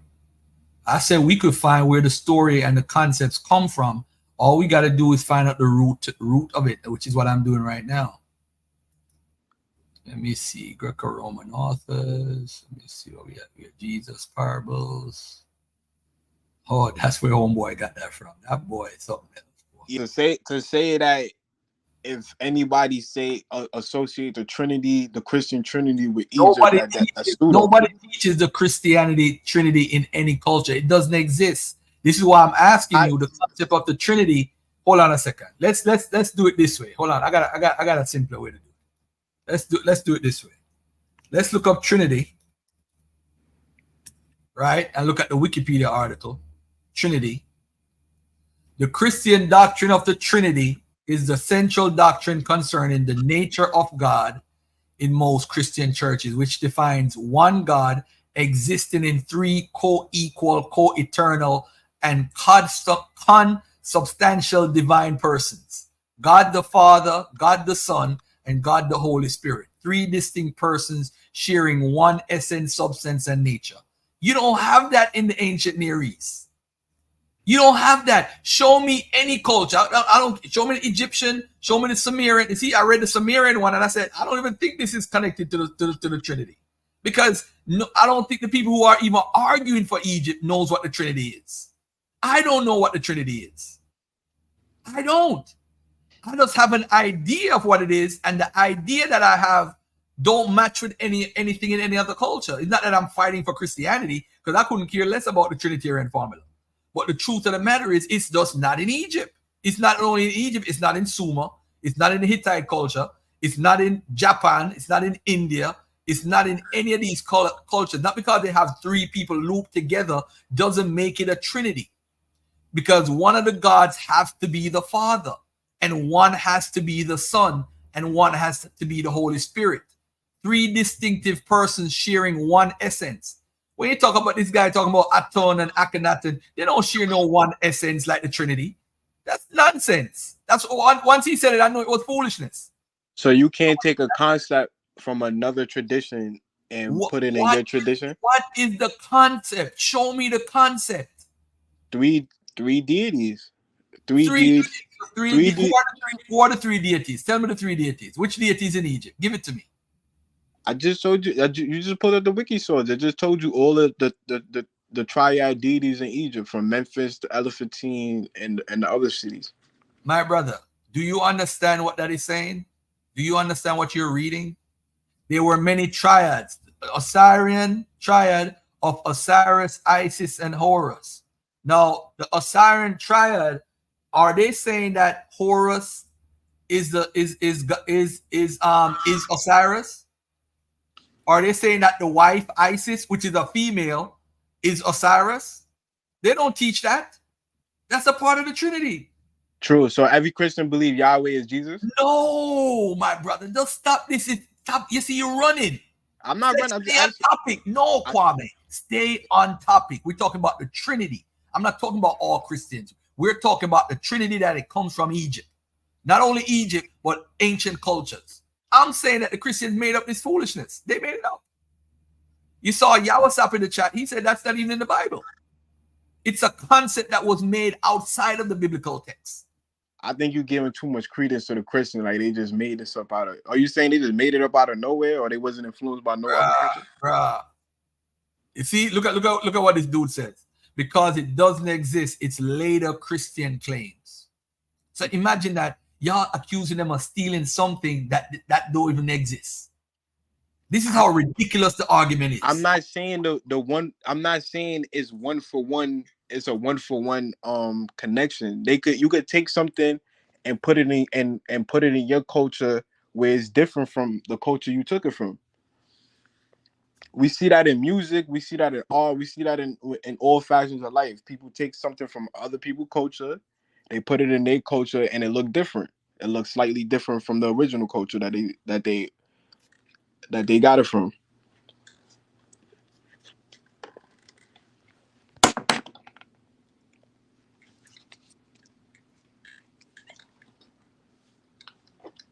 And maybe they didn't get it from Egypt. Maybe they got it from the Greeks. Maybe they got it.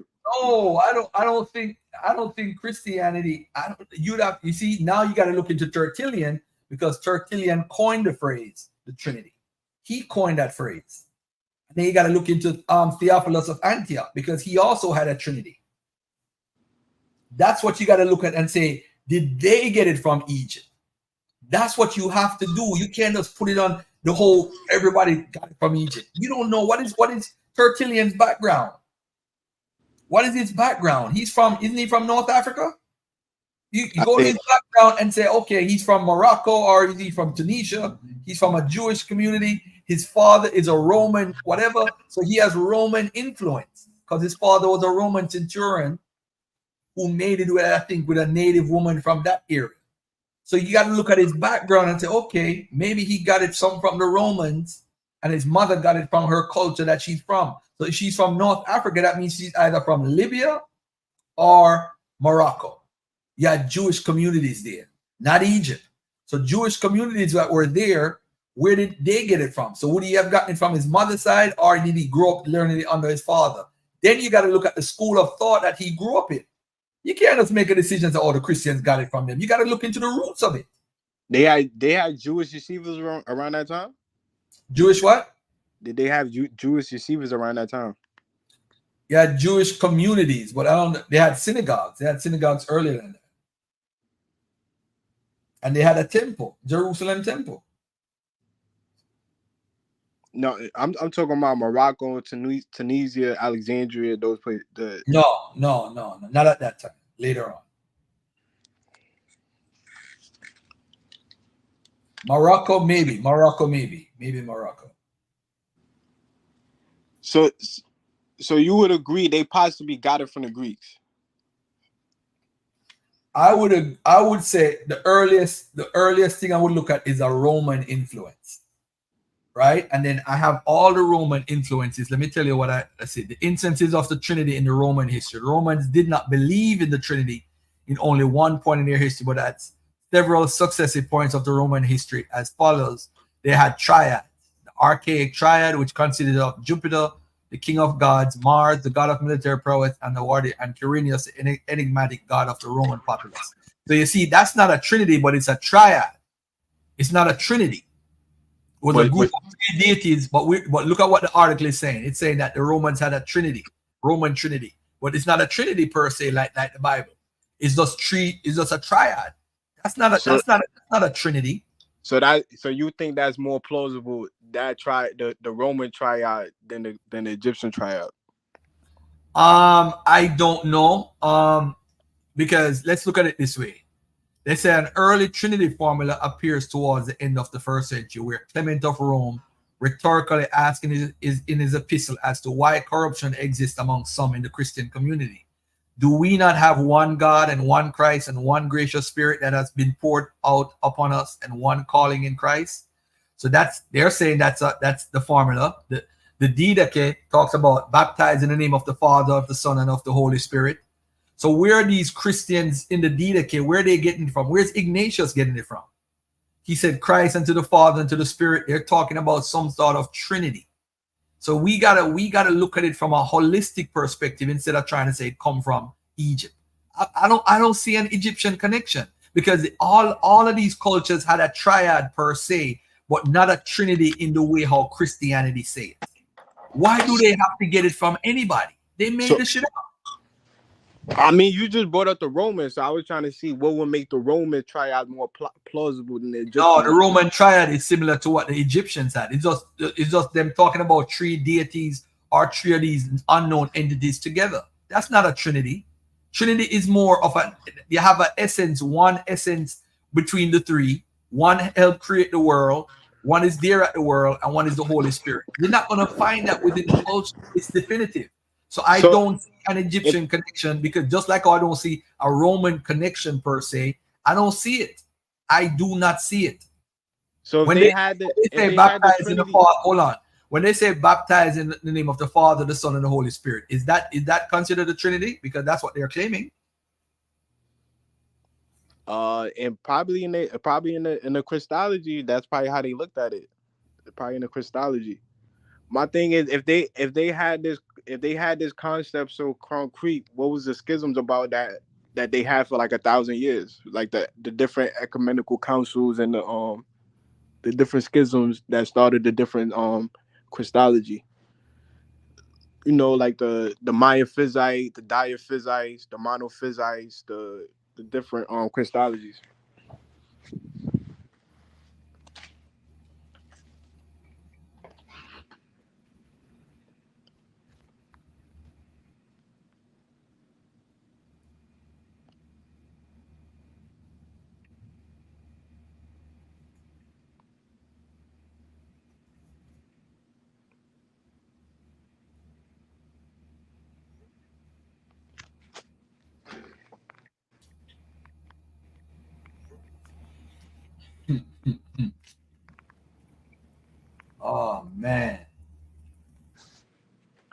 Did you hear what I said, Garfield? Or you didn't hear what Say I it said? again. I'm sorry, my brother. I was looking at something. What you said?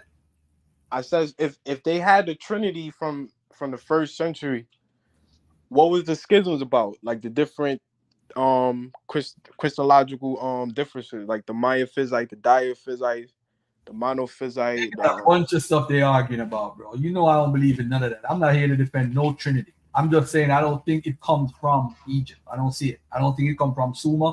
I don't think it comes from the ancient Near East. I think they made it up.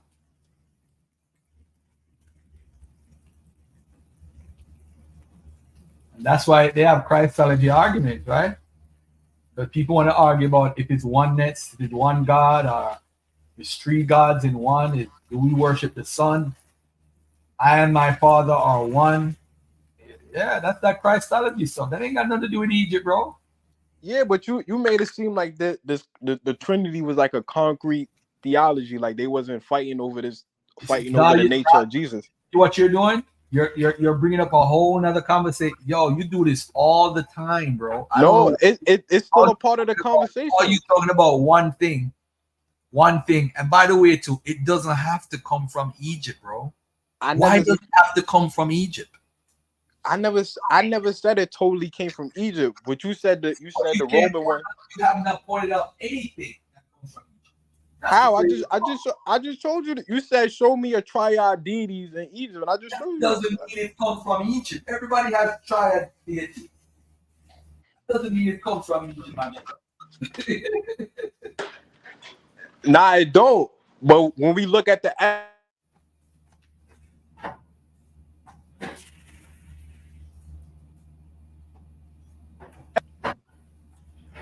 Can't hear you. I said you're right, but when we look at the evidence, that's what make it plausible.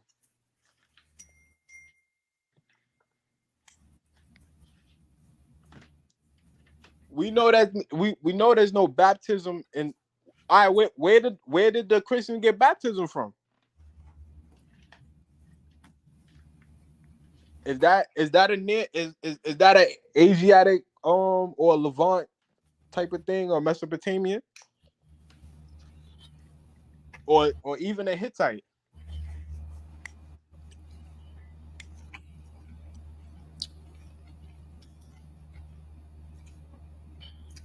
Say that again, my brother.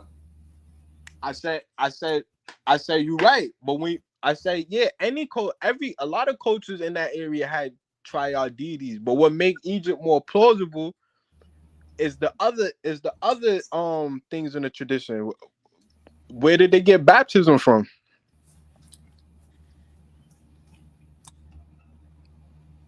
Okay. Where they get baptism, the Eucharist. Hold on. Stop right here. Let's deal with baptism.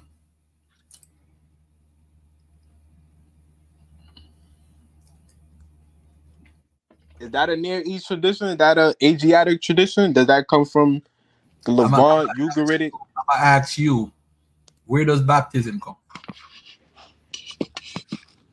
I'm not 100% sure, but I know the oldest that I have seen is Egypt. So because the oldest baptism you've seen comes from, that means it comes from Egypt, bro? No. When you look at the surrounding culture and you look at the time period, it will make it more plausible they got it from Egypt. The Jews in Alexandria between the 4th and the 1st century. Okay. All right, let me ask you this. How much do you think, how much money would you put on bet that it's from Egypt? Baptism? Yeah. Probably $1,000. You put up $1,000 right now? Right now? Yeah. I don't think you would. You see, you laughing, right? You see, we could talk and argue, but let's put some money on the table right now. Let me bring up somebody and we just cash out $1,000 to them and put the $1,000 up, and then we have a bet about it. And look how quick you run from the conversation. You see, we like to argue when there's nothing to fight for. There's nothing to lose. We could say any shit on the internet This Yo, is what I'm I'm gonna not. start doing I'm with not you. gonna lie. You're more as far as the Near East tradition. You're way more authoritative than me. You know a All lot right. more. You know a Okay. lot more than Near East tradition than me. So All right. All right. I'm not What's the saying that earliest you probably reference? seen. All right. What's the earliest reference to baptism in the ancient Near East?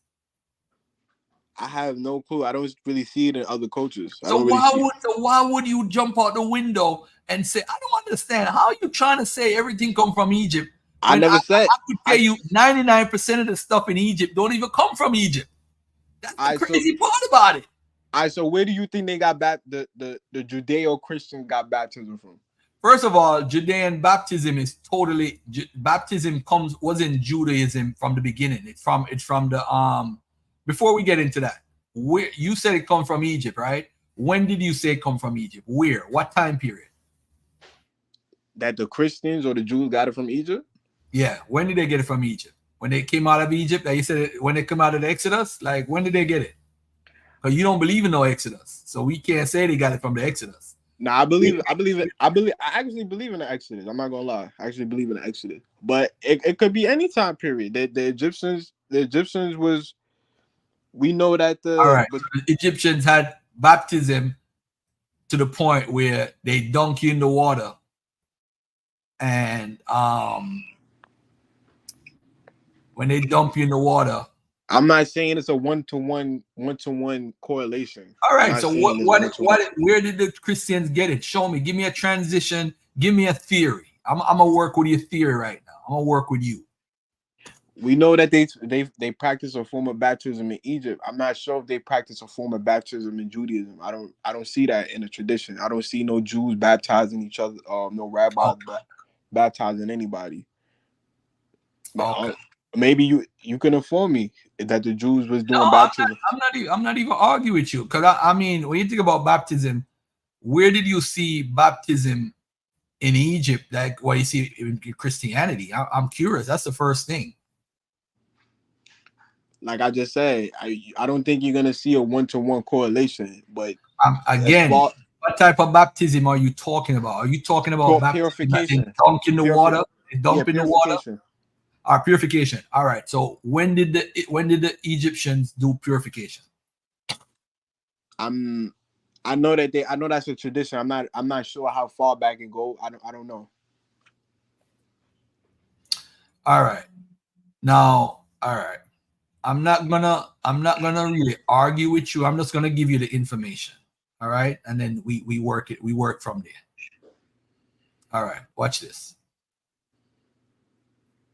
All right, for one, in Judaism, the liturgical use of water was common in the Jewish world. The law of Moses required ablutions on the part of priests following certain sacrifices on certain individuals who were unclean because of an infectious disease. The natural method of cleansing the body by washing and bathing in water was always customary in Israel. The washing of their clothes was an important means of sanctification imposed on the Israelites even before the law was given at Mount Sinai. The use of water for cleansing was used symbolically as well in such passages as Ezekiel 36:25, where God says, I will sprinkle clean water on you and you will be clean.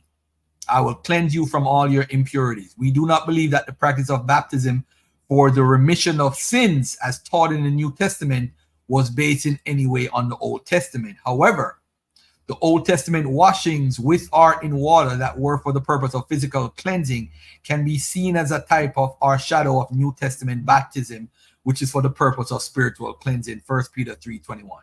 Now, in the intertestamental period, right, between 200 BC and 200 AD, we do have this ritualistic bath that's done by Jews. So, in Alexandria, correct? Not in Alexandria. I'm talking in throughout the Jewish communities. Besides so now, if it's done in Alexandria, they got it from Egypt, right? I just read that the Jews been doing ritual cleansing from way before even they went to Alexandria. So why is it they couldn't get it from their old traditions? You said they got it from Moses. I don't think we have no Moses. No. It's not about Moses right now. We're talking about ritualistic bath. They've been doing ritualistic bath in the Old Testament. Now I'm asking you, show me this ritualistic bath to cleanse your sins or wash away sins or ritual, or don't have to be for wash away in sins, but just a spiritual cleansing through washing off. Where is that in Egypt? Can you point that out to me? Because I know in Sumer you have the priests that go into the before they go into the temple, there's a spiritual bath. So show me, there's a picture in the 1st century of the Roman priest who took over the Pharaoh in Egypt, and he was washing people in the 1st century. So that was after Christianity and the New Testament. Now, I just need for you to point out to me, where is this in Egypt? Just show me the ritual bath. That's all. The Egyptian got it from the Christians. I never said that. What are you listening to? Am I speaking in Spanish? Am I speaking in Spanish? I must be speaking in Spanish, y'all. No, you said the Christian. You said that the evidence for the Egyptians was in the 1st century. You said that before the Christians had it before. I have the picture with the Roman Pharaoh, that the Pharaoh pouring over the Egyptians. I have the evidence of that. But I'm saying, as far as earlier, there's ritualistic bath. I got sources for this. I'm ready, but I don't think I need to use my sources for this. Because baptism, I think Wiki has an article on baptism. Let me see what we have here. The history of baptism. The practice of baptism emerged from Jewish ritualistic practices during the Second Temple period, out of which figures such as John the Baptist emerged. For example, various texts in the Dead Sea Scrolls, Corpus and Qumran, describe ritual practices involving washing, bathing, sprinkling, and immersing. One example of such a text is the Dead Sea Scroll known as the Rule of the Community, which says, "And by the compliance of his soul with all the laws of God, his flesh is cleansed by being sprinkled with cleansing waters and being made holy with the waters of repentance." So again, the practice of baptism emerged from Jewish ritualistic practices during the Second Temple period. Nothing to do with Kemet. The community that they have evidence of on paper is from Qumran. Qumran is not in Egypt. So did you see what I put in the back chat? Hold on a second. Did you listen to what I just read, bro? Or you just want to argue for the sake of arguing? No, I listened to what you said, and I actually read what you said, because I see it deal with the early Christians, the Manichaeism, and the different sects. I'm reading as you're talking. Egyptian baptism, interestingly, the Egyptians believed that it was the god Osiris himself who chose whom to baptize, and he chose them by drowning or immersing them in the Nile River.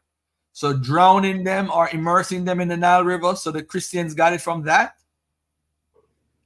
Brother, that's a form of purification. So hold on. So the Christians got it from that. The Christians? Yeah.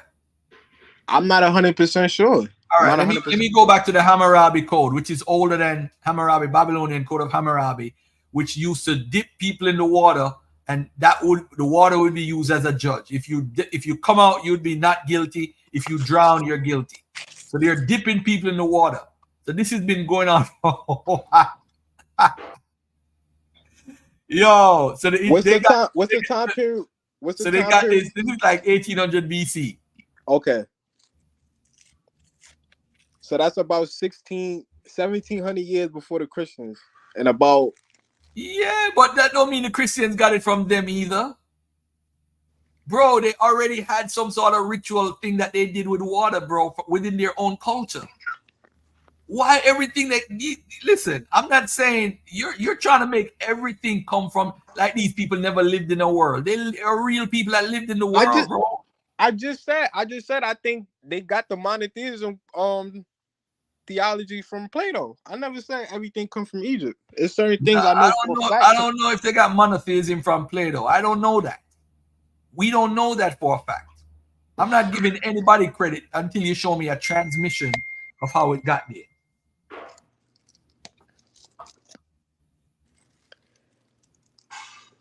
So how? But you're making it seem like you know for a fact they got it from these. I don't know nothing for a fact. What are you talking about? Known for a fact.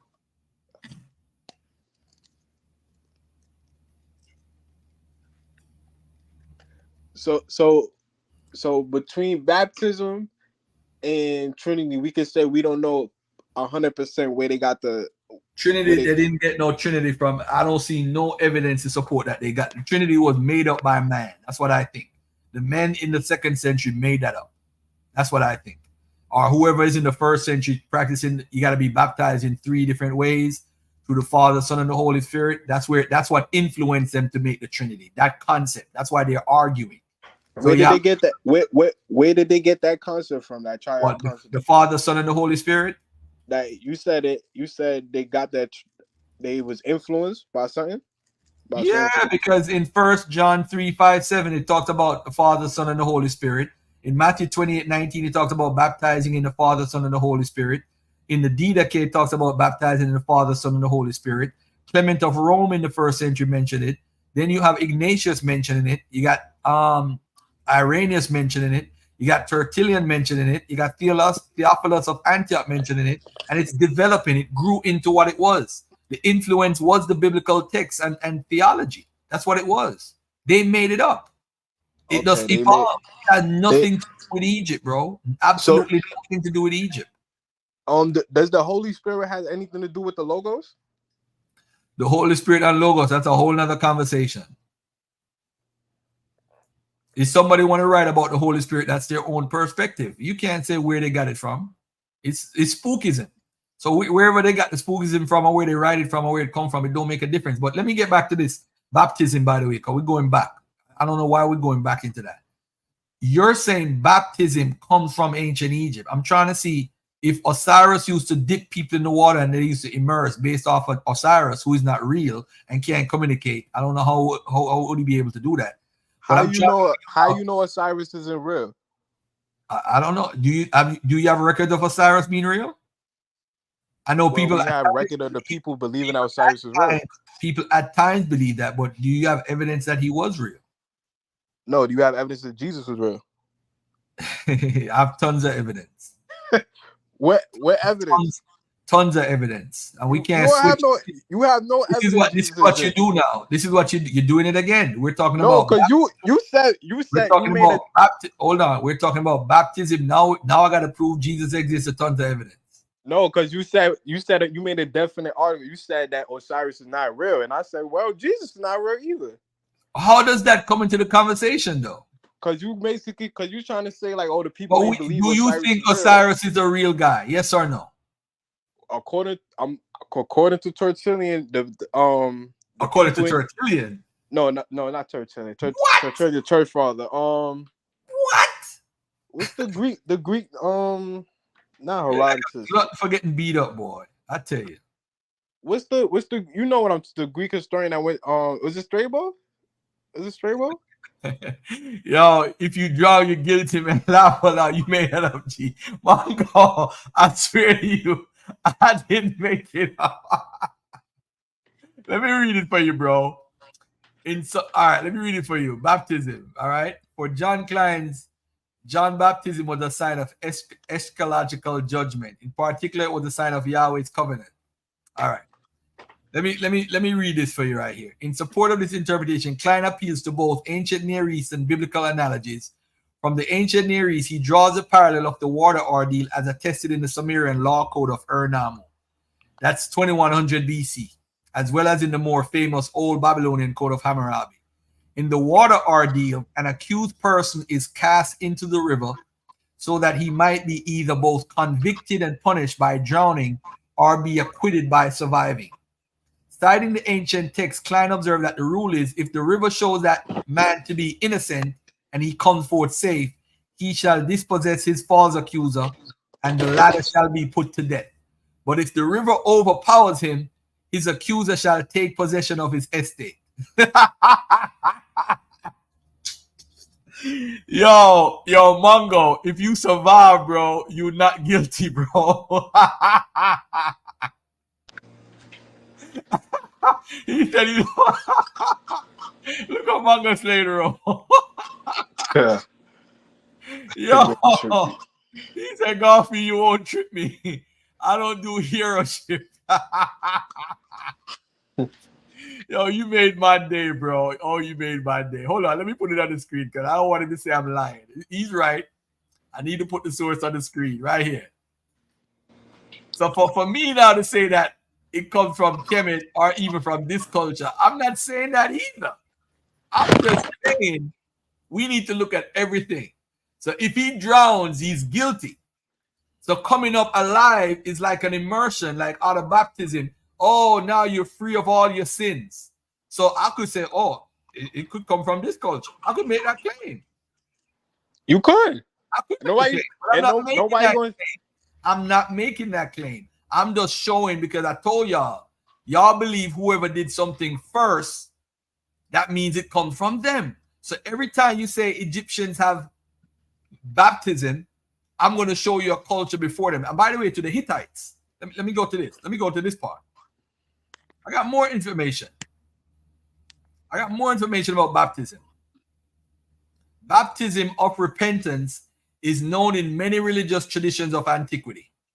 For example, in the ritual of the Hittites, it was that 2 ablutions were performed in one ritual. First, the usual washing of the body with water, and then the subsequent washing off the spiritual dirt, cleansing from sin. Sound familiar? The connection with Hittite rituals can be seen in particular in the call to meet God in the wilderness, which became a motto of the Essenes, Matthew 3:3, Mark 1:3, Luke 3:4, John 1:2-3. The Hittites had a magical ritual of meeting God. God was asked to return home and bless his people. Paths were laid out for him, placing honey and other products on them so that could attract him. The mention of wild honey in the gospel in connection with John and his call to make paths straight of the Lord may serve as a distant echo of the Hittite religion. You see, now this is syncretism. They're saying it might be.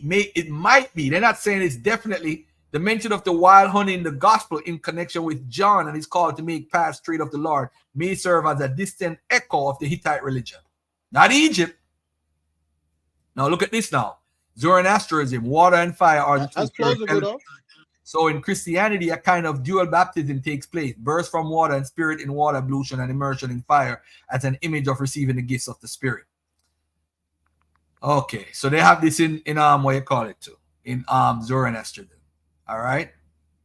Yeah, people been doing baptism all over the world, bro. I'm not saying it where it come from or whatever, but I know the Jewish ritual baptism that they had in the intertestamental period is directly related to the group, the Mandaeans, who is connected to John the Baptist, who is a real person in real life who baptized Jesus. You said John the Baptist is a real person? Of course, he's referred to in Josephus. Mm-hmm. Josephus referenced Hercules, so I don't know. Okay, all right, no problem, brother. Those who went, look at this. During the 1st century, this link between ritual purification and moral purification appeared in the water rituals performed at Qumran. Confronted with an ethical choice between the two ways, those who underwent water baptism at Qumran indicated they were committed to the good path. Similarly, the water ritual performed by John the Baptist was understood not only as a baptism of purification, but also as a moral cleansing, a baptism of repentance for the forgiveness of sins. So the Qumran community, bro, you could say they learned from Egypt, bro. That's what you need to go. They possibly did. I know they was. Everything is plausible and possible with Egypt. Egypt ain't got nothing to do with that, man. Nothing to do. How do you know that? How do you know that, bro? They ain't got nothing to do with the Qumran community, bro. Nothing to do with the Qumran community. Get out of here with that. You could bring up your argument. You don't know about you don't know about the third putah that Philo referenced. The therapeutic, who the therapeutic that Philo referred and Josephus referred to them too. Or they can't be real because Josephus referred to Hercules. So the therapeutic can't be real based on your logics. Isn't that your logic? I said that because you don't have a methodology. Your goal is from Egypt, and I want to prove where it comes from. You ain't got no methodology. The reason why I said that Josephus because you always try to discredit Herodotus. Like Herodotus is not a real historian. Nobody take him serious. Nah.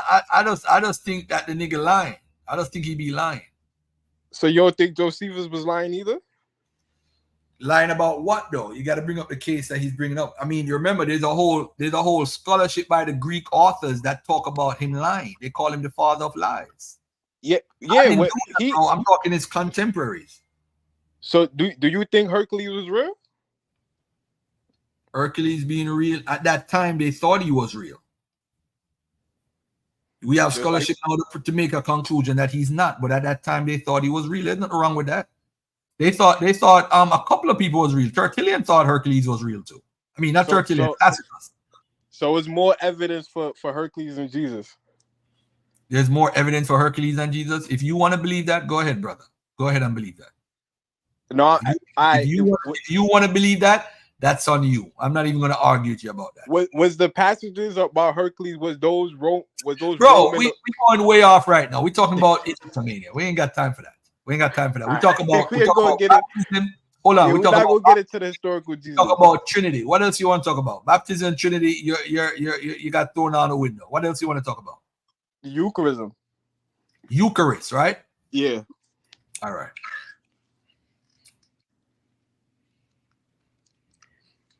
Now you're gonna have to show me a culture with all of these traditions, because we only know 2 traditions with all of these. Well, I'm not gonna say only two. My brother, what is the Eucharist? If I'm not mistaken, is like a what? Let me not talk on my eyes. The Lord's Supper commemorates Jesus' last meal with his disciples. The wine, his blood. The bread is his body. Right? That's what it says, right? Yeah, I know. I know the term is not Jewish. I know that term is, I think, is Greek. The term Eucharist, if I'm not mistaken.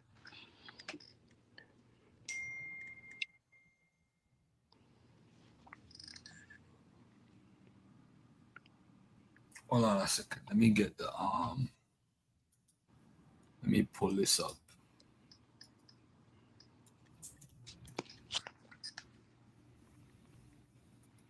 You can get your Eucharist for you.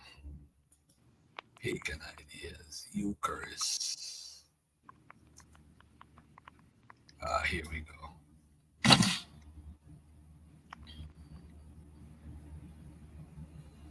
All right. So where does the Eucharist come from?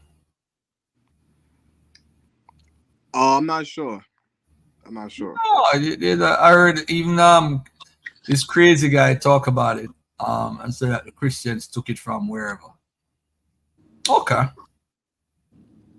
It might have came from Egypt. I don't know. It could be Greco-Roman. I'm not 100% sure, because it's a lot of syncretism going on in Alexandria, so I'm not 100% sure.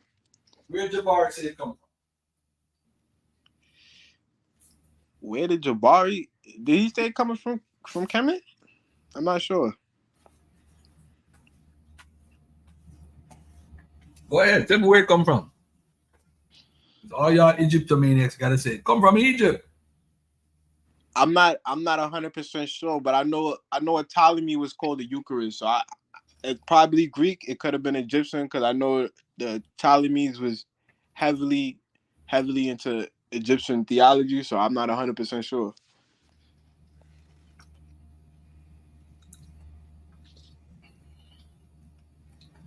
Is it Jewish? Is it from Mesopotamia, from the Levant? Is it from the Indo-European Hittites? I don't know. You said, let's talk about the Eucharist. So I'm ready to talk about the Eucharist. So where did it come from? I know symbolically, I know there's a tradition where people eat the body of Osiris and things of that nature. So I'm not 100% sure they probably got it from the Egyptians. Maybe it's older sources. I'm not 100% sure. They possibly could have got it from Ebla, Ugarit, or one of those cultures up there. I'm not 100% sure. Well, from what I know the Eucharist is definitely in Egypt. I know that people symbolically used to eat the body of Osiris. This was in the New Kingdom. Mm-hmm. I don't see that in Judaism. I don't see that in the Near East. I don't. Okay. Maybe they got it. Maybe they got it in in the Greco-Roman culture. I'm not 100% sure. Well, I know it was in Persian culture, something similar to that. And I do know it's in the Old Testament where it says, I've heard There on the surface of the wilderness was a thin, flaky substance, thin like frost on the earth. When the Israelites saw it, they said to one another, "What is it?" Because they did not know what it was. Moses said to them, "It is the bread that the Lord has given you for food." That is what the Lord has commanded. So that's from a 5th century alleged source, Exodus 16:15. But if you A go fifth back, century. What you said? A 5th century Exodus? What? Exodus 16:15. Is this a fragment or a whole manuscript, or what is this? All right, let me finish reading what I'm reading. The Eucharist, the All right. Greeks theoxena. But if he's one of the immortals come down from heaven, then is this some new thing which the gods are planning forever? Heretofore have they been wont to appear to us in manifest form when we sacrifice to them glorious hecatombs, and they feast among us, sitting even where we sit. This is from Homer, the Odyssey, Book 7, line 198. The Lord's Supper commemorates Jesus' last meal with his disciples. The wine is his blood, the bread is his body. So we find it in John 6:49. Your ancestors ate the manna in the wilderness, and they died. And in Exodus 16:15.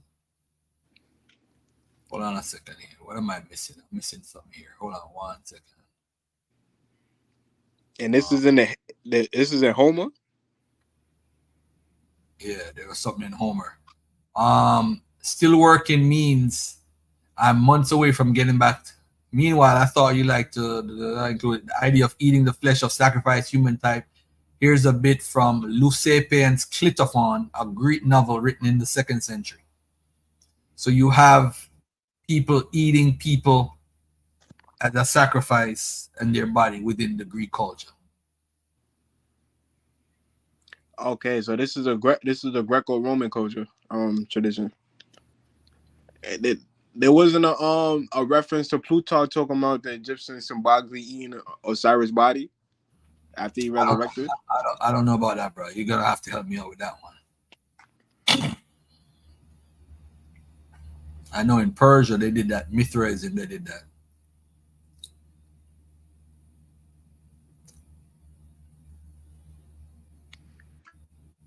What time period is that? You said Mithraism? Oh, that's like the 1st century, correct? It's in almost every culture. It's in Roman culture. It's in it's in Persian culture. It's in Egyptian culture. It's in Greek culture. It's in a lot of different cultures.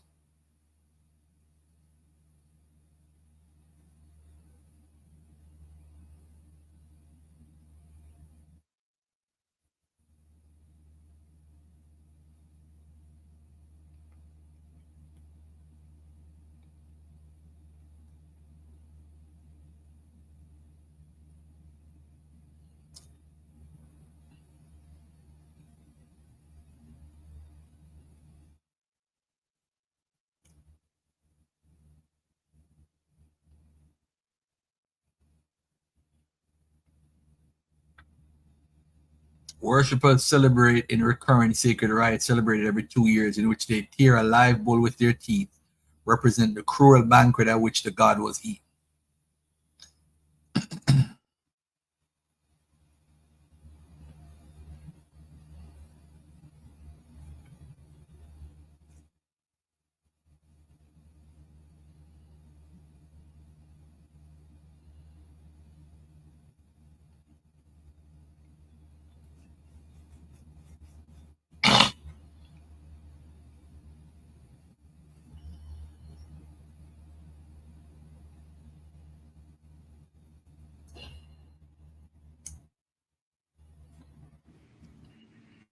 I think personally they got this from the Persians. They might have got it from the Persians or the Greeks. They might have got it from the Persians or the Greeks. I don't think they got it from Egypt. They could have got it from Egypt though, but allow me to say that.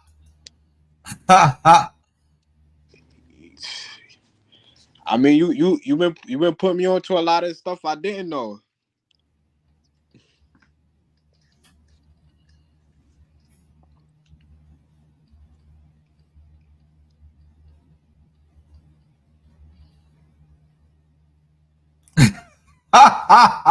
Look what Mongo says. Call me, just buy you a corner at the back of the pyramid. They're on sale. Never lived in. Laugh out loud, but cheap too. Yeah, I seen that.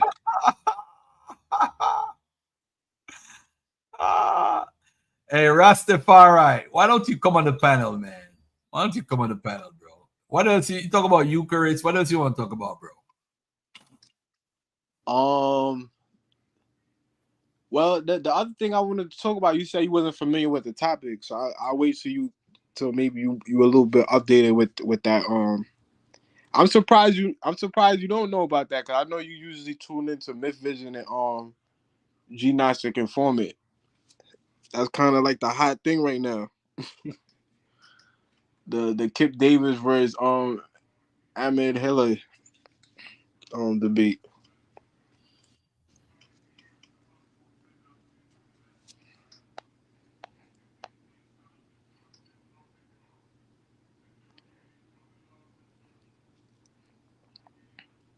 Because if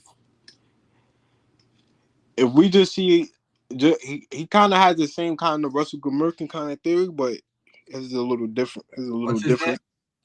Amon Hiller. Somebody had put him in the chat too earlier. Oh, Hillman. Okay, I'll check it. Yeah, Hillman. Yeah, Amon Hillman.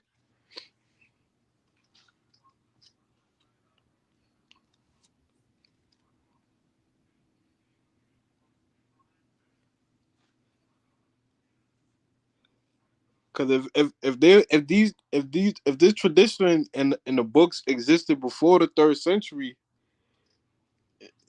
we know that the Persians basically the Greeks took over from the Persians, and we don't see no evidence in no Torah before for the Greeks, and we just know a lot of Jewish books just popped up after Alexandria. All right, which other topic you want to talk about? Nah, that's all. I think I beat you up enough today, golf, for your birthday. I don't want to do too much. Oh, because I don't think you want to talk about the historical Jesus. You might, you know what I mean? I don't want to talk about that. All right, the historical Jesus. As far as he's concerned, I do accept Paul as a witness to him being James being his brother. I do accept that, and I do accept Josephus as far as talking about James, the brother of the Lord, or brother of Jesus. And I do accept the studies. You know, the studies that they had about that coffin with James, the brother of Jesus, on it. I do accept the studies. Hold on. Accept that bone box theory? No. Listen to what I'm saying. I do accept the research where it says that there's only one person who had a brother by the name of James, who had a father by the name of Joseph. There's only one person in history, and it would be the person who's referred to in the New Testament. I'm not accepting the box. I'm accepting that research about the names of James that they found. But I will say this, though. When we're talking about history, we can't talk in absolutes. I think it's a strong probability that Jesus existed. It's a foregone conclusion. For those who don't believe Jesus existed, it don't make a difference to you in your life. It don't make a difference to me in my life. All right? But there's tons of evidence and circumstantial evidences that I could bring forward to prove that there was a man and that the story developed. I'm going to give a quick example. Paul said he used to persecute Christians, right? He went up to Jerusalem for 3 years, came back, and he went up for 14 years. He said there was a famine in the land. There literally was a famine recorded around 44 or 45 AD. Now, if you subtract 15, 17 years from that, you're going to get around 27, 28 AD. 27, 28 AD, Jesus was alive. So that means Paul was persecuting Christians while Jesus was alive. Now, who is the Christ for the Christian? Because remember, Paul didn't convert yet. So who is the Christ? Who is the Christ that the Christians were following at 28 AD? Just tell me who is that Christ. That's all. Just tell me who that is, and then we could wrap up the show. Probably a Jewish midrash. I know they was doing a lot of Jewish midrash. You know what a Jewish midrash is? Yeah, when they take scriptures, Old Testament scriptures, and Nah, they we're talking about Paul. Paul said he's persecuting Christians. I want to know who do the Christians believe is Christ at that time when he's persecuting them at 28 AD while Jesus was alive.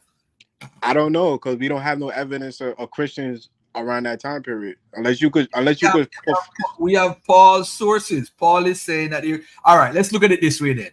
I'm talking about contemporary or outside sources. 64, hold on it. The reports that Tacitus is giving is based on the reports of Nero's writing, 64 AD. 64 AD of the Common Era, you have Paul is alive, Peter is alive, right? I'm not going to get into if Paul and Peter is real. I could prove that with Clement of Rome's writing, because he said he saw them personally. All right. If you don't believe him, that's fine. But he said he saw them personally. That's enough. That's enough witness. And you know what's funny? When we say Taharka does something, who is writing that Taharka did it? Who is the writer? Probably a scribe. Okay, so you can't. So Roman priests can't have scribes. Yeah, of course. So Clement of Rome testifying that he was alive. Paul was alive in the 60s. As a matter of fact, let me go to somebody who you like, Dr. Richard Carrier. He wrote a whole article on if Paul existed. Maybe you need to check it out. And he used that same evidence. So I'm saying to you that Paul and Peter were crucified in the 60s. Nero, and they were in Rome. Clement of Rome saw them in Rome. I'm saying to you, Peter is a witness to Jesus. He's also a witness to Jesus, right? So whether they talk about supernatural stuff or not, they do talk about him in a form of that he's a human being. Paul talks about him in the sense of a human being. But again, he was persecuting Christians in his early life. And I'm saying to you, which Christ did these early Christians believe in? And why would they even believe in a Christ? We don't know, because we don't see no evidence of the common being studying like a historian. What you would do is draw a conclusion based off of the circumstantial evidence around. We have calm yourself down. You see, you got to follow a methodology with this. Is either you're gonna follow methodology or you're gonna follow emotions. No, I'm following the methodology. What is your methodology? What is your methodology in discovering Jesus? Okay, looking at the first century and looking at the evidence around this first century and around the first century, we know that Tacitus is writing based on using Christian sources. We know that the Talmud source and was it Tosei? Tacitus is not using Christian sources. I don't know what you're talking about. He's reading directly from Nero's account. That's not a Christian. How do you know he's reading from Nero's Nero's account? Huh? He tells you. See, you see, you're repeating a lie. That's a lie. He's reading. You should see Richard Carrier's debate with his student and how his student ripped him apart. You should watch that debate. I know. I seen that debate. I seen that debate. I think it was about 2 years ago, if I'm not mistaken. About 2 years ago. So could we deal with the Talmud sources first? No, we don't need to deal with the Talmud. Let's deal. As a matter of fact, you know what? It's almost 3 o'clock. Let me get out of here. We could pick this up again tomorrow. All right. All right. Cool. All right. Peace and love. Peace. By the way, if this guy comes on, I'll stay on a little bit longer. This guy named Rastafari. If you're strong enough and you're bold enough, you could come on and talk to me on my birthday, school me on my birthday. Right here. The link is in the chat.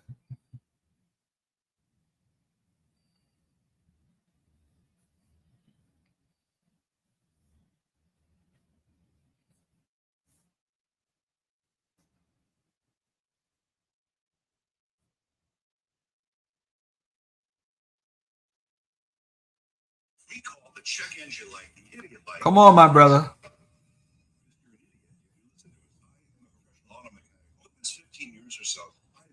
JIB, I would agree to an extent.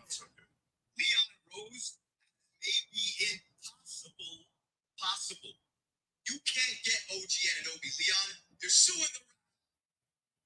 All right. Come on down. Hey, what up, Six Finger? Peace and love to you, bro. Much respect. Of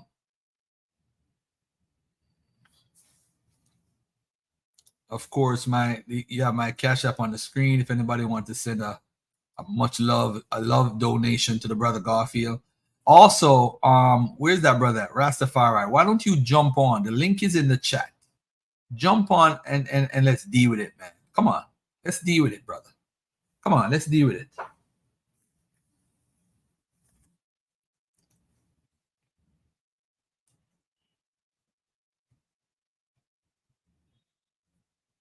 Come on, Papa.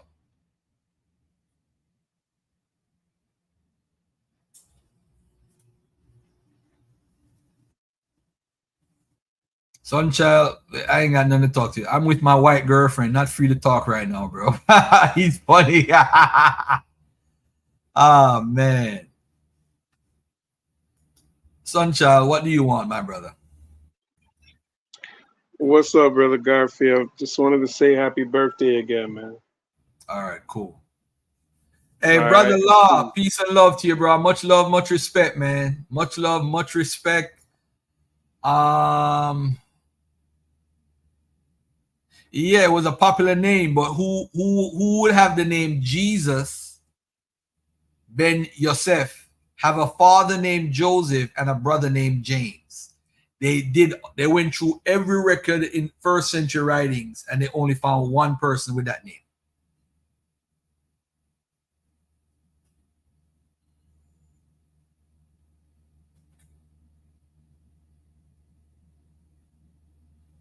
Now he just saying that because he don't want to jump on.